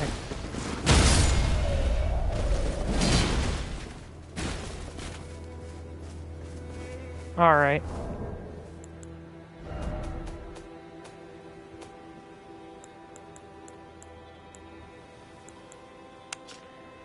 Superior incantation of the capital's ancient dragon cult. Only those loved by dragons can survive the ordeal of cladding their bodies in lightning. Well, that was very interesting.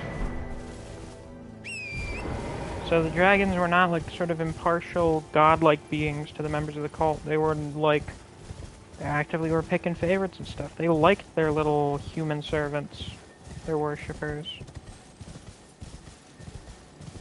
There are a lot.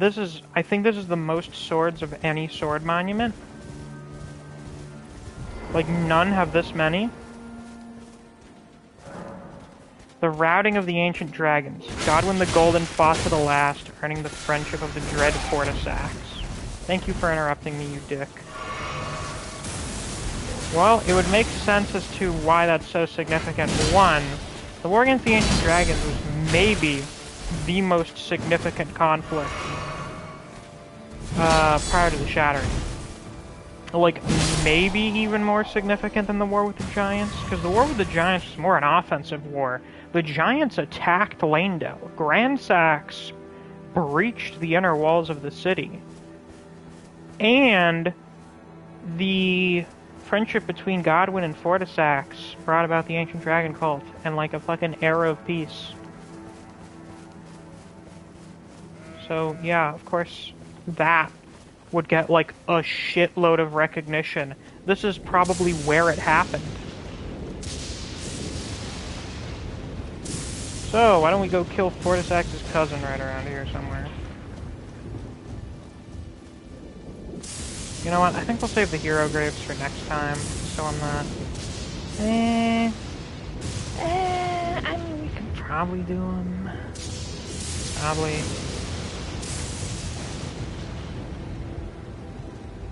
Yeah. I'll keep my phone open for a second.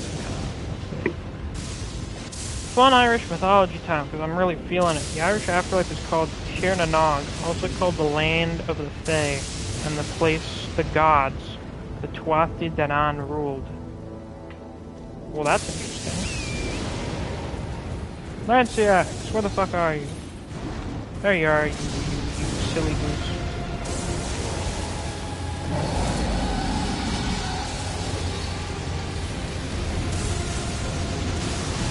Do not kill me with that. You just killed the shit out of all the wildlife, though. Ow.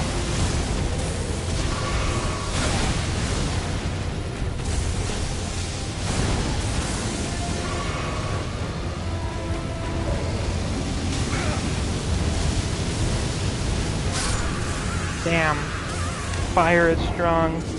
I love attacks that can hit me more than once without being able to dodge out of them.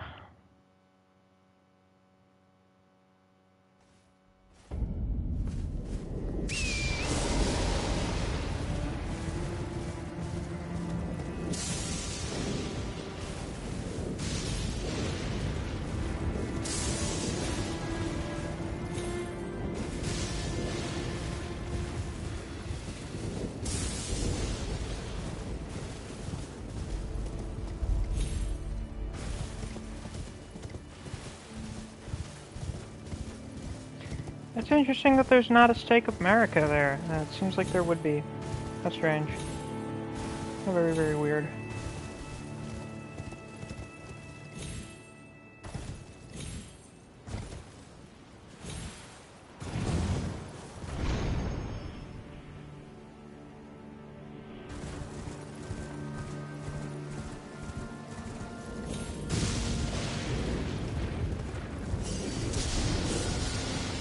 Come on.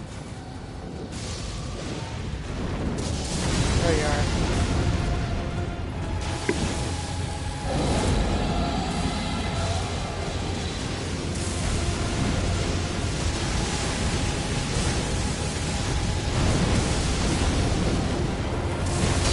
Tir na Nog inspired Avalon, and most likely, and Avalon is inspired Altus. Is this gonna kill me again?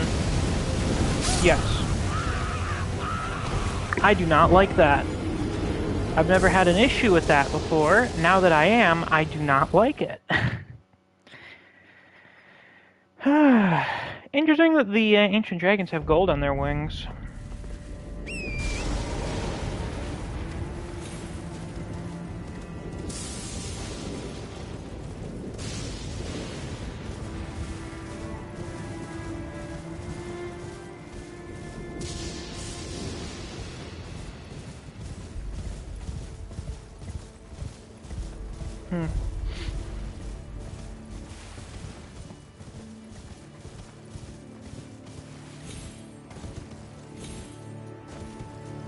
Let's look around and see if there's a site of grace or something here somewhere.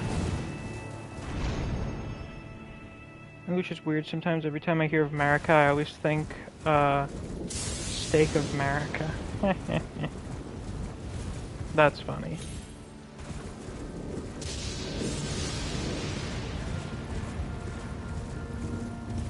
English is definitely a bit of a wacky language.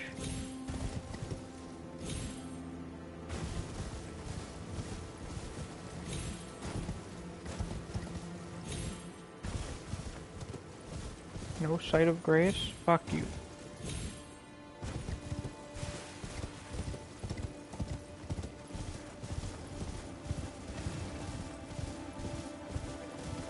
We put a sight of grace every 10 feet, but we don't put one up here.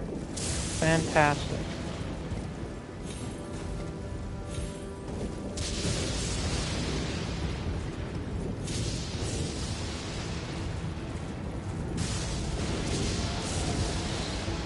Come on, bitch.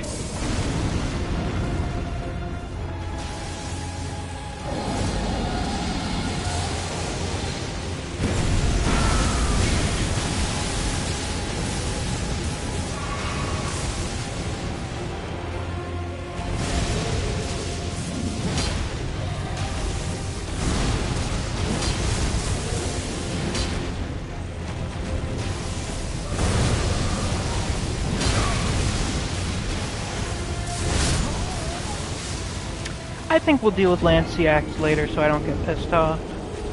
That's probably a good idea.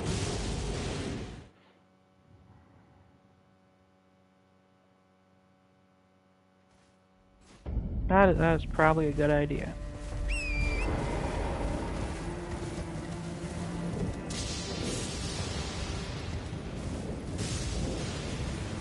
But am I gonna follow through on that good idea? Do I trust myself to do that?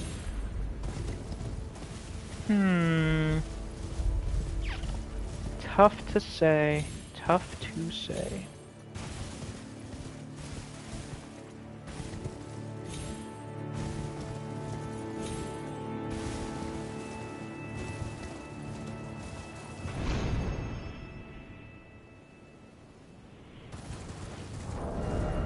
Probably not. I'm not the brightest tool in the shed. Wait, that's not how that works. Sharpest tool in the shed. Oh my god, I just proved my own point, unintentionally. Why do we have so many sayings for that one thing? Why are there so many variations of it? Now that's confusing.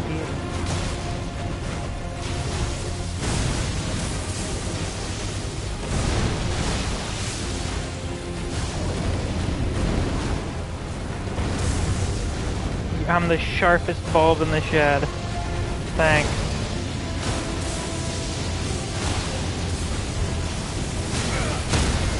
Ow.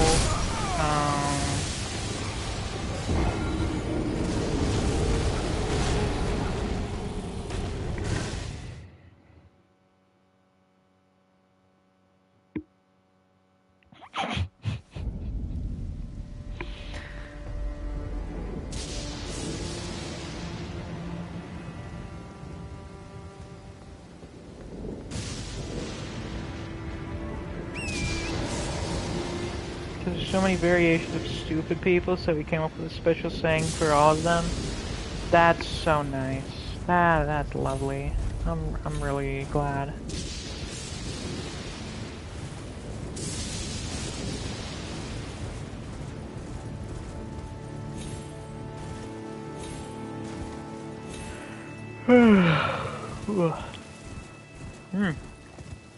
Boy, it sure has been a long day of gaming.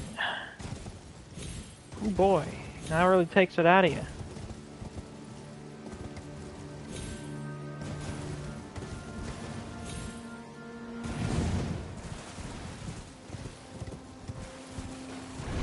Well, I'm enjoying it. Worked yesterday, worked tomorrow, and Monday. So, I'll revel in my gamer time.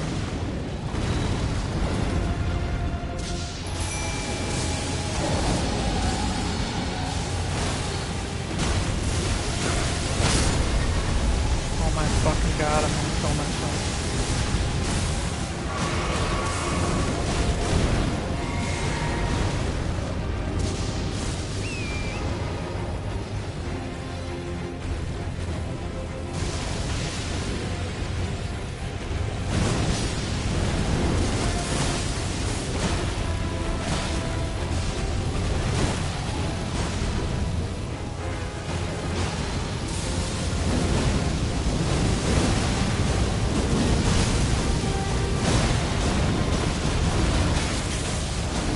Fuck you, bitch.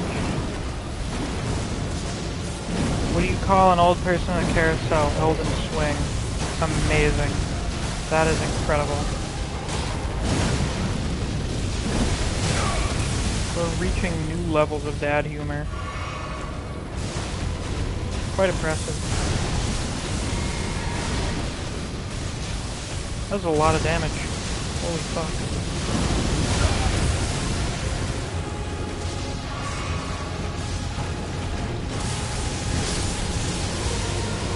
I just realized this seems like a remix of the Placenta Sax theme.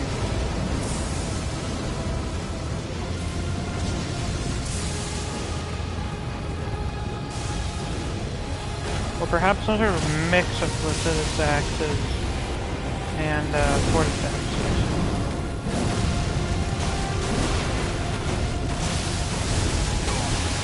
We are, after all, the two dragon remembrances, so makes sense.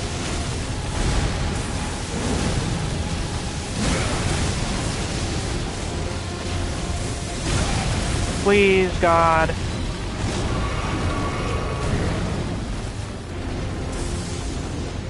Are you fucking kidding me?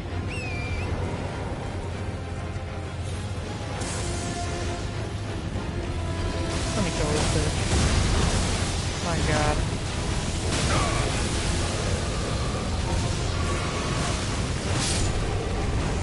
You lose. Ah. Lanciax's Glaive.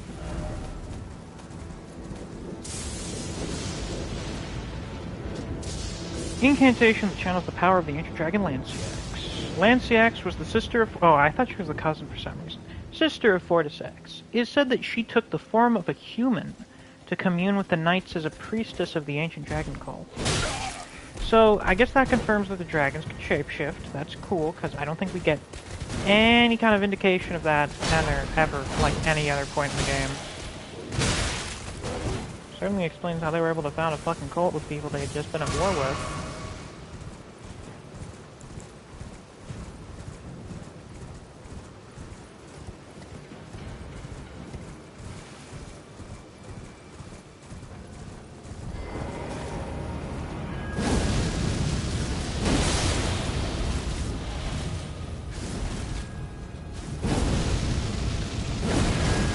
I also have ranged attacks, bitch. Kiss my ass.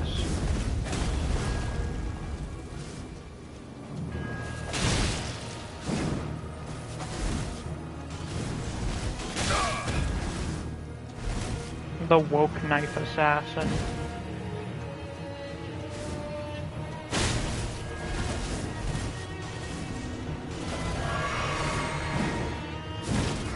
Bruh.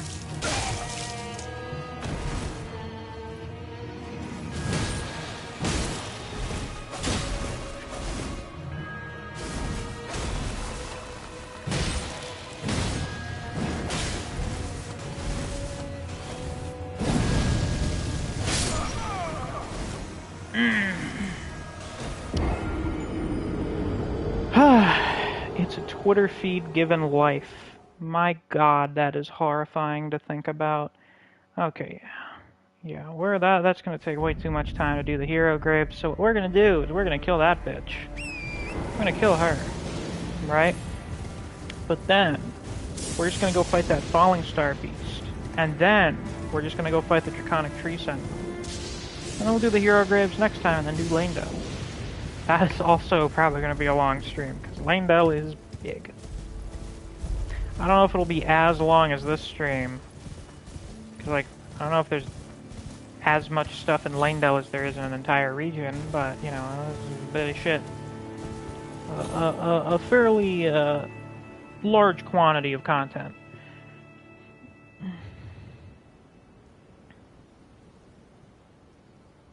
Is this the first time I've ever seen Danny interact with Band? What a fitting first interaction if it is.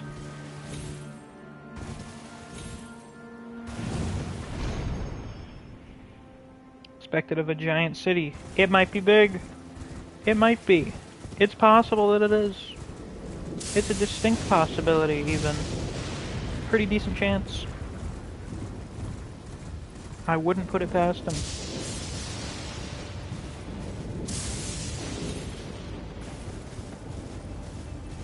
And I suppose Lanciax is still defending Lanedale. I guess that's what she was doing to an extent. I wonder how sane she was.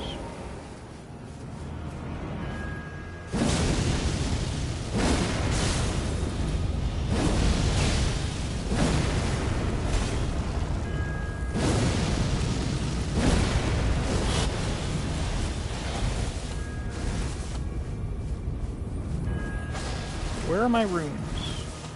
Where the fuck are my runes? There they are.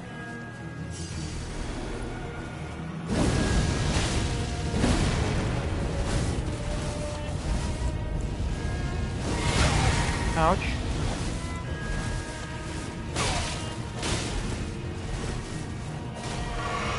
That made me so fucking jumpy, you have no idea.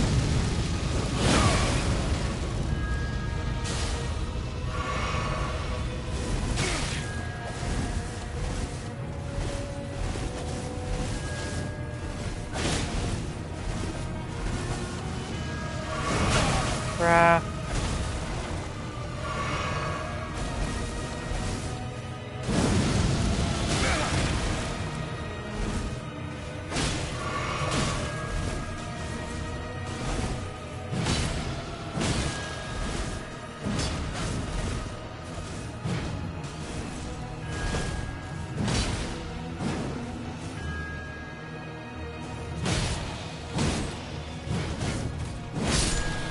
Be gone.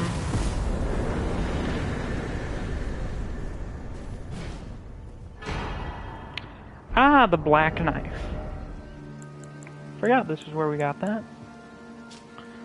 Dagger once belonged to one of the assassins who murdered Godwin the Golden on the night of the Black Knives. A ritual performed on the oddly misshapen blade imbued it with the power of the stolen rune of death. Wasn't that interesting? I wonder why they're hanging out here. Is there more death root down here? I can't remember all the places where there's death root, where there's not death root.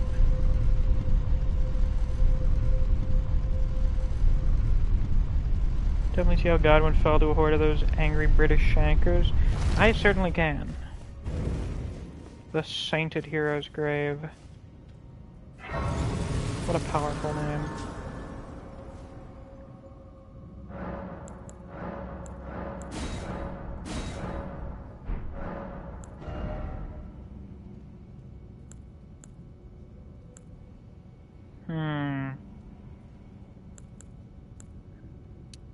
Well, you can never have too much vigor. It'd have to be Godwin to die. Everyone seemed to like him. That's probably why, because he was the most liked.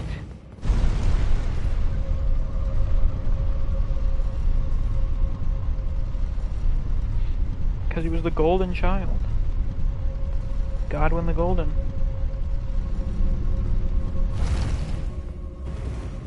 Is my theory. Now, where is this falling star beast? Where along the wall is it?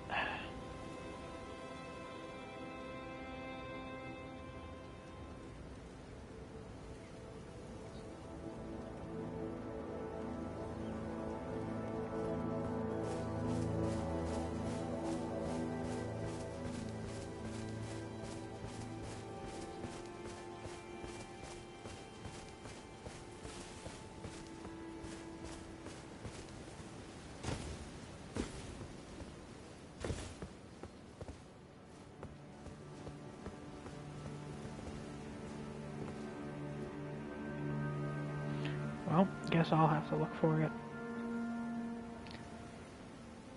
Falling Star Beast.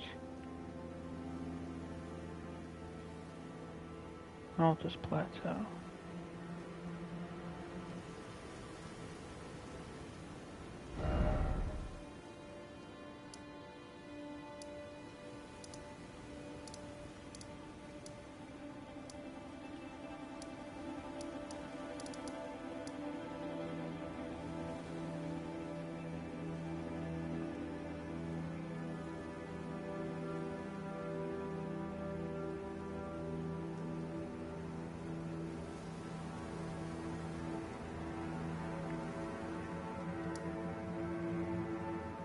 Ah, there it is.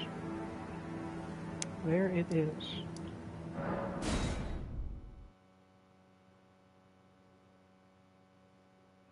And that's how much assassinations worked in ancient days. Find the most popular person and do them the dirty. That sounds more sexual than murdery, I have to say. Maybe that's just me.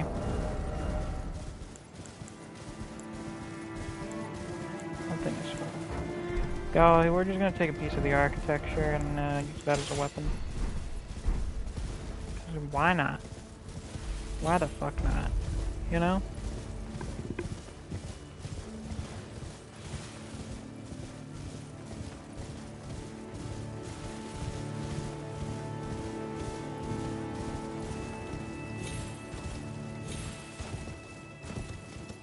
A lot of craters around here. It's a good haul for you star callers, huh? Great day for you. Oh my god, is that guy doing a fucking ritual? Oh, look at this thing here. That guy must be losing his fucking shit over what he's seeing. That is so funny. Oh, that glow is so dramatic. That's perfect. That's great, actually.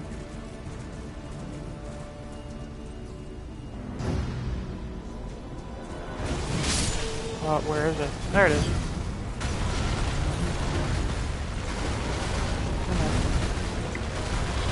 Oh, you just don't stop, huh? You just keep going. Ouch. Okay, you can tell I barely remember how to fight him. And I've not fought this one before. Actually, I've only fought the one in Celia.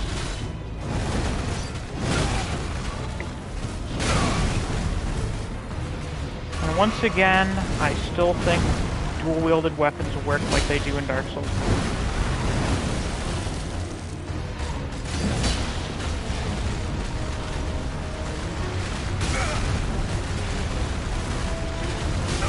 Okay, you say that as if it's easy, chill. To get the timing of... Oh, how well does the, yeah. Pretty sure my charged R2 is slower than their charge. I would not be able to land that.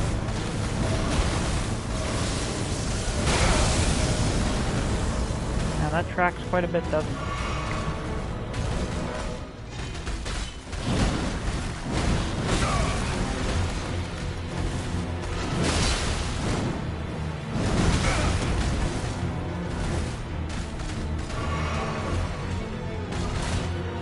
Meteor Blade? I'm using these. These should be...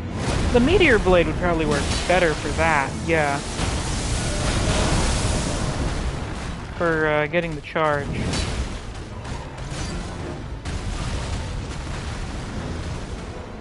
You gonna charge again? No?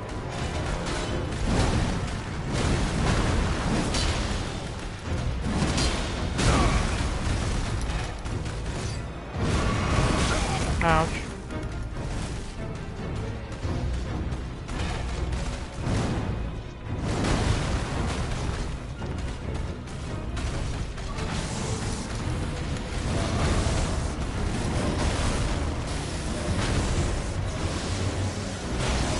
There, I finally avoided that. The answer, just unlock and run.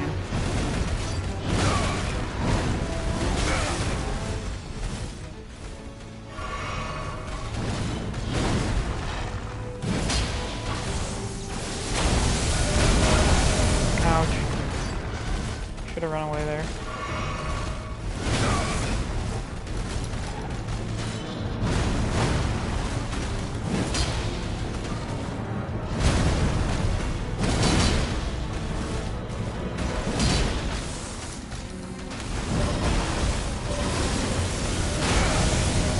Should have run away again.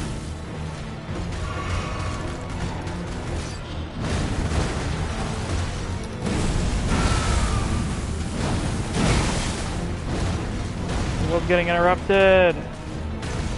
Fuck yes, bitch. Yeah. Ooh. Can you tell Lanciax put me in a bad fucking mood? Wow. I did not expect that. Let me tell you. He's gonna kill me. Yep.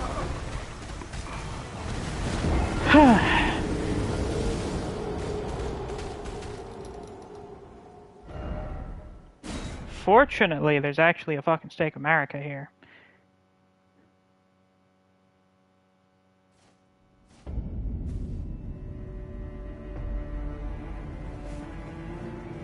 And it's pretty close too, that's amazing. That's a fucking miracle.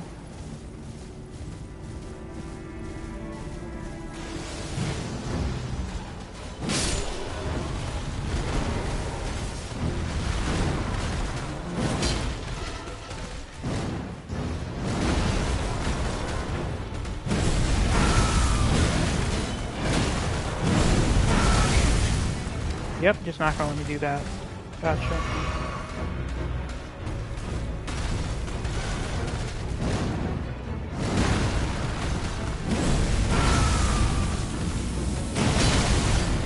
Oh, he did not like that. I knew he would. Wait, wrong one. Fuck.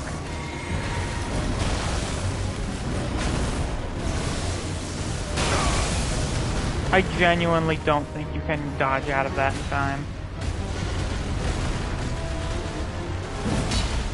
Fuck! Too early. And now I get it again. It all depends on how far away he is when he's going to do the charge.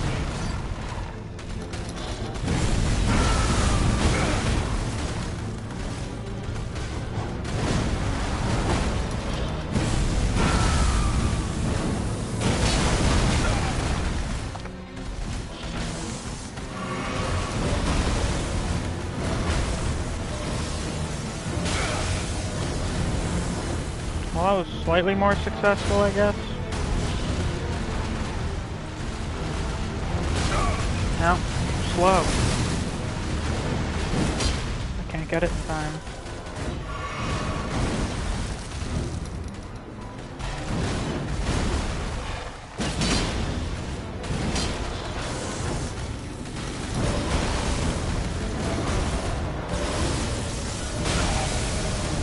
I genuinely can't figure out. I guess the dodge timing is really specific or something.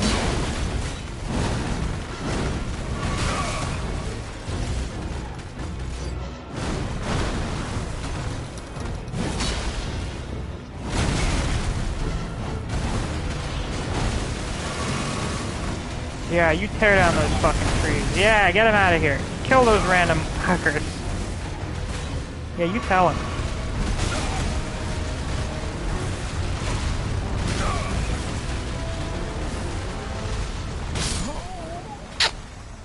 Killed by the charge again. How depressing.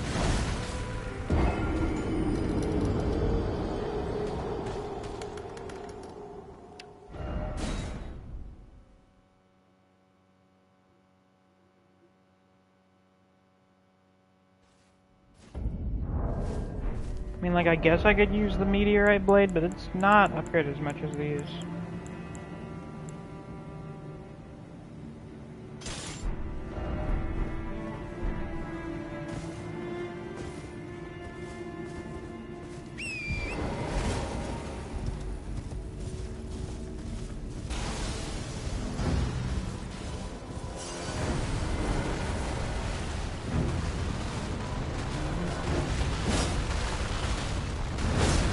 He doesn't know what he's doing. He's confused.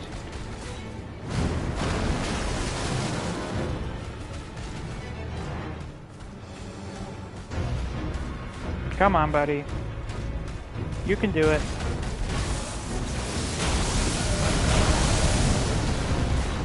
As long as you believe.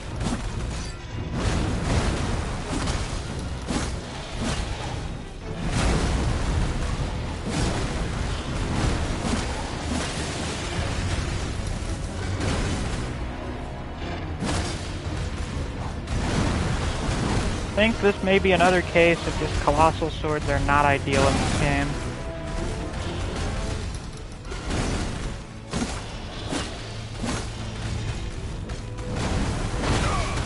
Isn't it funny how the ultra great swords in Demon Souls are just called very large swords? I think that's funny. Something about that amuses me. Yep. I have no idea what the timing is for that. Oh, it's really easy actually. Fucking Dylan?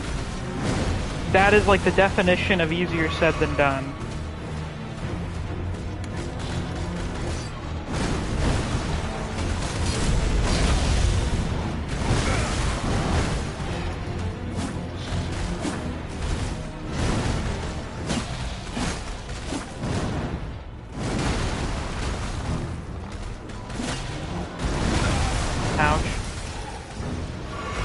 Being yelled at because you were the one that was like, oh, it's actually really easy You know, it's easy. Do the charge attack when they charge. Fucking stun them or something. That was you that said that, right?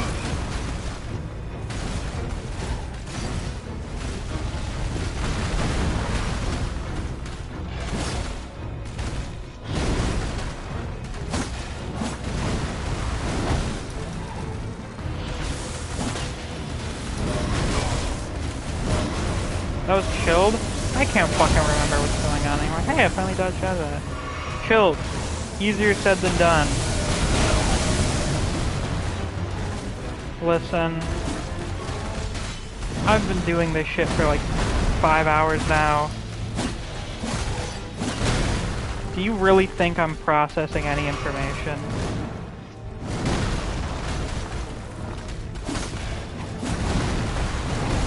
Goodbye. What a cool creature. Only an enemy, not a great enemy. I guess that's safe for the full ground. Wow, that's a lot of materials. Nice.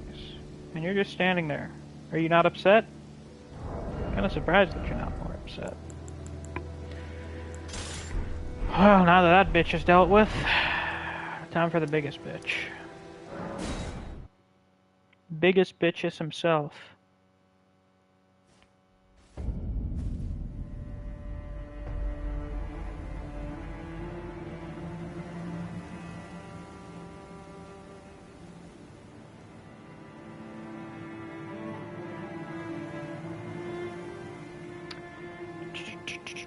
We got 25 minutes until I'm leaving for dinner. So let's hope I can beat this dick in that time.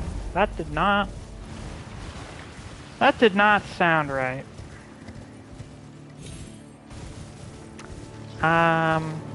We're just gonna, you know what? We're just gonna go over there in silence. That's what we're gonna do.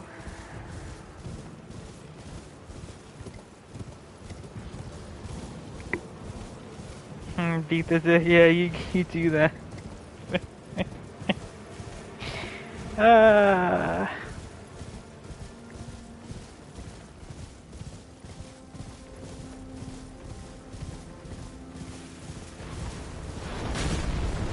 Sounded right to Tater. Well, that's all that matters. Once again, got more golems here protecting the important places. Presumably few places more important than, I don't know, the back entrance into the city. What would you even suppose this is? The back entrance? The side door? The VIP entrance? I usually wait after dinner. Oh.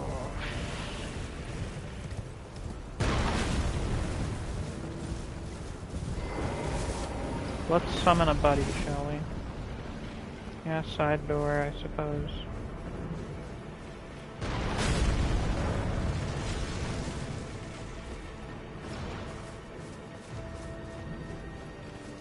Where is he? Does he only show up if I summoned him at the fuck? No, there he is.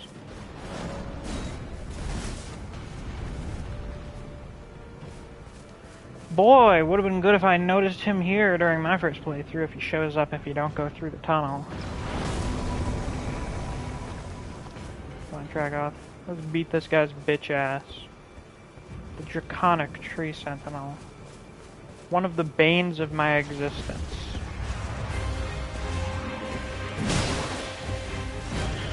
Their armor does not look that good when you wear it. They definitely are not as cool as the normal tree sentinels. And you want to know why? They don't have a cape. Many such cases, as I say. Now I think, considering that we're like level 80 something, and that we have Tragoth here, and that I'm using a disgustingly broken weapon, I don't think this is going to be too much of a hassle. I'd say, as I think it's hit. And wow! Not even a third of my health. Yeah, then this starts. That was when the nightmare began.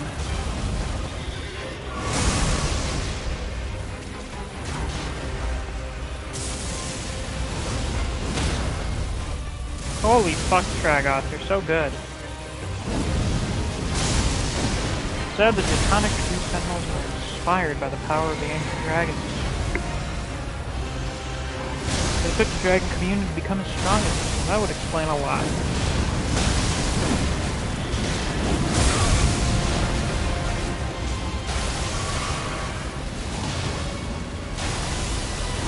Oh, that attack. Oh, Tragoth, goodbye. Oh, you're not dead. That's incredible. I guess your armor does have, like, stupid defense, so it makes sense. The Tree Sentinel is draconic in nature. That it is. Hey, bitch, look at me. No, you fucker. Go away. Get the fuck out of here. Be gone. An enemy that difficult is just an enemy, not a great enemy. Good lord. Dragon Great Claw and Dragon Claw Great Shield. I intend to use this on some build eventually. I don't know, is this even any good actually? Weapon said to have been whittled from the claw of a great ancient dragon, wielded by grotesque tree sentinels, who yet serve the Erd Tree. The claw is enwreathed with lightning, and tears through the dragon's feeble descendants with ease. It is very good. Good to know. Now we have the shield down here. Dragon Claw Shield. I use it with the Falling Star Beast Jaw. That's quite the combo. Great Shield said to have been whittled from the claw of a great ancient dragon, wielded by grotesque tree sentinels who yet serve the Erd Tree, imbued with lightning. So, the Draconic Tree Sentinels are interesting in that they have seemingly fully integrated two respective faiths into one. They saw the ancient dragons and they were like, yeah, that could be included in Erd Tree worship. Yeah, sure, why not? Thus they did it. Band edited his I will finish Toriko before October message to say October 2023. We should just kill him. We should just kill Band. It's not like he's going to continue the comic at this rate.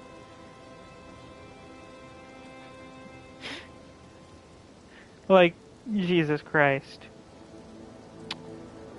Well, anyway.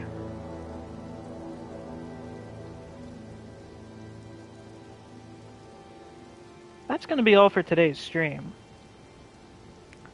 We've been at this for 5.5 hours now, so it's the longest stream we've done in quite some time. We'll do the two hero graves, the Sanded Hero's grave, and then the, what is it? The Oriza Hero's grave? Whichever one's down there. Gotta say it was a good stream. I agree, it was pretty good. Despite not having, like, any really big bosses we fought. Unless you count sheer size, then, yeah, I guess Lancing Axe was pretty big. But we covered a lot. We covered a whole bunch of shit. Yeah, we're gonna do the heroes' graves, and then, Lanedale and all of its contents shall be explored. So, definitely be looking forward to that one. Yeah, we did get some good lore, and we will get some more good lore. I'm not sure when the next stream is gonna be. I might do it tomorrow night, but it'll be later and shorter, because I won't get home until like 9-ish. So, we'll see. We'll see what happens. I mean, I could also always do one like late morning, early afternoon, but I probably want to focus a little more on schoolwork before I go to work tomorrow. So, we'll see. We'll play it by ear. So, once again, thank you all for watching. I'll see you next time. Until then, take care. Bye-bye.